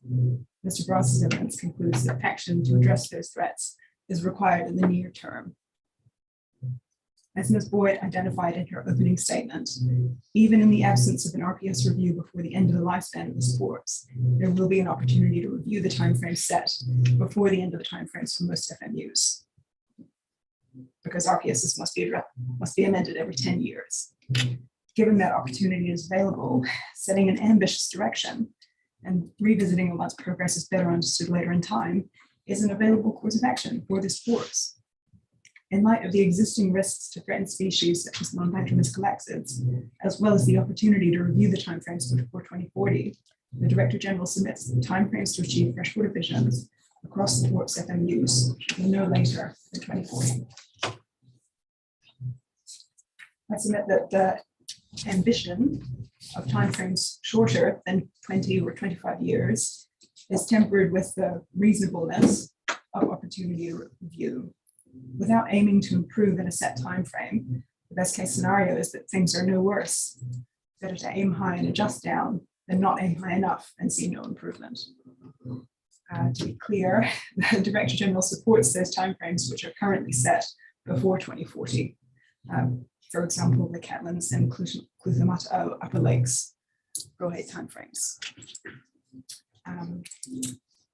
The Port of Otago Supreme Court decision is something which has received a lot of attention in this hearing. The Director General broadly agrees with the Council's summary of the case, and for the limited purposes of the Court's freshwater hearing, the decision has minimal impact. The Director General will file written submissions on this case by the 15th of September, as requested in Minute 9. Then some material arising from questions which have occurred during the hearing so far. Firstly, regarding the meaning of natural. On the first day of the freshwater hearing, Commissioner Sullivan asked if there was any guidance in legislation or case law about the meaning of the word natural.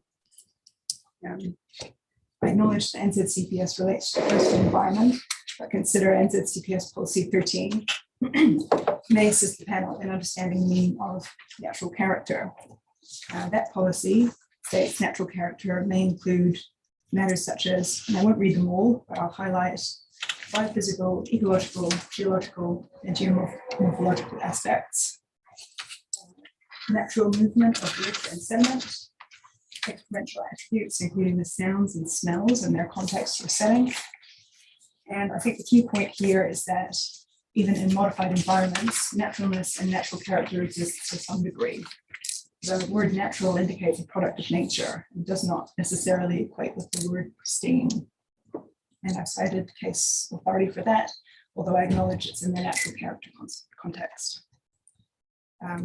All this to say that when, for example, the current drafting of the Clutha-Mata'o FMU vision says opportunities to restore the natural form and function of water bodies are promoted wherever possible, it doesn't require total restoration of the FMU to a pristine setting by a certain time period, only that opportunities for restoration, including to a better state, not just a pristine one, are promoted wherever possible. Likewise, subclause 4, the region-wide vision wording that natural form, function, and character of water bodies reflects their natural characteristics and natural behaviors to the greatest extent practical, does not require restoring all land to wetland by a certain time frame, for example. Rather, these visions set a direction for recognition of the natural behaviors of the FMU and promoting the restoration of that naturalness. This kind of vision seems entirely appropriate in light of the purpose of an RPS, as discussed earlier. Then some additional information which arose from a question to Fish and Game last week. Commissioner Kirikiri asked Fish and Game about the interface of sports fishing regulation and Māori customary non-commercial fishing rights in Mahinga Kai. Sports fish are those species listed as sports fish in Schedule 1 of the Freshwater Fisheries Regulations, 1983. These fish are managed, maintained, and enhanced by Fish and Game councils, according to Section 26ZQ of the Conservation Act. Section 26ZH of the Conservation Act states that nothing in Part 5B of that Act affects Māori fishing rights, but sports fish management is a Part 5A matter. And courts have held that as trout and salmon are introduced species, introduced pursuant to law, and the taking of them has always been controlled by law, there was never a time when taking trout or other sports fish could have been regarded as an existing and preserved Māori right. So thus concludes my submissions. The court provides the opportunity to set ambitious long-term visions for the Otago region that will inform future regional policy guidance. Ambition in these visions means that ambition further down the track is not prevented. Place-based specificity and restriction is not precluded in the following NOF process or the Mendon Regional Plan. And the Director General invites you to take a broad-minded and creative approach in considering the Port's freshwater planning instrument in light of its purpose, statutory context, and the threats to species and habitats in the Otago region. Thank you. I'm happy to answer questions. Thank you. Yeah, no, thank you. Just a couple of questions. Just turning to your paragraph 21, where you say that you're expecting, or anticipating clarification on how the NPSIB could apply to renewable electricity generation. Is there a time frame for that, or in what sort of form are you expecting? So that refers to a review of that NPS Reg and NPS ET.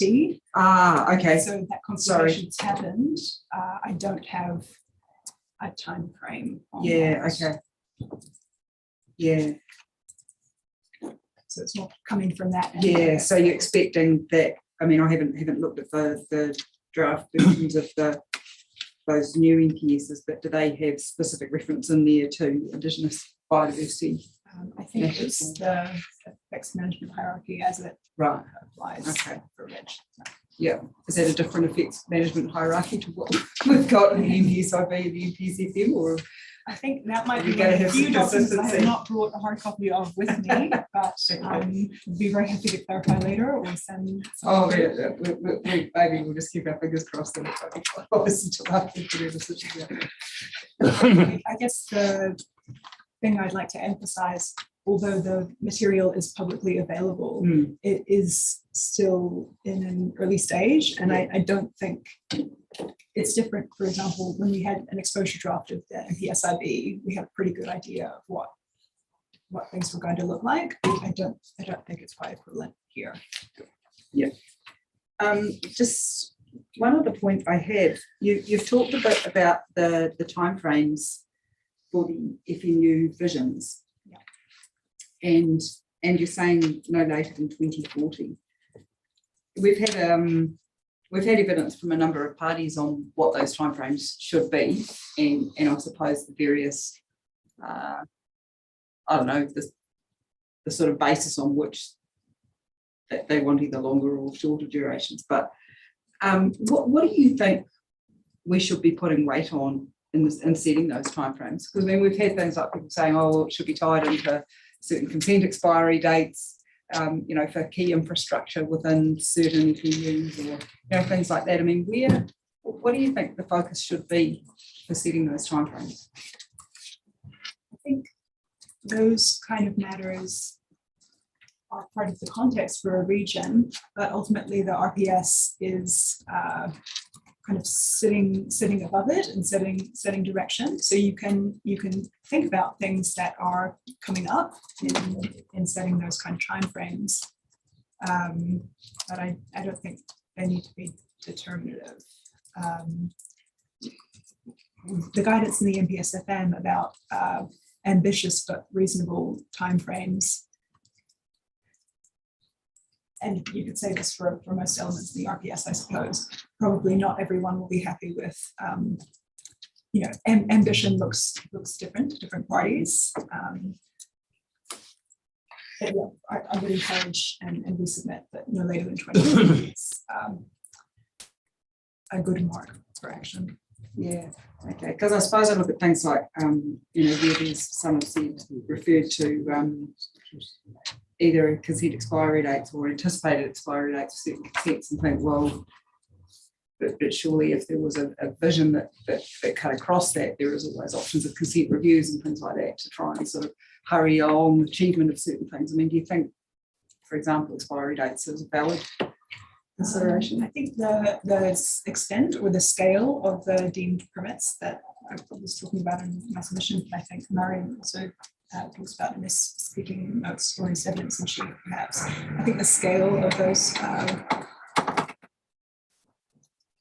of those consents makes it a relevant factor. Yeah. Okay, thank you. No, I don't have any questions. Thank you.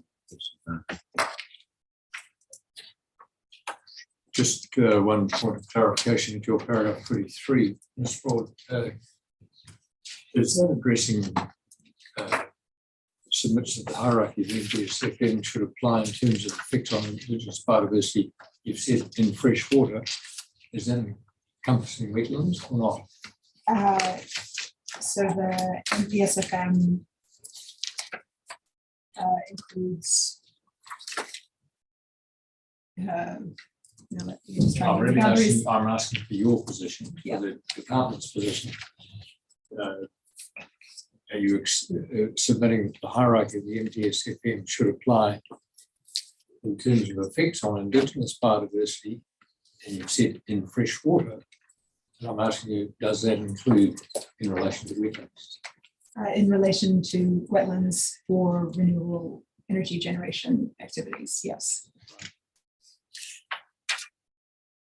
So what's the department's view on the suggested adoption or application rather of in the recommended ORC approach to policy 9(2)(b), which is to apply the Indigenous biodiversity hierarchy to inland wetlands? Just to clarify, my paragraph 23 is addressing what would otherwise, because the NPSIB does not apply to renewable energy generation activities, that is where the NPSFM should. Right. So you're restricting your comments to 23. Yes, sorry. To what you call a lacuna or a gap. Yes, this Yeah. section is around reg activities. I see. Okay. Sorry for confusion. No, that's right. Confusion there. That's right. I was just used to that word freshwater. So No, it's in the context of reg only. Yeah. okay. Great. Thank you. That's the only clarification I had. Thank you. Then, with no further questions, we'll turn to our witnesses, and the first witness, Dr. Dunn, is online. He's joining on now. Thank you.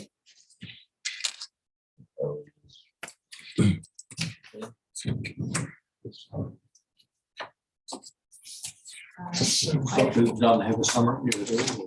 No, but we're treating his evidence as read, and he'll be reading his executive summary. So just an overview. Okay. He is on, he just doesn't have his camera on. Oh, here we go. Hi, Nicholas, can you see and hear us?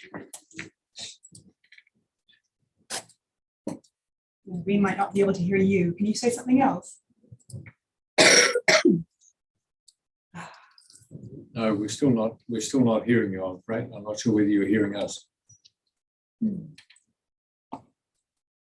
You can hear us, we can't hear you. Okay. Is it something from our end yet? No, it shouldn't be.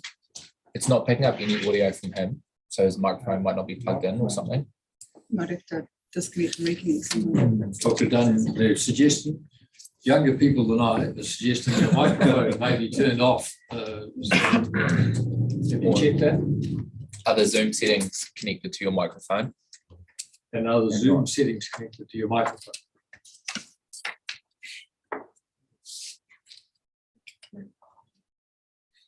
We may have to move on. Sign as an official. The last thing would be Yeah. We're gonna just leaving and rejoining, which I think he might have just tried. So if we can just wait for 5 minutes. I didn't realize he's not really admirable.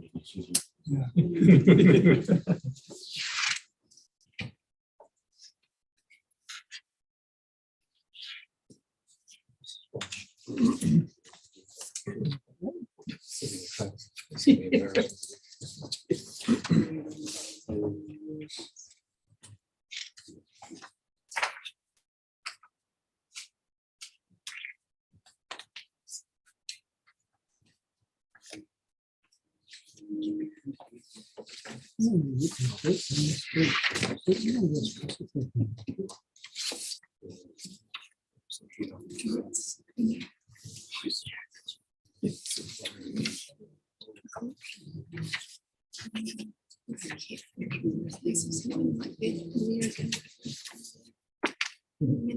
And if there's no sign of him rejoining, we can move to Dr. He's Richardson. joined now. He should pop up in 1 second. Oh, great.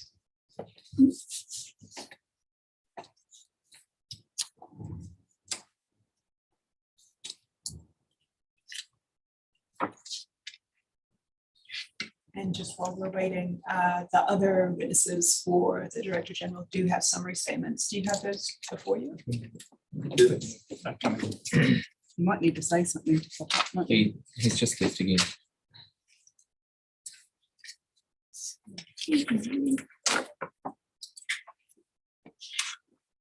And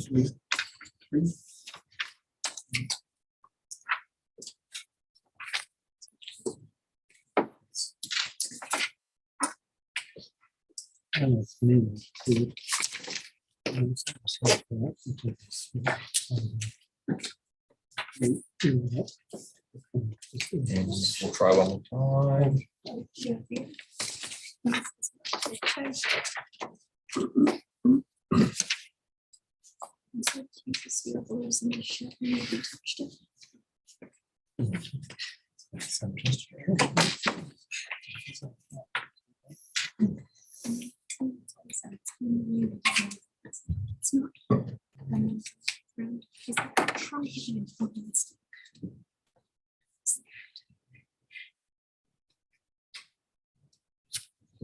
Looked like he was in Lake Onslow. Looked like he was up in Lake Onslow. I think if it's not working, it seems like it's not working. Yeah, we'll he's go in to the meeting, but his microphone and camera are off, both of them. Do we want to Yeah, we'll move forward? we'll move on. Try again. And maybe at the break, we'll check in, see if we can provide some remote tech support. Sounds good. So I call Dr. Richardson. Hello, Koto.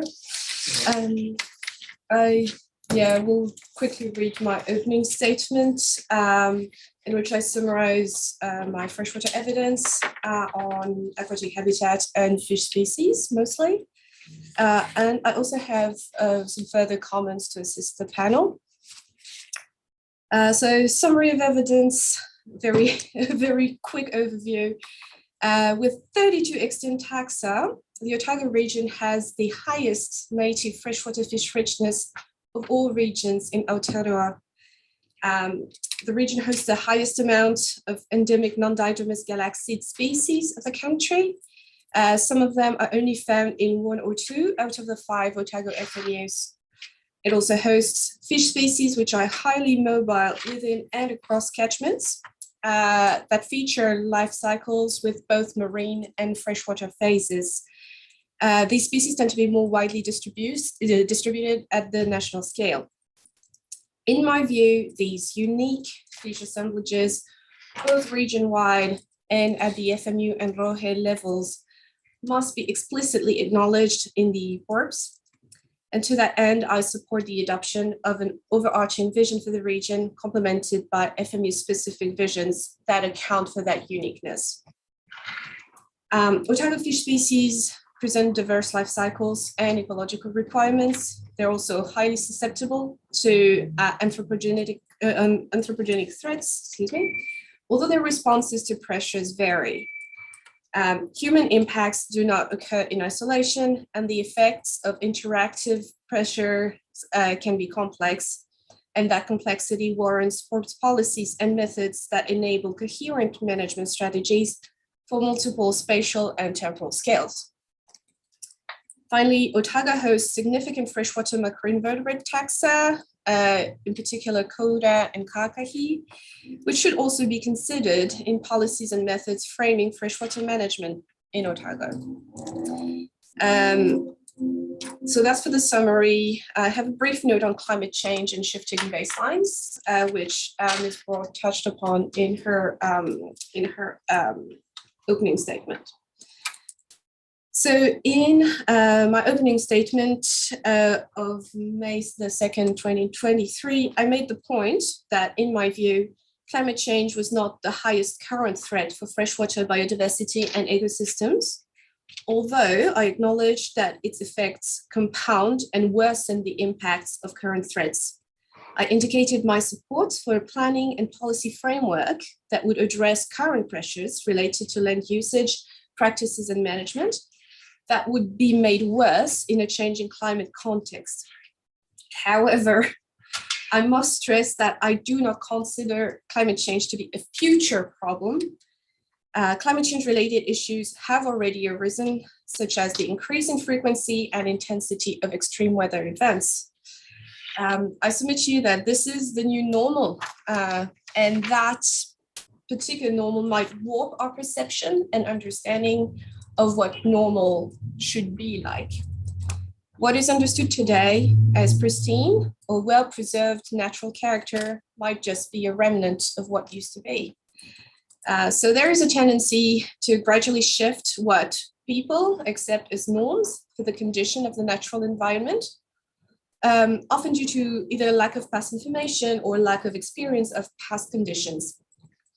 This phenomenon is called the shifting baseline syndrome. It can have significant consequences, as it leads to continually lowering our accepted threshold for environmental conditions and increasing our tolerance for progressive environmental degradation. Shifting baseline syndrome may also change our expectations as to what is a desirable state of the natural environment and might lead to the establishment and use of inappropriate baselines for conservation, restoration, and management. It also worsens over time as members of each new generation accept the situation in which they were raised as being normal. For this reason, settling for status quo is, in my view, not acceptable. The aquatic ecosystems of the Otago region have undergone decades of degradation by now.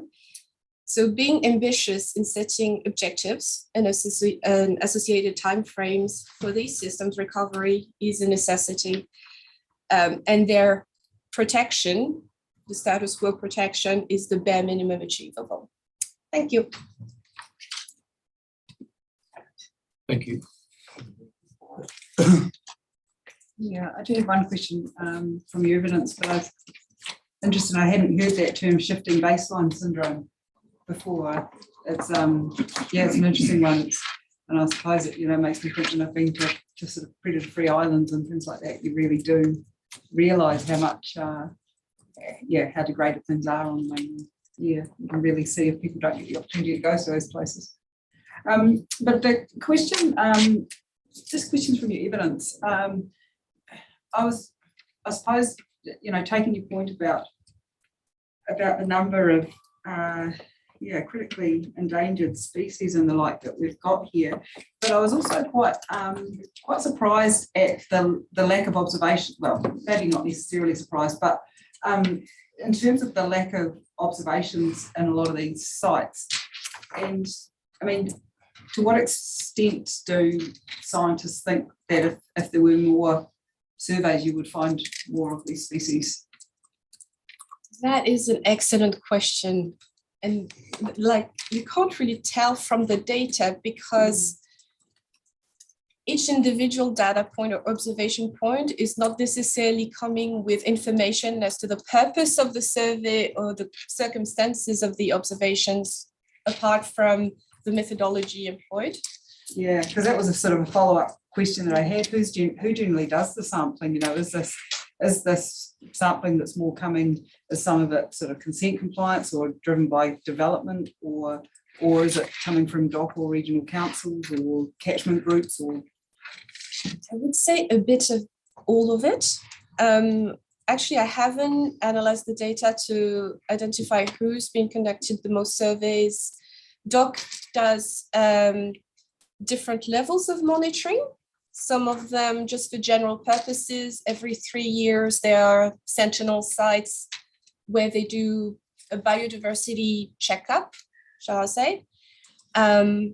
In other areas, there will be more thorough, more targeted surveys undertaken.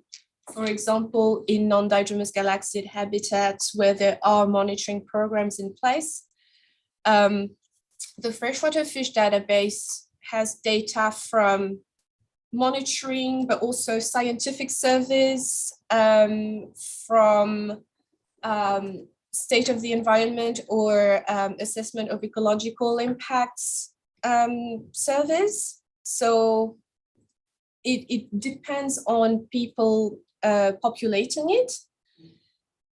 So there's a an inherent skew because the data are public, so anything that might be sensitive might not necessarily be put on the database.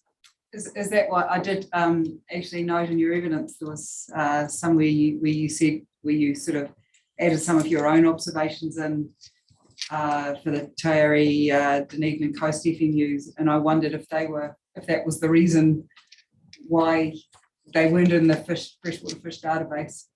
Oh, so one of the reasons that some of those are from my PhD surveys back in the day. Okay. You didn't sit down into all the. And some of them were provided by my colleague, Daniel Jack, and these are not yet, they don't appear yet on the database because there's a bit of a lag time between data entry and data availability. But yeah, so that's why it hints at the idea that it's not by any means a complete picture of freshwater biodiversity, unfortunately. Yeah. I suppose I was just sort of, I mean, are there studies being done or any kind of drivers to say, well, if we're finding these species in this location, you know, where has similar habitat characteristics, should we go and have a look there? I mean, is there anything like that going on to try and just to sort of get a better understanding of the range of these species? Or? Some of these data, some of the observations come with habitat data, not all of them. Right, okay. Yeah, it's probably the best public tool that we have available. It's not the best tool we could have in an ideal world. Nicholas might be able, Dr. Dunn might be able to say more on this, as he is a contributor to the New Zealand threat classification for fish species. So I wager that they use proxy indicators to assess the threat level for individual species based on the available data, but also on other indicators. Yeah, okay. Maybe we need a fish to win Bird of the Year and get a bit of, rather than that. We've had that. We've had big figures. There is a Fish of the Year. I did see that. Yeah. Okay, that's all from me. Thank you. One thing Bianca, Commissioner Sullivan didn't do was actually establish your credibility as an expert witness in New Zealand, given the events of the weekend. So I was just checking on your loyalties. Given your accent and where you studied, I'm assuming you're French. Rugby World Cup. Oh, okay. I did not choose to be born in France. I chose to live in New Zealand. That's quite right. I'm going to give you an opportunity to redeem yourself. Because in your paragraph 28 in the evidence in chief, you talk about how special Otago is. Have you got that in front of you? Yes, I do. Yeah. She can't get everything right. Yeah, she's got this right. I just want this put on record. The fifth line down, if you could just read out the first 5 words in the fifth line down in paragraph 28. Canterbury being a distant second. Yes, thank you. Just needed that on the record. Another rugby question, really. So, turning to serious matters now. We've had submissions, and I think Dot's actually requested recognition of tributaries, etc., and a lot of them being totally drained from water takes.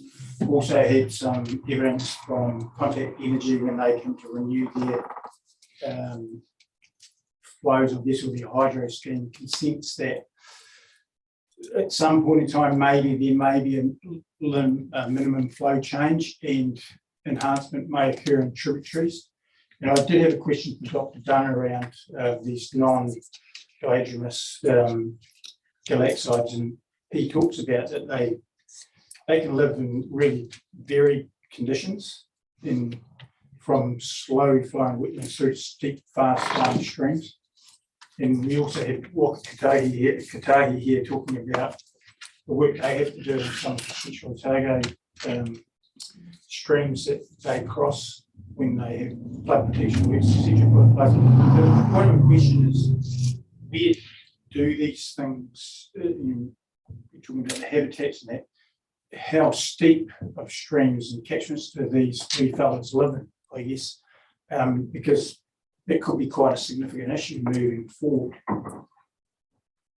So I won't talk specifically to non-diatomous galaxies because I'm not an expert on those. Yeah, my area of expertise is more of the ones that the good climbers one. Yeah. But steep catchments are a bit of a puzzle in terms of management, particularly for fish passage, because they are naturally hard to access, including for fish that are good at climbing and good at migrating. So when activities, for example, when a culvert needs to be installed to go across a tributary, there are still a lot of research gaps in terms of efficiency of fish passage in these types of areas. Yeah, because you might be aware of the work Wakakotahi's done up around Rochester actually, and very steep bouldery streams, and they've had to go to a lot of trouble putting fish passage in.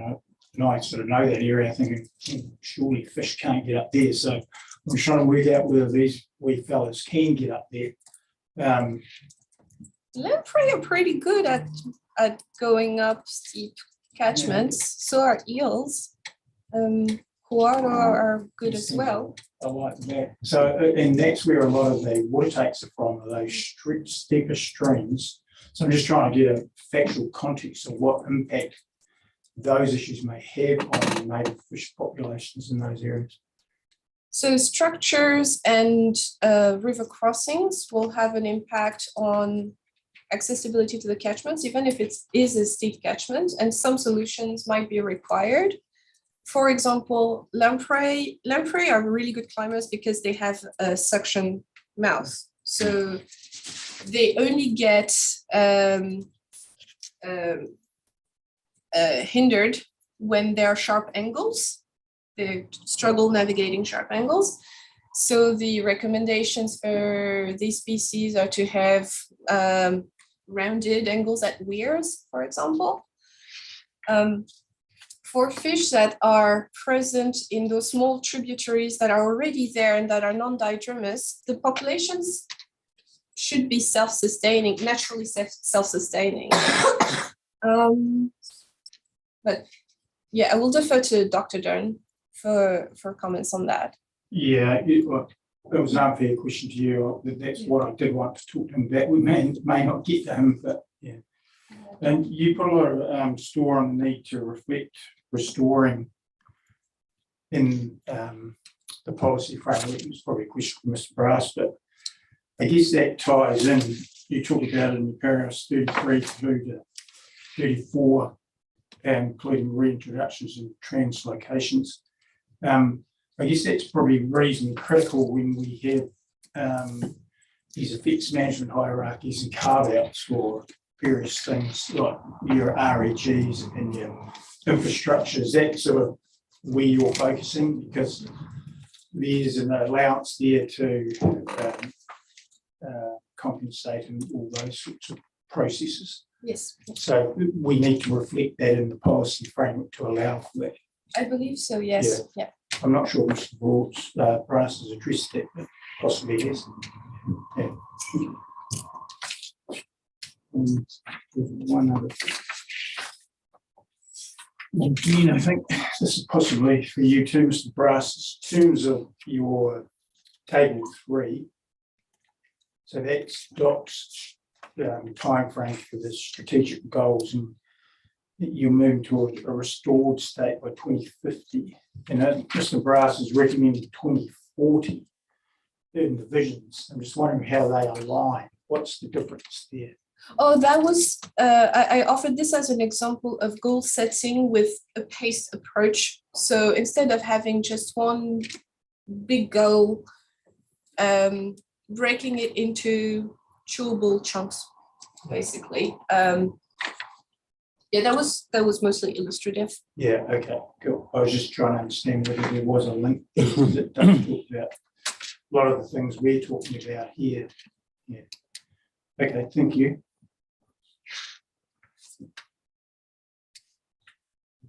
So, in table 3 of your evidence in chief, you refer to the fact that there have been no known human-driven extinctions of indigenous species. So where they have been driven to extinction, what's caused it? I'm afraid I might have to take some bird examples. Right, okay. Because the known extinct species of fish in New Zealand is the grayling, and the causes of extinction are still a little bit unclear. Maybe a little bit of everything. Yes, so this is an example that probably applies best to terrestrial ecosystems. Although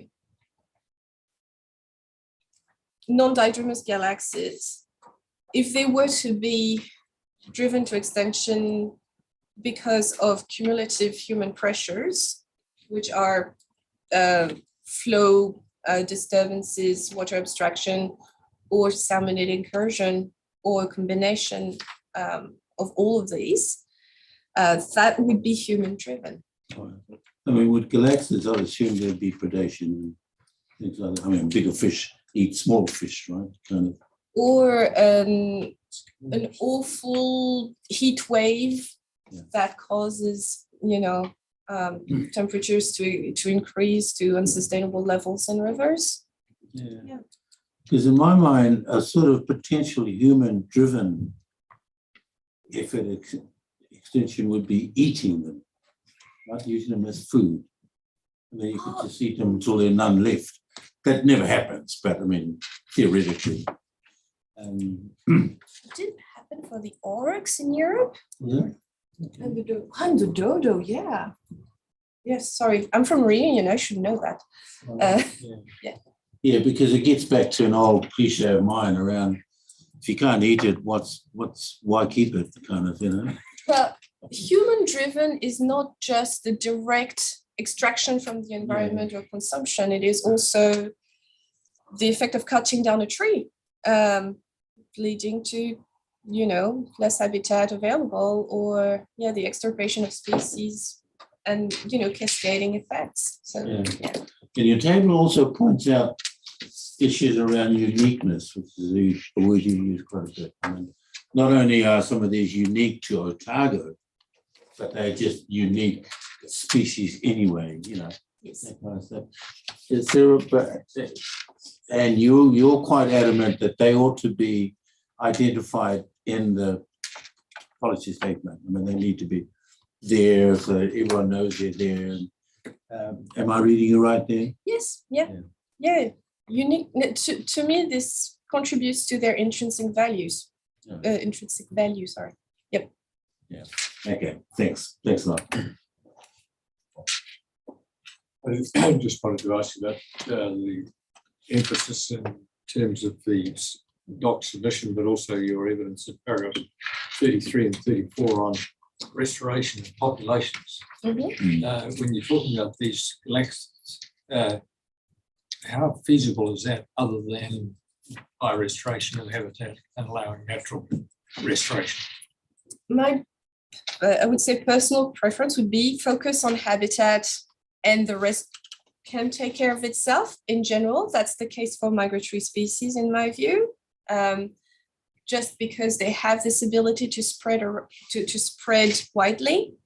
For non-didromous galaxids, and Dr. Dunn might discuss this further because he has direct experience of those, translocations have actually been used in the past to reestablish a population or ensure that a population that is vulnerable is maintained. I'm aware of cases with Canterbury, with mudfish. And I'm not good at mudfish, so they all look the same to me. But with these very isolated, very fragmented populations, translocations, for example, can be a tool for restoration, or at least maintenance of populations. So there's no breeding program? Of those fishes, not that I am aware of. I am aware of, well, there is some white-bait aquaculture that is commercial, although there have been some attempts to do some releases, which I don't necessarily agree with, because habitat for those species is, I think, a more effective way to protect the species and restore their range and populations. That's another issue entirely, I guess. But yeah, so there are multiple tools that can be used that are complementary.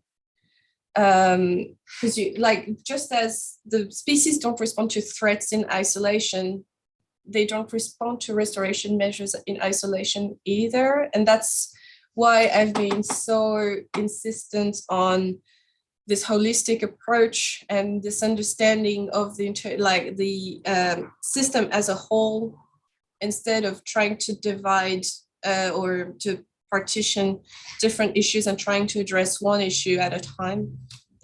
I think it needs that broader vision.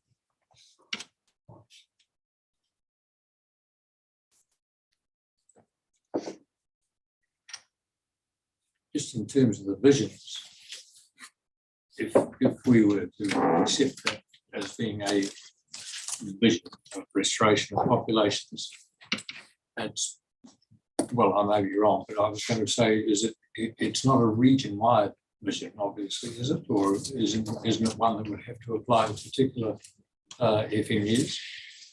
You mean for non-diadromous galaxids? Yes. So if they were explicitly recognized, sorry, I'm going to be thinking out loud. If they were recognized explicitly in the corps in FMU-specific visions,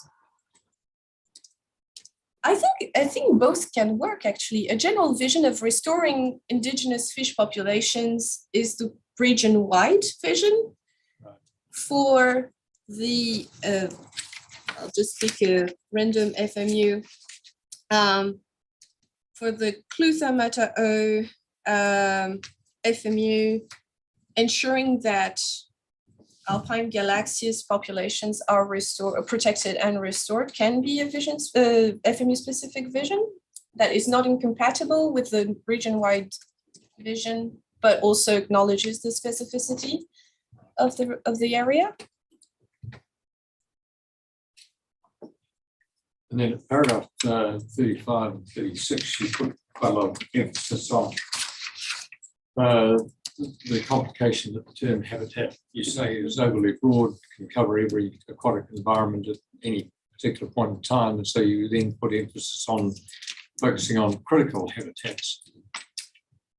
How do we try and define that? Or how do we try and describe that? How do you identify it? They're species specific. So for non-diadromous galaxids, it might be appropriate to consider the entire range of the populations just because they tend to be small and fragmented. It's easy enough to consider this. Like, I don't think it is incompatible with management. For widespread species that move across habitats like diadromous species, it might be too ambitious to cover the entire catchment. Therefore, for a species like Inanga, focusing on spawning habitats, which are quite well understood and can be characterized, providing there's the mapping exercises and these data input that are allowed in the corps to enhance the policies over time and allow for an adaptive management strategy. This might be a critical habitat that is appropriate to protect. For a species like lamprey, where larval rearing habitats are quite characteristic and can be identified and mapped, this might be the area to focus protection and restoration efforts, and so on. So unfortunately, one size does not fit all for these species, which is why I suggest having species-specific approaches, and to narrow the exercise down to make it manageable. Having those FMU-specific visions might help just narrow down the efforts. Right. Thank you very much. Thank you for your evidence. Thank you. I understand Dr. Dunn is back with a new setup. So can we Yeah, we'll bring him in now. Thank you.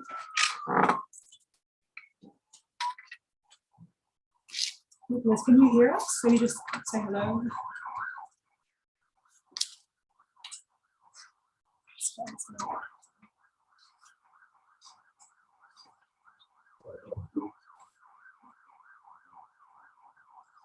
Hello?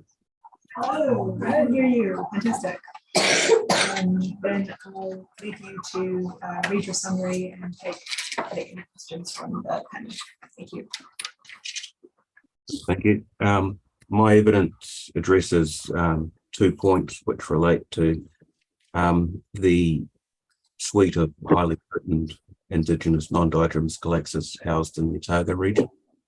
These being the policies and methods addressing both the hydrological environment alteration and the negative effects salmonids over the term of the proposed regional policy statement are required to enable appropriate planning provisions to support the presence, abundance, survival and recovery of these threatened species. And the second point being that the mapping the distributions of threatened freshwater fish species and description of their habitats is important in the development of planning instruments and provisions assessing and managing the effects of activities. Free to take your questions. Thank you, Dr. Dunn, and thank you for the shortest summary that we've got, and but nonetheless helpful. So well done. The first questions will come from Commissioner Sutton. Yeah, no, thank you, Dr. Dunn, and your evidence was pretty clear. I didn't have too many questions, but just following on from, and I don't know if you were listening in to the questions that we were asking of Dr. Richardson. I mean, I suppose I was just curious that there's a lot of, well, there's not a lot of information to go on, I suppose, for a lot of these species. The observations are pretty limited, and it sounds like some of the understanding of habitats is a little limited as well. I'm just wondering if you've got a sort of a comment on that. I mean, I suppose I asked Dr. Richardson, whether you'd be expecting to go into certain habitats and find a lot more of some of these really critically endangered species if you looked a bit more. I mean, would that be the case? Would you know where to look? I suppose there's a whole bunch of questions in there. Yeah, in essence, we do have an idea of where these species are, of their sort of core distributions and where the edges of those distributions are. And as I point out, one of my paragraphs, that many habitats are often found during survey work, particularly for resource consent applications, because these species do occur predominantly on private land. And so public agencies have been often limited in their ability to survey the entire distribution for these species. And another point you picked up on there was a lot of the information is sort of maybe lacking, but through potentially expert elicitation processes, a lot of this information could be collated into a written form, which would be usable for others. It's often held in the heads of particularly biodiversity officers within Otago Regional Council or Department of Conservation Rangers. But often they haven't documented it.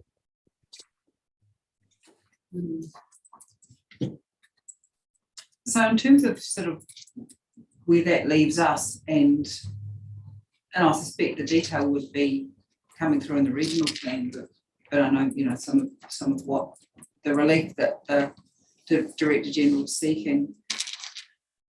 I mean, is some of this information around sort of really sensitive areas and the like, I mean, could it be collated for the regional plan if we were to sort of direct that, or that's been the intention of various agencies over the last several years when I've been involved in Otago processes here. So is it well underway?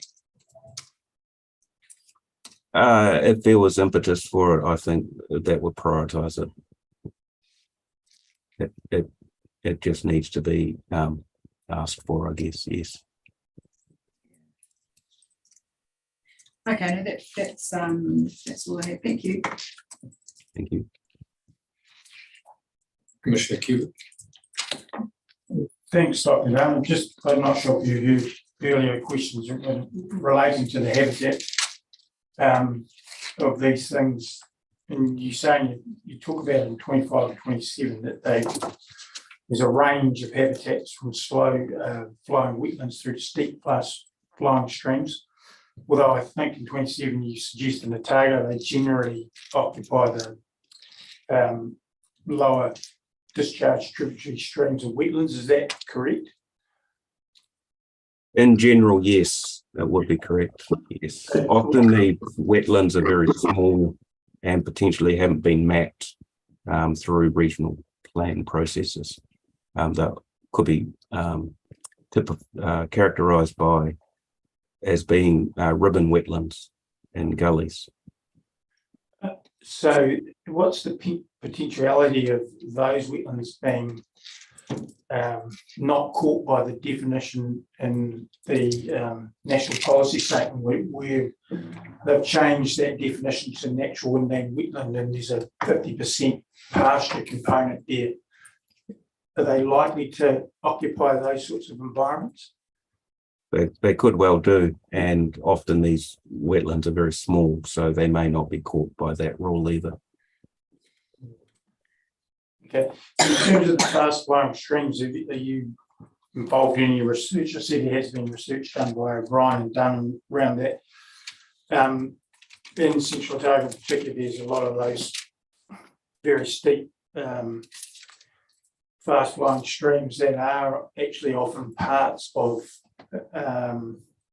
irrigation schemes, and water is taken out of those. Are we likely to find these fellas in those sorts of streams?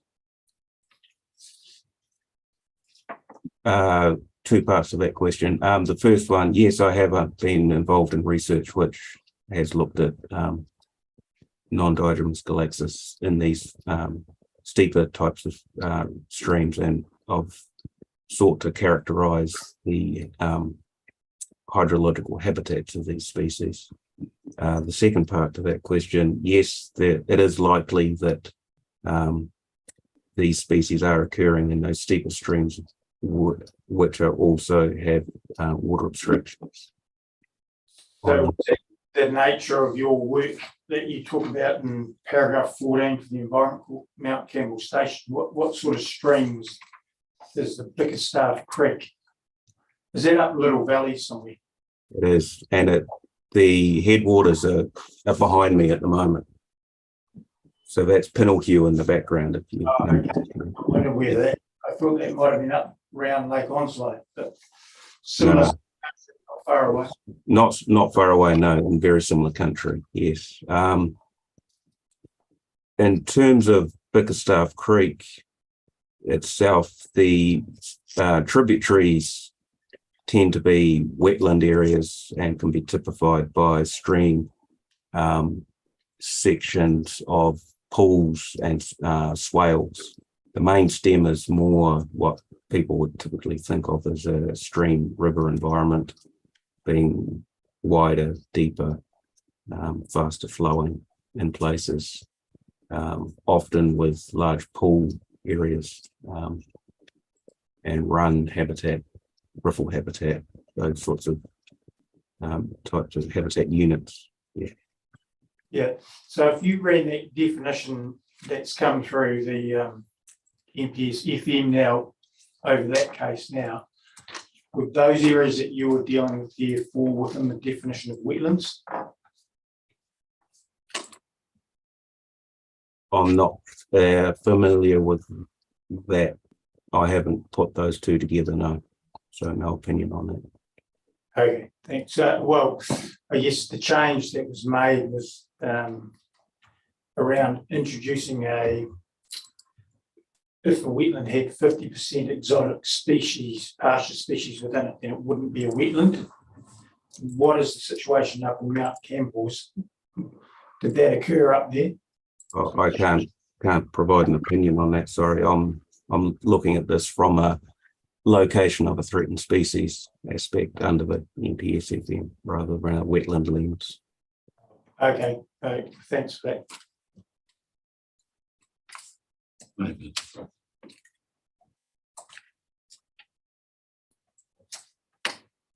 Just the steepness of and also altitude issues. How steep does the stream have to get before these galaxies find it too tough, and is there an altitude aspect to that? The habitats of each species differ, and in the Nevis Valley, fish have been found right up at the Carrick Water Race. So we're talking sort of 1,100, 1,200 meters. In terms of steepness, slope is quite an important aspect for these species. It can be seen as creating barriers for trout, or it can be seen as limiting their distribution. Often these species are occurring above short drops where waterfalls are occurring. If they can get up there naturally, then there's often very little limiting in terms of steepness. But the waterfall is highly likely to form a barrier to the trout species, I suppose. Yes, these galaxia species can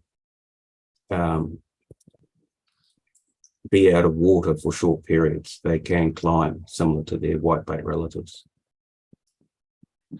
Oh, so they can actually climb on terrain next to the water-bearing rock surfaces. Quite possibly, yes.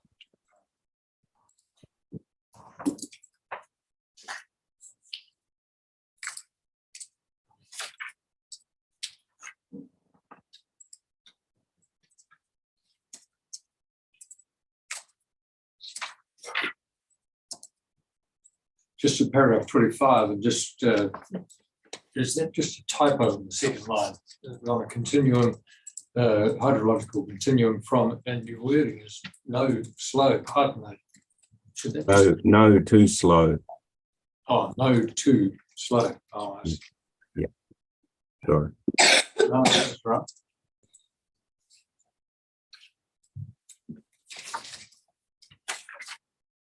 Thank you, Dr. Dunn. Oh, no, look, sorry, paragraph 30. I'm not even going to try and pronounce it. What on earth is the third line, which could be categorized as fluvial? Hadromy. And what does that mean? I go through those definitions above in 29. Oh, right. Yeah. And it's essentially movement of a species within a freshwater environment, as opposed to, say, a whitebait, which is between the marine and freshwater environments, or an eel, similar between marine and freshwater environments. One of the things we're going to have to grapple with, and this is probably a question that you might like to dodge, but I'd be interested in your thoughts, or in Dr. Richardson's thoughts, or Mr. McKinley's as well. We've got to try and grapple with these terms: catchment, tributaries, main stem. How do we define them?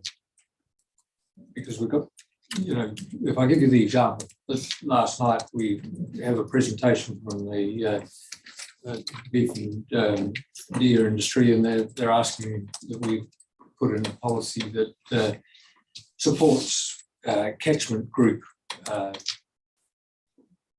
involvement, if you like, in the way in which policies are developed. And then when you ask yourself, what's a catchment? Talking about Taieri, for example, or the Clutha, what's a catchment and what's a tributary, or what's a main stem? How do you people, as scientists, how do you define those terms? Anybody want to volunteer? Yeah, I will, but I have a background in earth sciences and in hydrology. So to me, a catchment delineates the surface water catchment, an area which encompasses all the valleys that a river drains. A watershed is another name for a catchment. It's typically used in American English. A main stem would be a larger strala water body, and strala is a term for bifurcation of river networks, similar to trees, twigs, branches, those sorts of terms. I would suggest that, yes, standard terminology is required in these processes, and quite explicit definitions behind each term which is used. Tributary, Dr. Dunn? A tributary is a lower strala water body, typically strala water 1 or 2. These systems exist, they just need to be applied into the planning processes rather than create a new system. It's adoption of an existing terminology or framework would be recommended. You're saying that those systems exist. Is there a recognised scientific source that you would go to? Often in New Zealand, different people have used different terms. So again, elicitation of experts' opinion would probably be an approach which could be taken to form those standard definitions.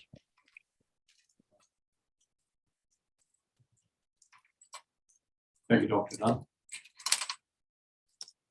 Before we leave that point, I'll just check that Dr. Richardson doesn't want to address it as well.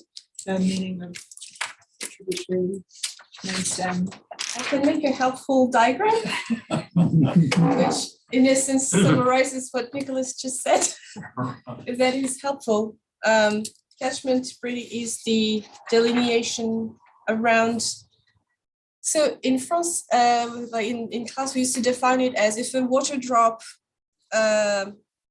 gets down it's basically the point of aggregation of all rainfall, basically. So a tributary can have a catchment. It's really like delineating the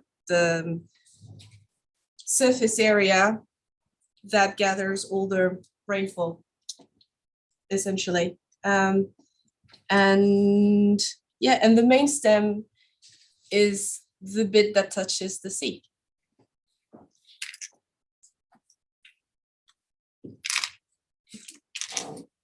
Highly technical. I think Dr. Dunn's quite right. There are recognised systems, and hydrologists and earth scientists use them. Regional council should be able to give you an expert on what sort of system to use. Yep. Thank you all for that. So we move on to Very good. Thank you, Dr. Dunn. Thank you. Good afternoon, Jim. The first section of this paper is a summary of my evidence as signed out on 28th of June. In the second section, I refer back to my previous evidence and highlight the ecological values and processes that are present in wetlands and the implications of differing definitions of wetlands. This particularly applies to the definitions of a wetland, which might have a significant proportion of vegetation cover, comprising more than 50% of exotic pasture species. So in my evidence, I talked about tools to estimate the risk of extinction, and these utilise time-based assessments and other criteria to give guidance. These are complex processes as they seek to reflect a large variety of biological data into one headline statement. Deferring management responses to respond to invasive species or other ecological processes can lead to a loss of diversity and ecological protectiveness. Cumulative impacts are recognised as being present in Otago, with the risk of tipping points being reached. Within this, ephemeral wetlands are small habitats and threatened ecosystems in Otago. They are diverse in their form and function. They have been identified in previous research as diverse and holding high species richness. Ephemeral wetlands can be contrasted with inland saline sites by having a larger range of hydrological contexts, a larger flora, which include not only salt tolerant herbs and grasses, but also species which are not salt tolerant but are water tolerant. Ephemeral wetlands are worthy of specific mention in the RPS regional policy statement, as current wetland definitions do not always recognise their value, their processes or values. Inconsistencies in the mapping of the coastal margin of the freshwater management units have occurred in the regional policy statement as notified. The coastal margin is a complex matrix of plant and animal communities that are spaced in the environment according to the ratio of freshwater and saltwater. Dryland ecosystem processes underpin much of the context of water usage in Otago. Drylands are much reduced in extent to suffer ongoing loss and fragmentation to support a rich diversity of plants and animals and support a disproportionately high number of threatened and rare species. Consequently, specific mention in the RPS that water and land management occur in the context of many dryland ecosystems is justified. And finally, in this part of the paper, Otago's location of a number of mostly intact wetland complexes. Some are specifically mentioned in the proposed Otago Regional Policy Statement. Others are not, even with the same range of ecological and biological values. I set out a justification for recognising all of these in the Regional Policy Statement. So moving on to discussion about wetland definition. The definition of wetlands between planning instruments is inconsistent. There's alternate wording attempting to address a wide range of ecological contexts. What I want to emphasise here is that the ecological processes of wetlands are described and documented in my evidence and elsewhere, and this provides a consistent basis for the development of policy to meet the objectives of Section 6 of the RMA and the objectives of the National Policy Statement Freshwater Management and the National Policy Statement Indigenous Biodiversity. In my evidence of November last year, 23rd of November last year, paras 66 to 67, using the Upper Taieri and Pairal wetland scroll plains as examples, I set up the range of values that are present and that are likely to be expected in any wetland complex. In particular, I describe the presence of distinct categories of wetlands, such as permanent rivers and lagoons, semi-permanent shallow marshy areas created by flooding and which exist for 2 months or longer in a year, or temporary, which are existing for less than 2 months or less on an average year. My subsequent evidence dated the 28th of June this year, I discussed this again in the context of ephemeral wetlands at paras 38 to 39 in that evidence, and noted the range of values identified in ephemeral wetlands by national reviews. These values include a species richness of 20% of New Zealand, of native flowering plants of New Zealand, and an even higher proportion, almost a third, of the monocots. The presence of 28 species of threatened plant systems in this ecosystem, and assessed as a greater than 90% decline over the previous 500 years, which led to the assessment as a naturally uncommon ecosystem in New Zealand. There is a clear ecological basis for recognising these wetlands in the regional policy statement, and regardless of their current vegetation, to provide policy which gives a framework for regional and district plans to maintain these areas. And finally, this should allow for the protection and restoration of wetlands to provide for the hikakai and other mana whenua values, an increase in the range, extent and diversity of Indigenous ecosystem types and habitats in natural wetlands, and an improvement in ecosystem health and hydrological functioning. So that's the written text, but based on the discussion this afternoon, I've got 3 additional points I'd like to make at some stage. Commissioner Sullivan, you asked about the factors to take account of in setting vision deadlines. And my colleague talked about some attributes that might be useful there. And I'd like to add to that list. I think that for me, the ecological factors that are at play at a site should be equally relevant when considering about how to bring forward or push back a vision, the date when our vision is encountered. And I think that particularly when, if we can identify when ecological tipping points in an ecosystem are present, then we would actually like to act earlier rather than later in resolving that. If there are threatened species present at a site or in a catchment or a regional context, then you would not want to delay action in terms of a regional policy statement vision when you might actually want to take action. And finally, if there's an invasive species happening, which is really moving out across the landscape in this context, an aquatic area, delaying action makes the management response and the ability to deliver intact ecological processes more at risk. So you would not want to delay at a planning level action there in that context. So just some thoughts there. Commissioner Kirikiri, you made a comment about so for some people, if you can't eat it, what's its use? I mean, that's a very human-centric view.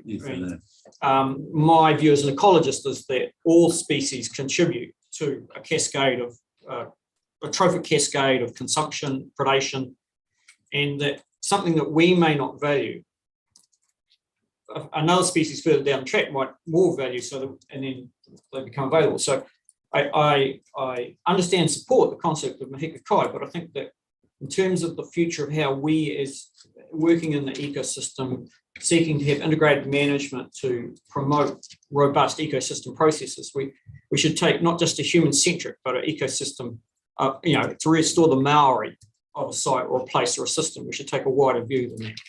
So I just felt that was important to say.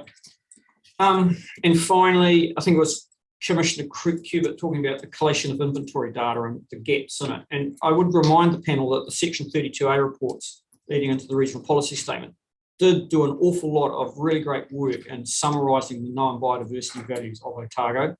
And that when I was preparing both sets of evidence, I found them really, really useful to actually, as a marker at a point in time of what are the values in the region and what are the threats that are there.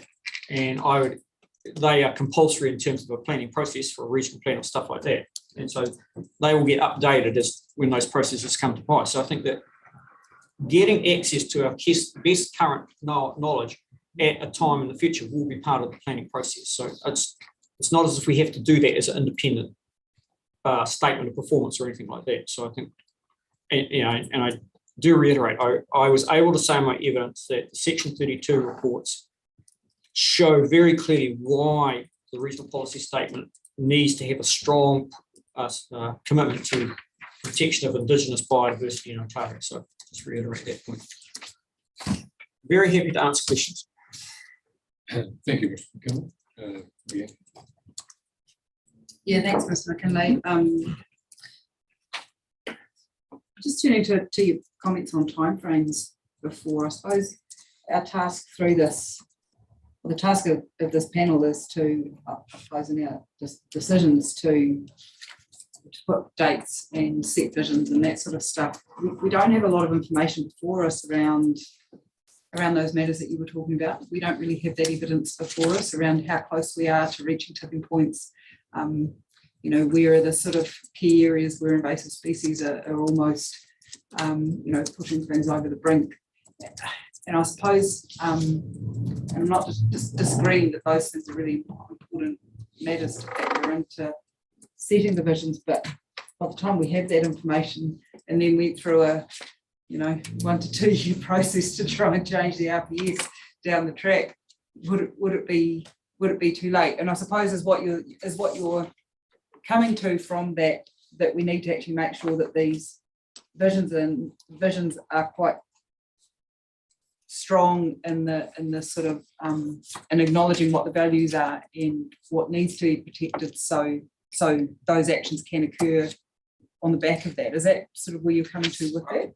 I mean, hearing what you're saying about we don't have perfect knowledge about the state of the ecology out there, then perhaps, yeah, an alternative way to take it is very strong statements about the values and the expect response is a different way, an alternate way to approach that problem, getting the balance right here. Yeah, because I suppose, I mean, we've had, I think, Fish and Game, we've had an ecologist there. We've got, you know, witnesses for the Director General, but that's, I suppose that's about all we're hearing from. Yeah. Other question just around wetlands, and I certainly take your points around ephemeral wetlands and around how, you know, a lot of the wetlands are complexes that have a range of different types of hydrologies and various things going on. Have you sort of come across issues in how the natural and wetland definition fits in with wetland complexes? I'm just wondering, because I know you've sort of raised issues around the scroll planes in your evidence, and how if you apply that natural wetland definition, it's not going to cover the whole complex, and the complex as itself is what makes it so unique and important. Have you sort of come across examples since we've had those definitions in the NESF where you know, where things are getting sliced and diced a little bit more than you'd like? No, I don't. This is my first dipping of the toes into that. Yeah. Morass of definitions. Yeah, I was sort of wondering if through consent applications and the like, you've seen things pass over your desk.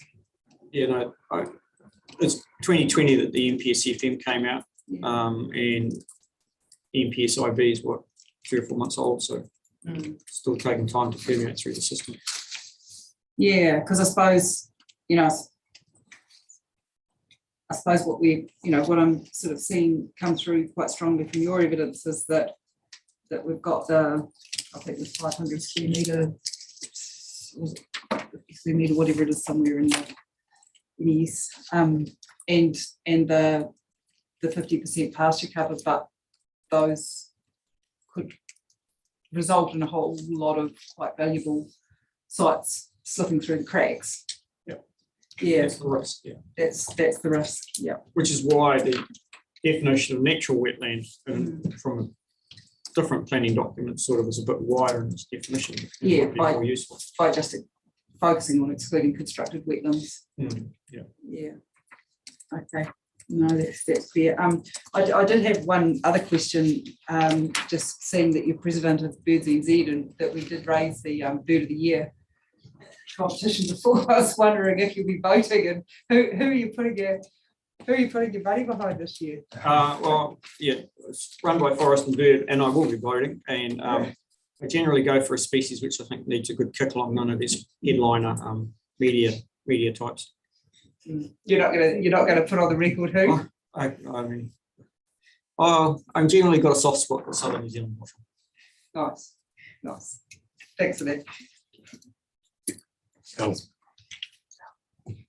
Yeah, thanks, Mr. McKay. I always do enjoy reading your units. And just following on that discussion around wetlands, trying to get my head around how you might deal with the ephemeral type wetlands. And Mr. Brass talks in his units, top of page 18, that ephemeral wetlands within pasture which do not contain threatened species aren't going to be picked up by this current document. And you talk about them in 35 to 43, but you break them down to the 3 levels, super class levels. And I know you might pronounce the first one. Is it called a stream? How do you say that? Yep. So when I understand the definition of ephemeral, and then I look at that particular definition, that could cover any sort of little depression, really, couldn't it? Yeah, that's one of the problems is in the landscape of Otago, the block mountains, the metamorphic rocks, and the way that water ponds there, that it can be very, very minuscule. And I think the Section 32 analysis I referred to, my analysis by Wildland, showed exactly that. I mean, they went through with an alternate method and were able to match some 3,000 wetlands that met the definition. So, I mean, I guess that the point of putting that evidence together was that I felt that the proposal in the Section 42 report from the Regional Council Planner was to lump things together which had distinctly different ecological processes. And I wanted to actually point out very clearly that these are not the same, they have different sets of values. And ephemeral wetlands are not unique to Otago, so inland saline sites are, so I have an additional value for me. And that lumping these things together would actually provide confusion from an ecological context. Well, I guess I'm trying to get my head around that. How would you recognise them given that definition, which is quite broad? If they don't contain threat species, are sort of within partially, how do we deal with that in a regulatory sense? I mean, you'd get quite a bit of kickback, I'd imagine. Yeah, and I mean, I think maybe you should have this conversation with Mr. Brass, because the ecological values are present. Right, I think I've clearly laid out the ecological values, and that part's at one level complex but clear cut, and the national wetland classification systems recognise that. But it's always been the kickback about small inconsequential, in inverted commas, areas in a wider agricultural landscape, how to promote the values, the sustainability of the values that are there, and that problem hasn't gone away. Seems to have got worse with that definition that's come into the NPS. Yeah, I'm surprised that they went, the writers of that went so specifically for that class of wetland or current process. I mean, current vegetative state. I mean, I don't know why they did that. I don't think it's helpful.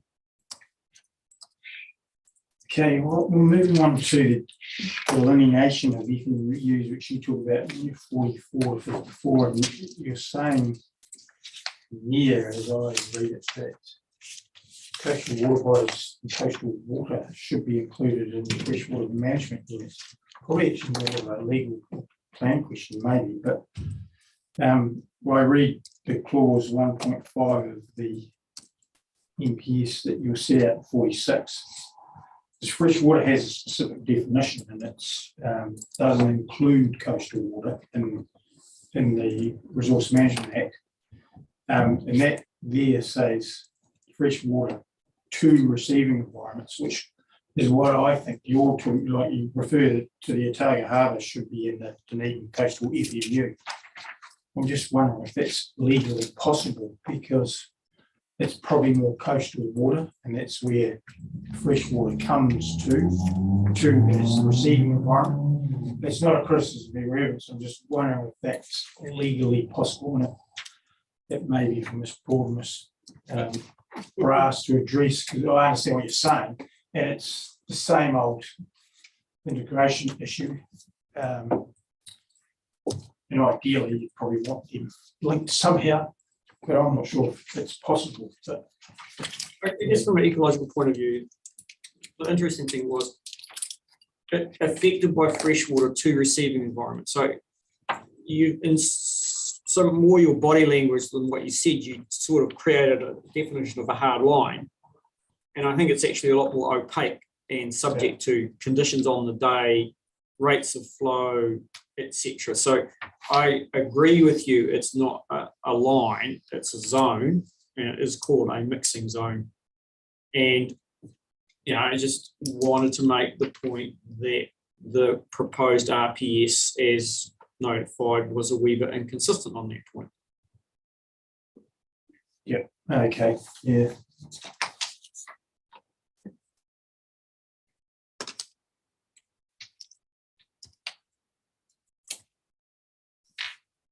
Yeah, okay, I'll leave it at that, because I think it possibly is a legal sort of matter.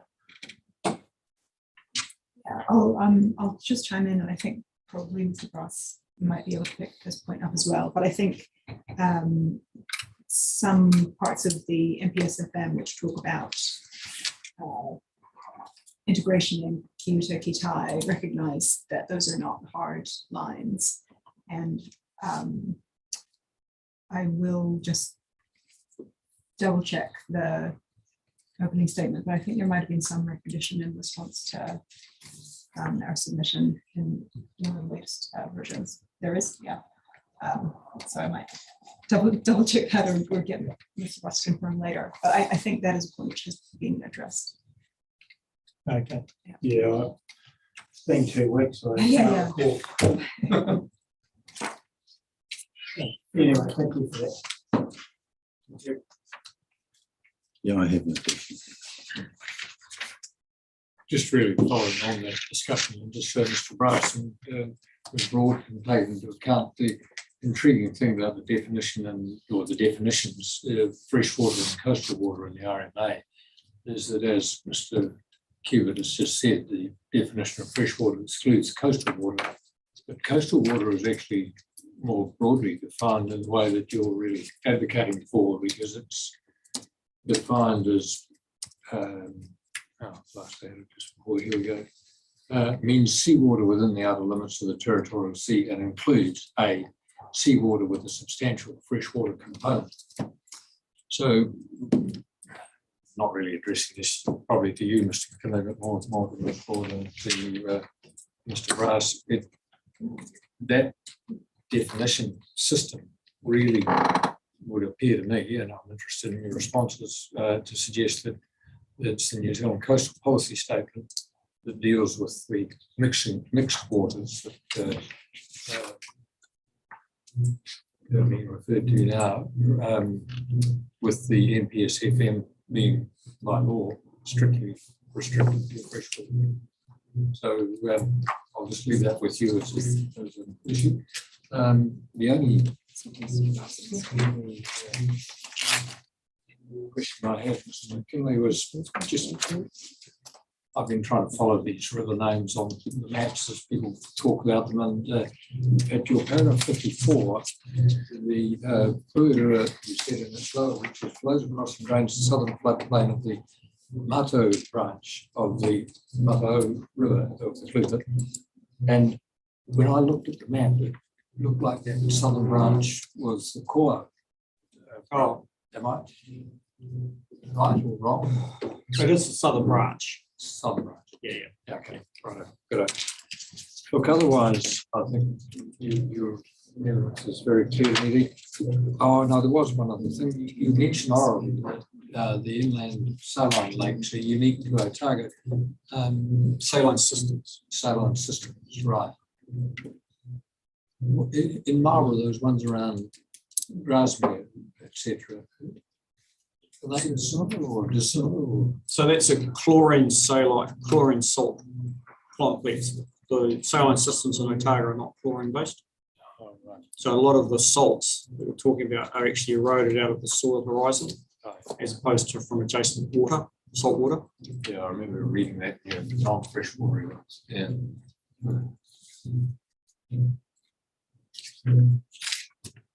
So the thrust of your evidence really is that these, as I read it, that these ephemeral wetlands, they're significant, 3,000 odd map, question mark over what's the effect of the NPSFM 50% grassland thing. But otherwise, you're saying, look, they're very different in terms of the fauna and flora that you might find there, and they should be recognised specifically as being, if you like, almost a separate species. I don't know if that's a good term, compared with a normal wetland as we understand. Or more compared to inland saline site, which was the original point of difference in the Section 42 report from the Regional Council panel I was responding to. Right. It's the largest inland saline site is Lake Sutton near Middlemarch, and it is a wet salt area. But many of these sites are a depression with a particular soil matrix in effectively a wider flat landscape. And when it does rain, they do get wet, they do retain water longer than the surrounding, but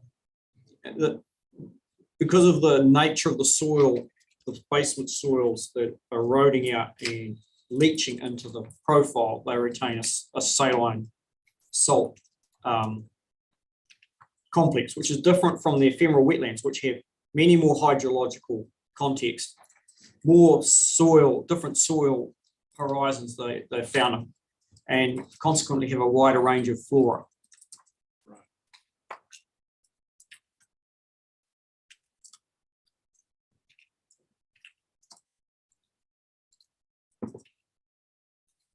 Thank you. Thank you. And I'll just pick up that point about coastal water bodies. It is addressed in the section 42A report, acknowledging the emphasis on integrated management in the RPS FM. Around the 244 page mark, if you're interested in reading the commentary. Right. Thank you. And that report also recommends accepting the submissions of DOC and other parties on this point. Thanks. Right, look, if we have Mr. Rice's summary, and then we'll have a break.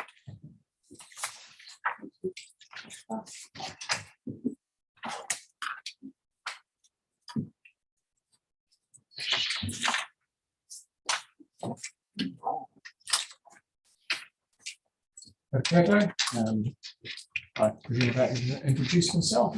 No, I think we all know you well. So I have provided some speaking notes, and they're intended to assist the panel. And really it's focused on responding to matters raised in hearing so far, which I haven't fully covered in my evidence in chief. But I do remain available for questions, obviously, read in my evidence in chief, or supplementary evidence about the SOB. That's kind of just a, not quite random, but sort of a selection of different points that have come up. So firstly, just in terms of role of national direction, some submitters appear to be treating the NPSFM and FESIB as creating limits on what councils can do, such as protection of wetlands, which are not natural in the wetlands as defined in the NPSFM, or managing biodiversity effects of renewable electricity generation and electricity transmission, again, which fits outside the NPSIB. I simply note that that approach is not my understanding. Part 2 requirements, section 30 and 31, functions for regional councils and territorial authorities apply regardless of whether or not a matter is directly covered by national direction. In a number of cases, national direction has come along at a subsequent stage post the Act coming in, and we've always had to manage them in the absence of national direction. So where there's national direction in a particular case doesn't apply, I don't see that changes that situation. And also note that both the NPSFM and NPSIB specify that their implementation sections are not exhaustive and do not limit the local authorities' functions and duties under the Act in relation to freshwater in one case, Indigenous biodiversity in the other. There was some drafting commonality, that's the same clauses in both those documents.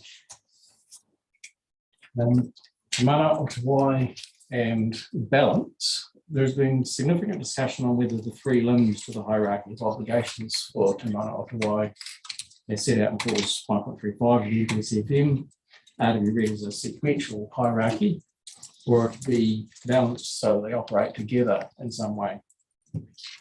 My clear understanding is that Te Mana o Te Wai requires that the 3 priorities be prioritised in sequence.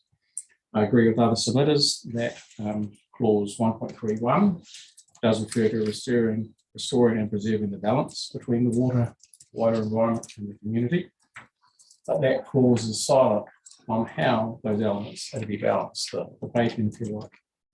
I consider that the how is expressly set out in clause 1.35 follows, which should be read in plain meaning of first, second, and third play as a sequence.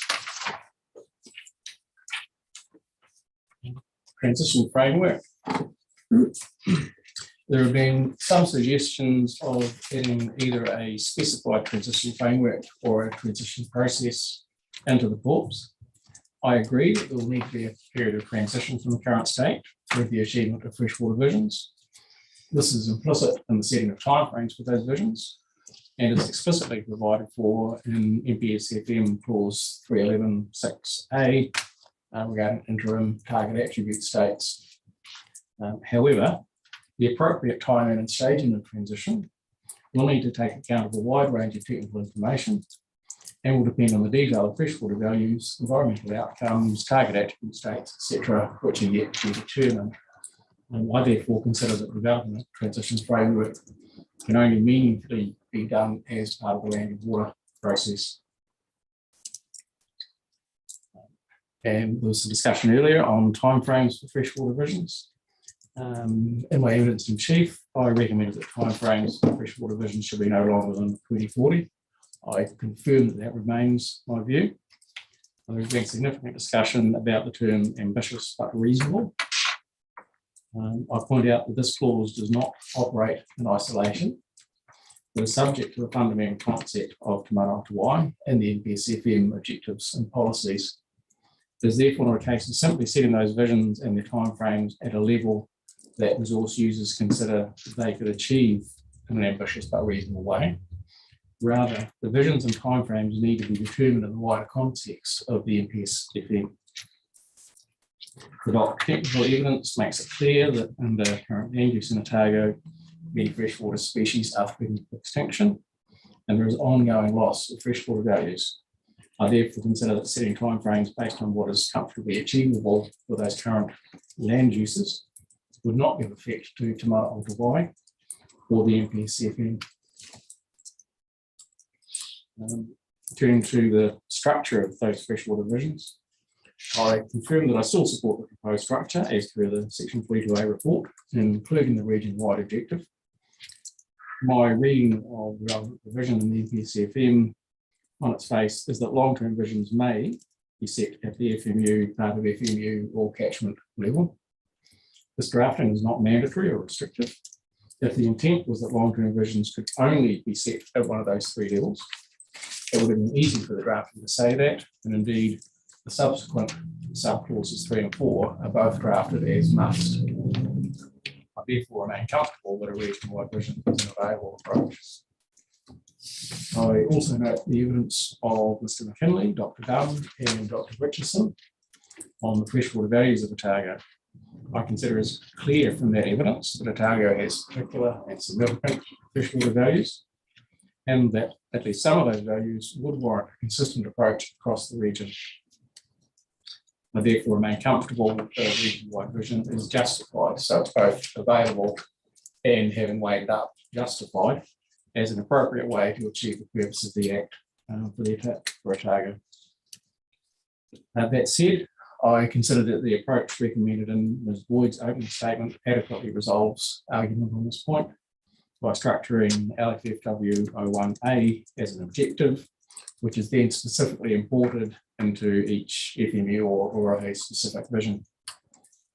Although it would be possible to simply repeat the region-wide elements within each specific vision, I consider that this would be inefficient and unnecessary and would run the risk of reducing the clarity of the visions, especially the distinction between those elements which are common across the region and those which are more location specific. And just, I guess, it's a personal bugbear of mine when you have lists of things which are almost the same, but there's a few subtle differences hidden in line 27 and line 52. And I think, just for the sake of clarity, it'd be good to avoid that.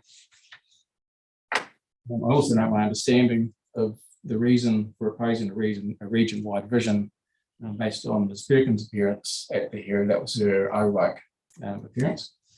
Other than a claimed legal technicality, is that having an objective set for the entire region rather than at a lower level makes it more difficult to alter in the future.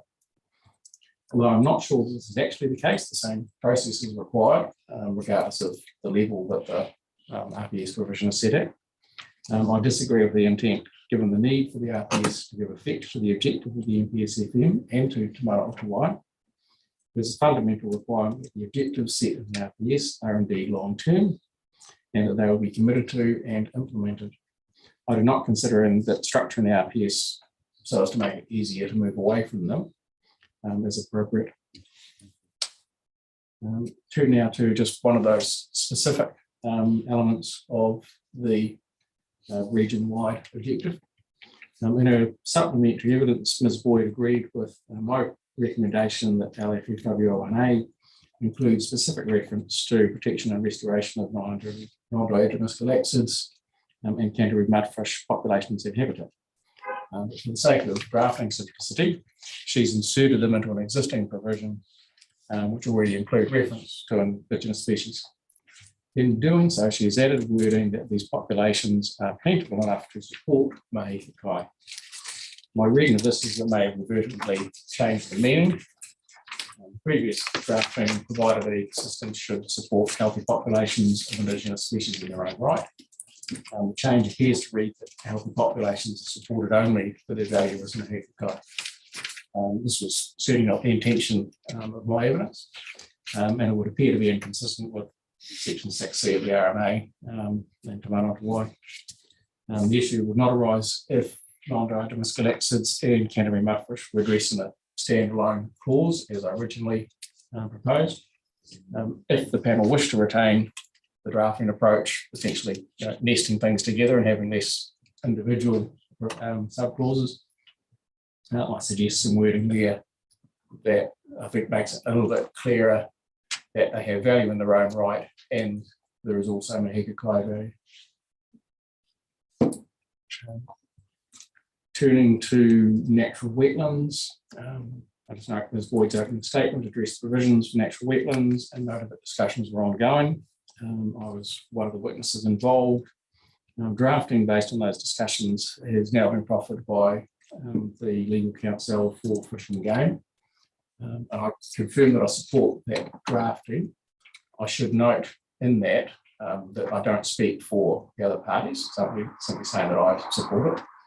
And Mr. Farrell, I believe when he was speaking to it, did note that there were some views around whether sub-clause 2, the restoring and enhancing, needed to be there if it was adequately covered in the subsequent policy.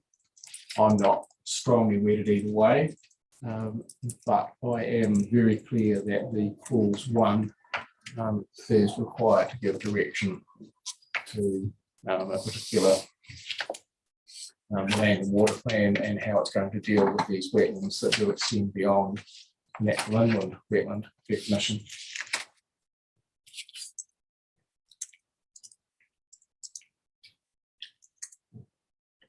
And just as per my paragraph 22, I consider the proposed draft in response to the requirements under the RMA, NPSFM and NPSIB to protect the freshwater and Indigenous biodiversity values of all wetlands, and I note evidence on that.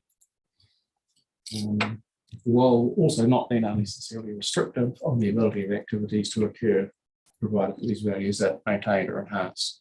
So that wording is intentionally not drafted as a avoid activities. It's about maintaining the values. Just speak briefly on reliance on freshwater farm plans, catchment management plans, and catchment groups. There's been substantial written and oral evidence from some submitters on the use of farm plans, catchment management plans, and catchment groups. There's versions for OROG has built on this and proposed a new policy which would give preference to methods requiring at least additional regulatory intervention, where this will enable progress toward achieving the vision. My experience is that there has been significant growth in the uptake of these measures in Otago, particularly catchment groups. I do commend the work that the Regional Council is doing in that regard. I agree with the various witnesses that such measures are providing tangible improvements on the ground, and I certainly support them. However, I consider it as important that non-regulatory measures be kept in perspective. I was involved in the DOC's appearance at the 2020 hearing on Plan Change 7 to the Canterbury Land and Water Plan, and that addressed water quality management in a number of areas, including Ashburton Lakes. And I've since read the subsequent report on Ashburton Lakes referred to in Ms. Boyd's evidence. I'm also currently involved in DOC's case in the Waikato Regional Plan Change 1, which is considering similar measures working through the same issues. Now, from that experience, it is clear to me that farm plans, catchment plan, and catchment groups can be useful tools for achieving improvements or reducing deterioration in a general direction, but they have not been effective in achieving specific outcomes. In the Ashburton Lakes case, the farms involved were making positive changes and meeting farm plan requirements, but the overall impact of the measures was far short of what the water bodies needed. I consider that that issue was reflected in Ms. Perkins' proposed drafting, where she said, where this will enable progress towards, which applies to movement in a general direction rather than achievement of specific outcomes. I therefore consider that it would be ineffective and inconsistent with Command Y to rely on non-regulatory measures and or regulated farm plans. Rather, the target freshwater payment framework will need to set clear targets and limits and regulatory requirements to ensure that they are met. Non-regulatory measures and freshwater farm plans may help as delivery methods, but cannot be relied on to achieve the required targets and limits. And with your leave, I may just speak to a couple of other points that have already come up. One was a question around the role of restoration.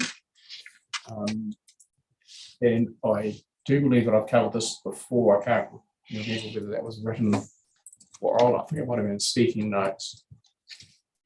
The way that both the EPSFM and the EPSIV are structured is that while they have overall strong provisions, they both have exemptions for certain activities. So REG, in terms of the EPSIV is an obvious one. Significant infrastructure, and they flow through also into the freshwater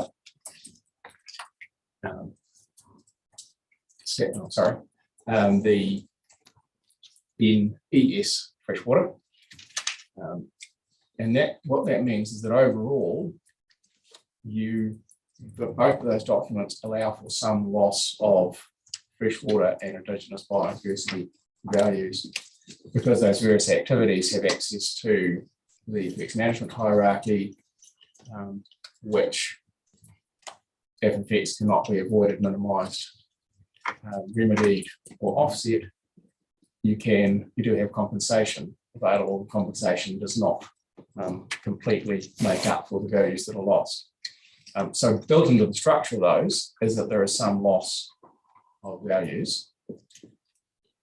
Both in those documents and the regional council and territorial authorities, section 1331 functions is a requirement to maintain indigenous biological diversity.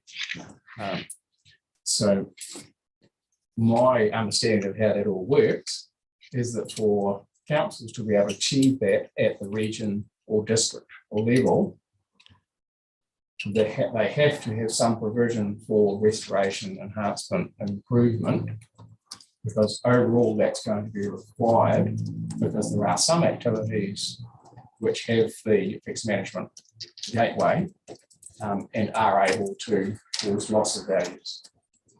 So from that point of view, I view restoration as something that under that structure has to be provided for in the RPS. And just also about how to wetlands, which are in that greater than 50% pasture category, and how they are managed. And I guess I just repeat my earlier comment, the drafting that's proposed sort of through that negotiation agreement is about managing activities to ensure they maintain or enhance the ecosystem health, indigenous biodiversity values, and hydrological functioning. I would expect that that's a fairly high level policy. Sorry, which policy is it? So that's the proposed wording for LFFW P9 as provided in the legal counsel for Fish and Game, reflecting the discussions held between different planners. So I'd expect that would lead to district plan, regional plan provisions And I think probably a mix of some things that may be dealt with through rules that apply in those areas, and some things that may be dealt with through other methods or non-regulatory, probably a mix of those. I'm not in a position to say what that should be. The land and water process is the place to work that through. And so, as I say, that's the intention of that drafting is to provide that direction so that these things are not missed at the land and water level, but not being explicit about how they are to be provided for. So that's for the subsequent process. So hopefully that's brought me up to date. And now here to take any questions on either that or my original evidence. Thank you, Mr. Price. We might just break for 15 minutes and come back. Thank you.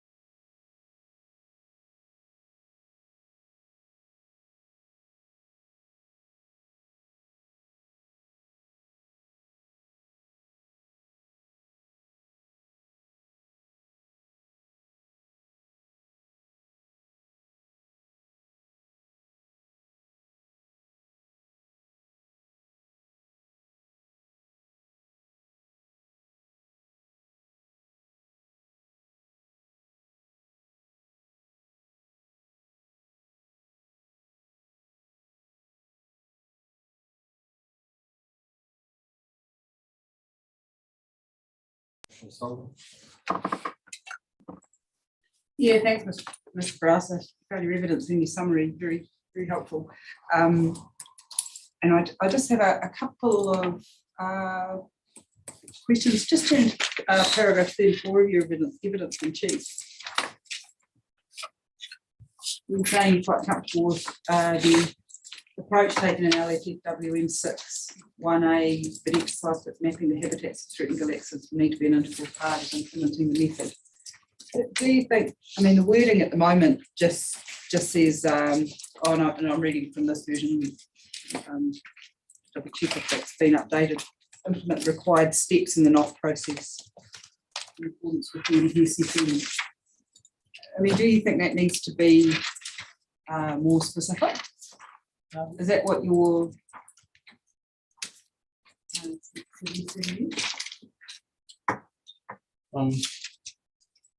comfortable that it is specific enough and that working through those required steps, and that includes, for example, identifying certain species, for example.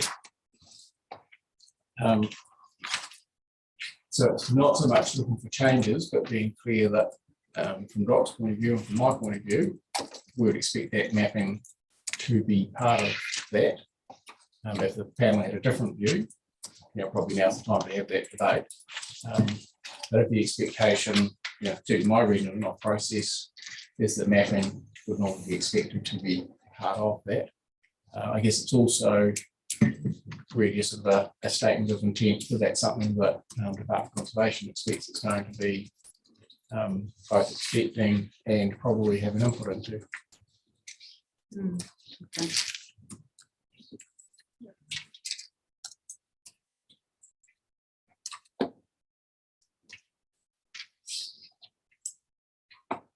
I was just wondering, turning to your paragraph 46, I see you're talking about, you've got an assumption in there that deemed permits would be granted for a term of 15 years. Is that based on existing practice within ORC for water permits or in the existing plan? I'm just wondering why you're thinking 15 and not 10 or longer, or is that?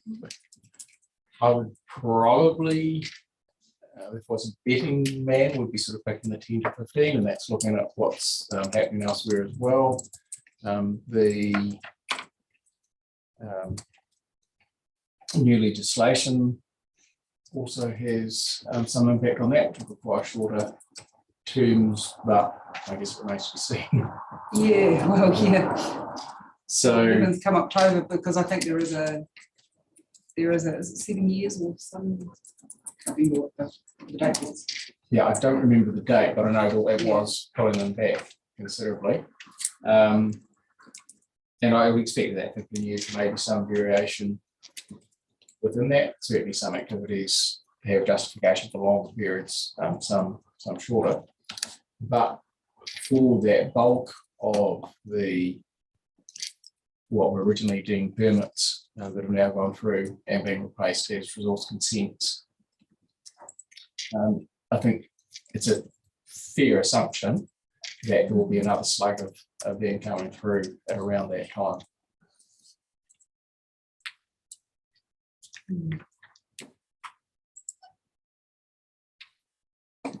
Yeah, because I suppose what goes through at the next iteration once the deemed permits expiry comes up in one of the 2027 or that'll be the key opportunity to sort of manage over allocation around that time. Is that what you're thinking to try and yes, and what I'm get off some of those impacts? Yeah, and what I'm thinking there is having timeframes for the visions that will bite within the terms of those replacement consents. And really, I guess, sort of based on the experience of Plan Change 7, for those deemed permits, there was 30 years lead-in time. It's still got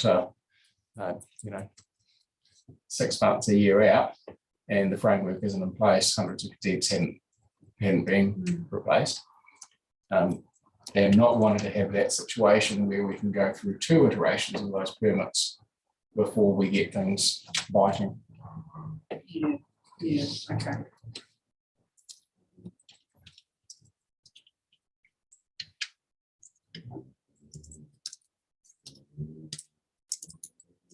Look, I just point of clarification at paragraph 74.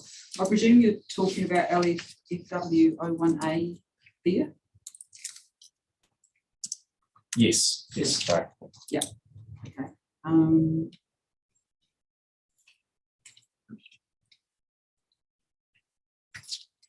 Just moving through to paragraph or 80, and where you're talking about the water conservation orders and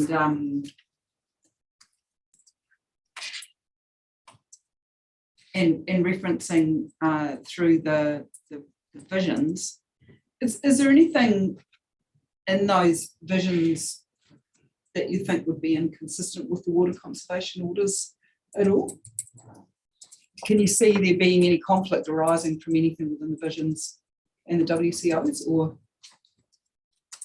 I wouldn't see any conflict with the visions themselves. It's more about if you have activities or effects which the existing visions don't already constrain in a way that forces them to not be inconsistent with the WCO. Having that essentially potentially, I guess, a backstop, but making sure that you can't have something get through that policy that is inconsistent. Yeah, okay. Yeah, that makes sense. I think that's all I had actually. Yes, that's all. But thanks for a clear statement.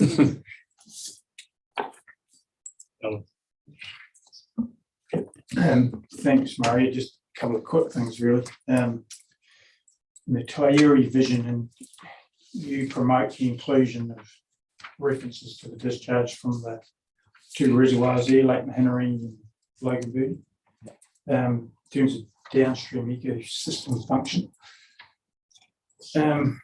We've had a lot of submissions on the Taieri catchment, given its over allocated nature. One of them is the recognition of those 2 particular reservoirs in their role in as an REG. If we're going to recognise that, surely you're suggesting we have to recognise the positives in some way as a part of the vision, which we've been requested to do. How do they sit together, I guess? And related to that is probably a difficult question, I guess, because what was the pre-existing ecological functional condition in there before those 2 reservoirs were created? That's not a fair question, I know, but yeah, that's a question I can't answer other than to say I know enough to know it's complicated. And the way that those schemes operate is complicated. I would not see any reason to object to recognise the benefits of those schemes as well. The RPS REG is quite specific about one of the things councils are required to do is to recognise the benefits. And again, we have these complexities in how the various instruments operate, because the RPS REG doesn't apply to allocation and prioritisation of water, because that's then left to the RPS FM. So the way I would read it is, again, it's not as an outright block or disallowance. I mean, those schemes are there and presumably going to stay there and provide the benefits that REG does, but how they're managed and operated should be done to tie in with the ecological values downstream. So it's I guess a way looking to read those things together. Safe balance. I would probably avoid the word balance and try to be a little bit more modern and talk about reading those provisions together and finding a way through that both recognises the benefits, manages the water, and also recognises the indigenous biodiversity. Yeah, yes, complicating one for the Logan bird is that it's primarily irrigation. I'm not sure if there any irrigation you may know of the Henaringi. I don't think it's a forestry catchment really, so I don't think there's any irrigation comes off the Henaringi. Not directly that I'm aware of. If there is, it'll be minor in the scheme of things. The only actually related to that was in your summary supplementary and was actually already you noticed you highlighted your bugbear of subtle differences in phrases, terminology. And this has come up a bit in this process, but O1A, and it's kind of related to the issue we just talked about too, for natural character, form, function, etc., reflects the natural behaviours to the greatest extent practicable. When you look at the lower Clutha and O27A, opportunities to restore the natural form and function of water bodies are promoted wherever possible. We've also had contact pointing out to us that the whole Clutha system is highly modified because of the dams. Those subtle differences are probably necessary, aren't they? We've also had a lot of evidence on the lower Clutha, and you'll be aware of a lot of the smaller rivers that flow into the Clutha there are quite highly modified from previous drainage practices. So it's virtually impossible to get back to any sort of natural form and function. And so there's been a lot of commentary on that. So don't we probably need to reflect those subtle differences in the different divisions? And that may mean the wording looks the same, but it's not quite. My understanding is that possible is a higher standard, if you like. So practicable has been a reasonable use of that term where it's accepted that it includes considerations of what's affordable, reasonably achievable, technologically capable, etc. Possible is, as I say, that's a higher standard. There may well be things that cost more than you would like to spend, and that will be a relevant provision to whether they're practical. But if cost is not an issue, they are possible.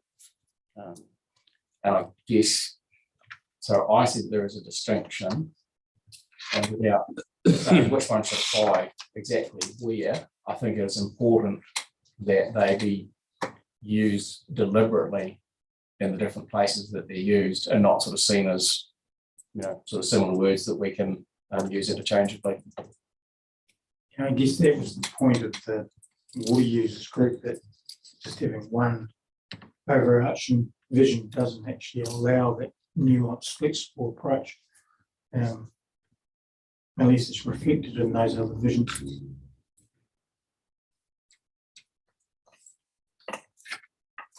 Just moving on from that, then your concern with objective 9 and the use of the word net. We've had arguments, and I think that has resulted from a submission from Copenhagen, and they just highlighted the exemption 3.22 of the MPs, because there's a range of things that may actually end up being able to offset, etc., for wetland removal damage. And I guess that's a reflection in the objective. In that light, do you still have a concern with that word? Or how would you reflect those exemptions otherwise?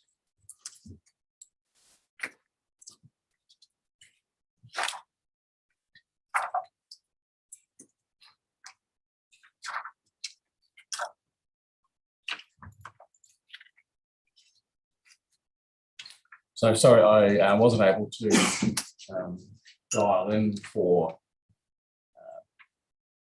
the streets or the Hogan. To understand correctly, the point is that if it says there is no decrease, then those things where there's part of mineral extraction or active extraction, there may be on a particular site a decrease. They want that to be balanced off against improvements elsewhere. Yeah, just looking at a region-wide approach, there's going to be no overall sort of decrease, but there may be decrease in a particular area, I guess is what he was saying.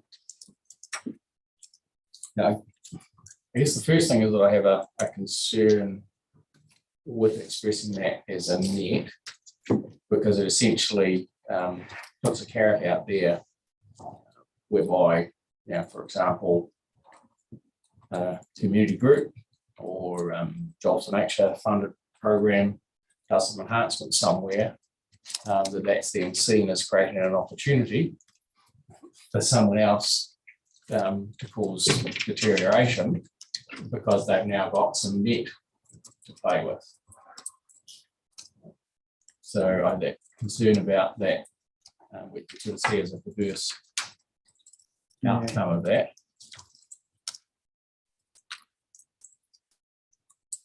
I would still be comfortable with the wording without the word net and wouldn't see that as being an outright block. No, because the EPS applies anyway, doesn't it? Yeah. So, yeah. Okay, thank you for that.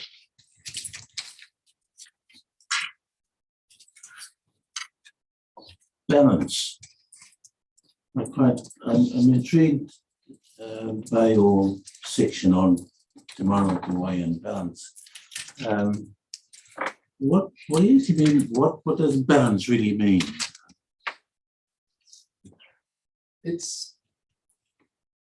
I think perhaps in this case, it's a term that a lot of people have quite different views of, and that some will take balance as meaning that you treat things as equal.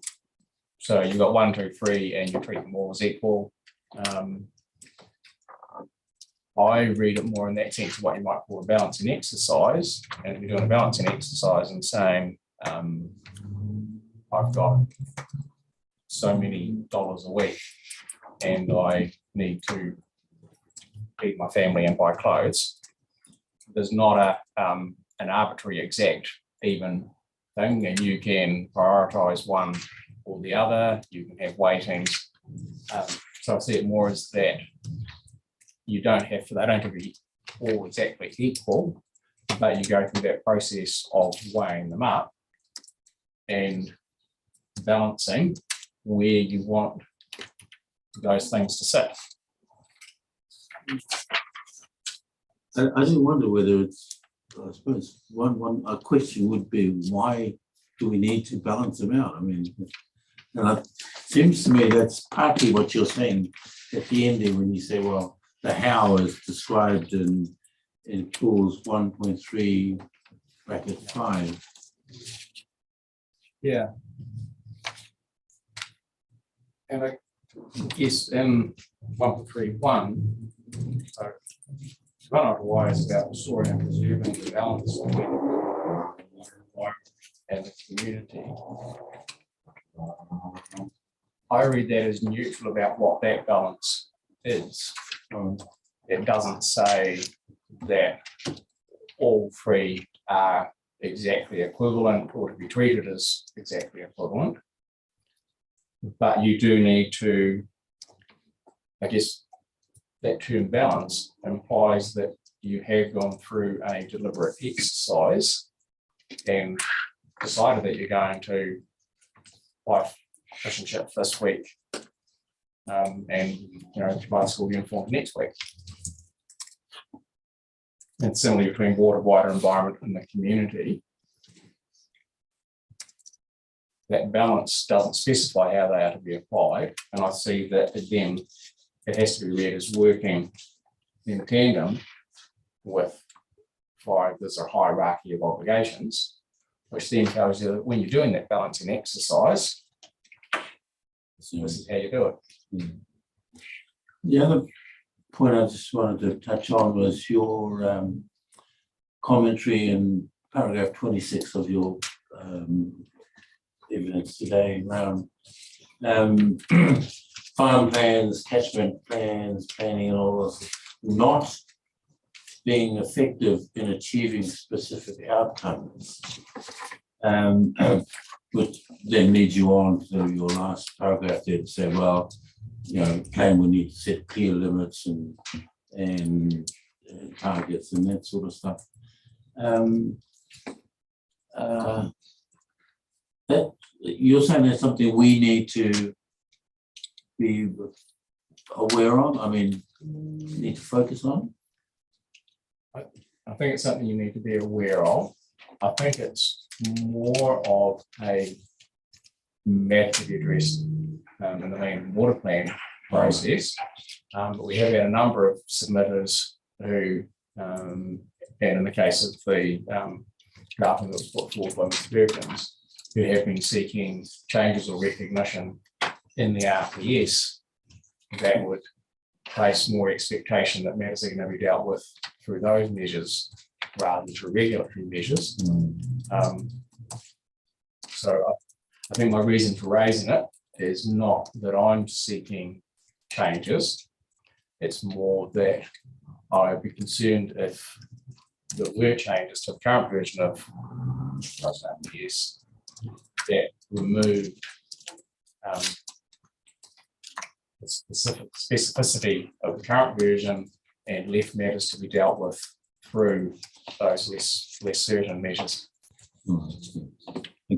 Okay, thanks very much, Mary.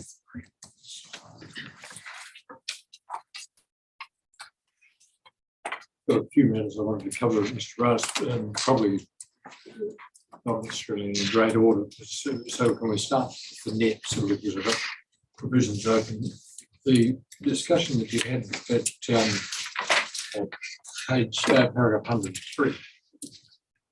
My reading of this change is that it would allow loss of extent or diversity of ecosystem function habitat, provided there's been an offsetting improvement elsewhere in Otago, which need not have any connection with the activity causing the loss. And you go on to say that that approach would enable diverse outcomes where they can justify a decrease, an applicant could justify a decrease of extent or diversity from their actions on the basis of unrelated improvements elsewhere. But is that really so when you look at the provisions of Appendix 6 of the SFM, which refers to no net loss and probably a net gain, and talks about the requirement for there to be a demonstration of like-for-like quantitative loss gain calculation.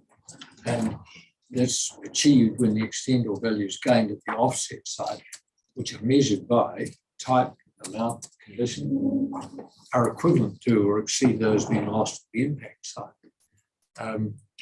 And even further, when you then look at the next clause, additionality, there's even a question to be needs to be addressed whether the gains are additional to any minimisation or remediation taken in relation to the adverse effects. So what I'm really putting to you is that the concerns that you've expressed, and I can understand why you've got those, are they not addressed by those provisions in Appendix 6? They would if the effects management hierarchy stopped at offsetting, but it doesn't. If offsetting is not possible, I think, and that even that mixes its possibles and its practicals, right, then compensation is available. Yeah. Compensation, the key difference between offsetting and compensation is that compensation doesn't need to meet that no net loss. So the effects management hierarchy that's available to those various carve-out activities, it allows for some loss of extent values and so on. Yeah, all right. Yeah.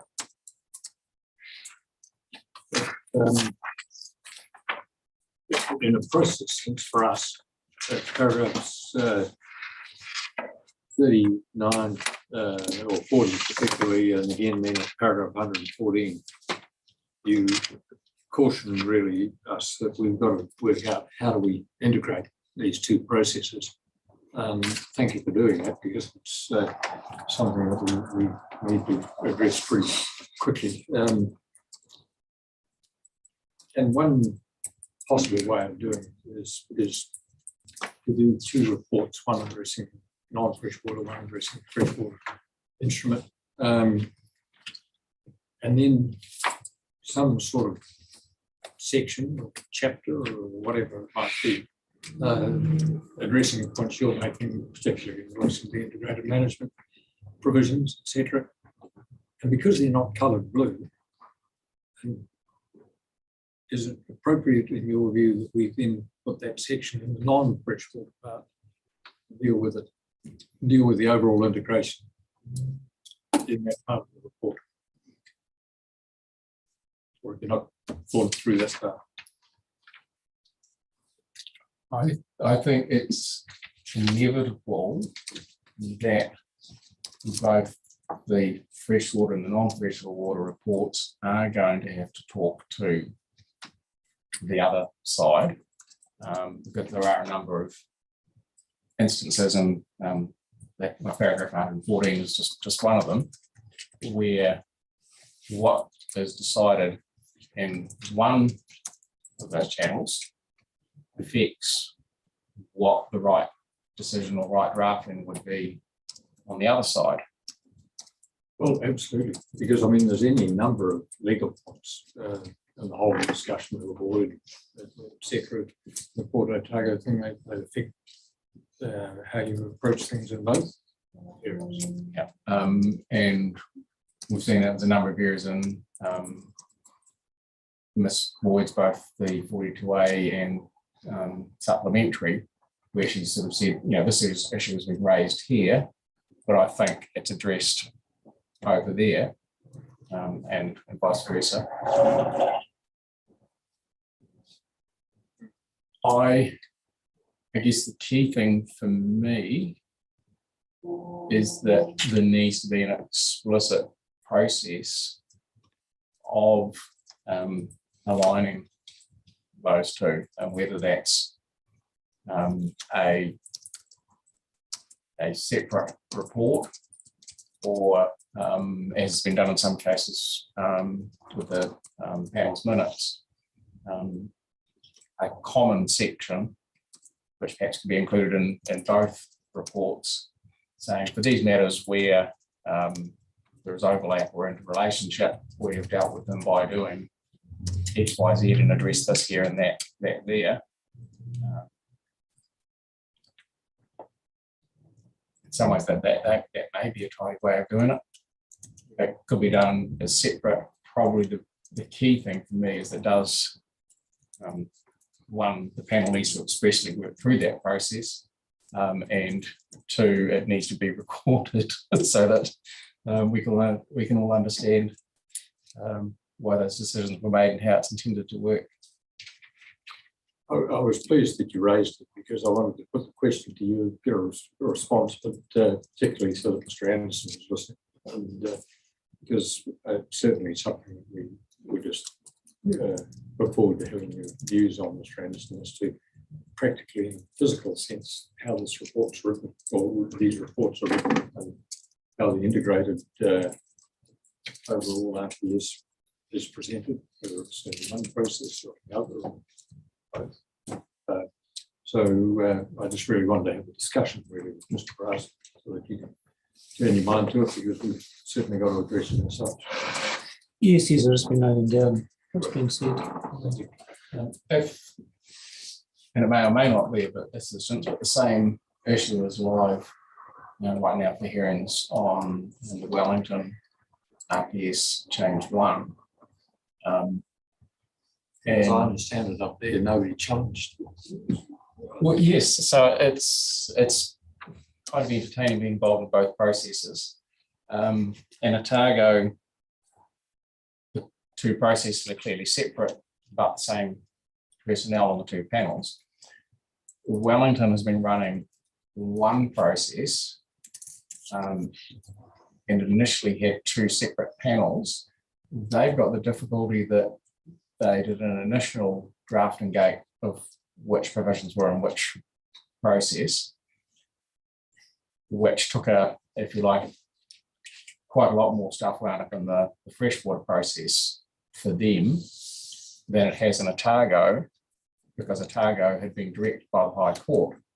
So they've now, I think, looked at that High Court decision and gone, we're not sure how well that would sit with the way we've delineated things so far.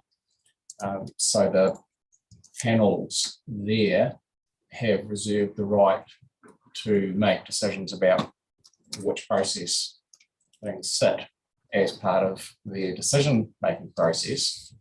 And to do that, they've had to hear things together. And as it happens, it was a recent change of personnel, so it is now the same people on both panels, which is logistically a little bit simple. I didn't realise they got into that complexity. Yeah, and so, and I don't know whether they've cracked the nut, but it may be that, sorry, is it Fleur? Yep. Yeah, so she comes from Wellington, I'm sure will have connections, so it may be at least two brains maybe better than one on how to deal with that. That doesn't sound like any of that would simplify things for us. No, well, no, but they've got to be thinking about the same issue and how they're going to write it up. Okay. The next issue I just wanted to talk to you about was the timeframes concern that both Mr. Henry and McKinley had addressed, and we picked up on paragraph 44 and following. So addressing situations where there might be particular threats identified over time, and basically what you're saying is, look, you have these timeframes too far out. Reality is human reality, and human cost probably is that they might not get addressed in any time sort of sense. Aren't those the very situations the action plan process under the NPSFN is designed to address? The action plans and also the requirement for interim market attribute states, so they're required where you've got a more than 10-year time frame. And I forget, as a result of this process, there's also a recommendation in one of the methods to recognise interims. So that is, to an extent, built into the process. My concern really comes from two things. One is, as I mentioned before, the experience with the deemed permits in Plan Change 7, where despite having a very clear endpoint, it turned out to be like me preparing for an exam where the night before, you're trying to cram it all in, rather than having a neatly staged process, which means you arrive at the destination comfortably and on time. And so it's sort of that practical reality. And also just from a planning sense, the action plans, the interim targets, etc., certainly should help address that, but we have no knowledge yet of what they are going to be. And it's that lack of knowledge, because that follows from the NOF process. And to me, that's the in terms of conflict, the way this is structured, really, that you're being required to set timeframes without the detailed engagement with the community and and just as I was reading your evidence, I was just thinking, and I thank you for the reference to the interim target attribute states, because it really, at an RPS level, is probably, on the one hand, if you're saying to us, bring back the target, the timeframes, and we've got all these community people saying, don't, it's going to cost us too much, let us, transition slowly, and midway course might be for the RPS to have a vision of, or to have objectives anyway, that particular threat circumstances to ecology can be addressed by a combination of action plans, interim target attribute states being set at earlier stages than necessarily with timeframe. Yes, to say that the risk is you're relying on something that's as yet uncertain. Yeah.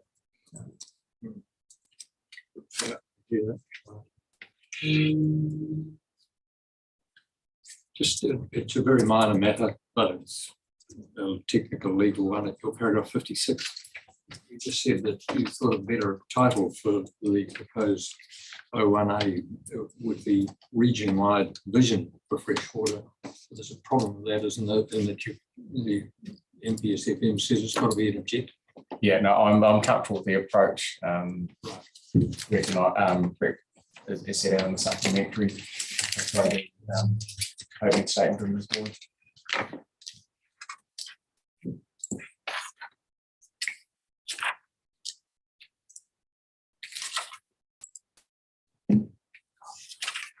Questions I raised about main stems and tributaries and catchments arose out of your paragraphs 75, 76, and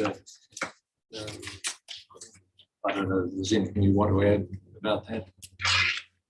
In other words, what I was writing to myself at the time I read those was how to find is by mapping, and I think probably in terms of the threatened species, you've answered that really with the emphasis on mapping. Probably the other key thing there, and again, it's not something that I would see changes, it's more something to be aware of, and will definitely be fertile ground for debate in the land and water plan, is that freshwater management needs to deal with those subtleties and those different levels.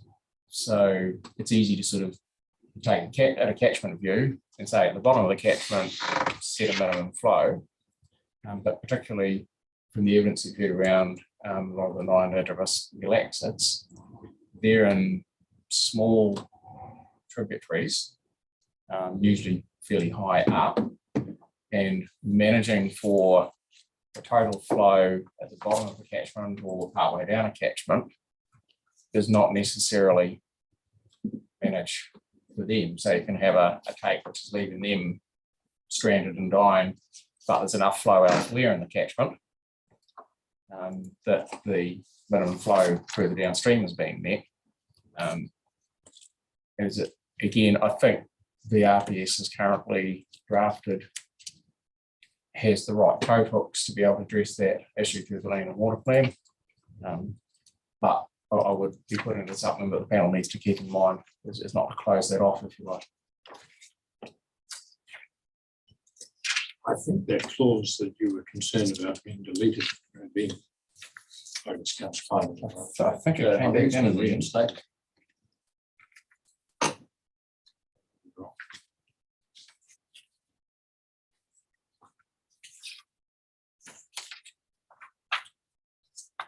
Right. Find that.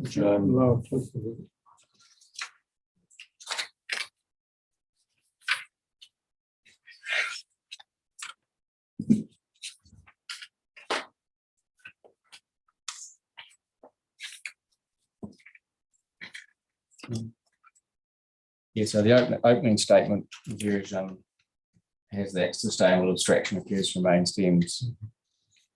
Slightly reworded, but that is recommended. Yeah, thought so.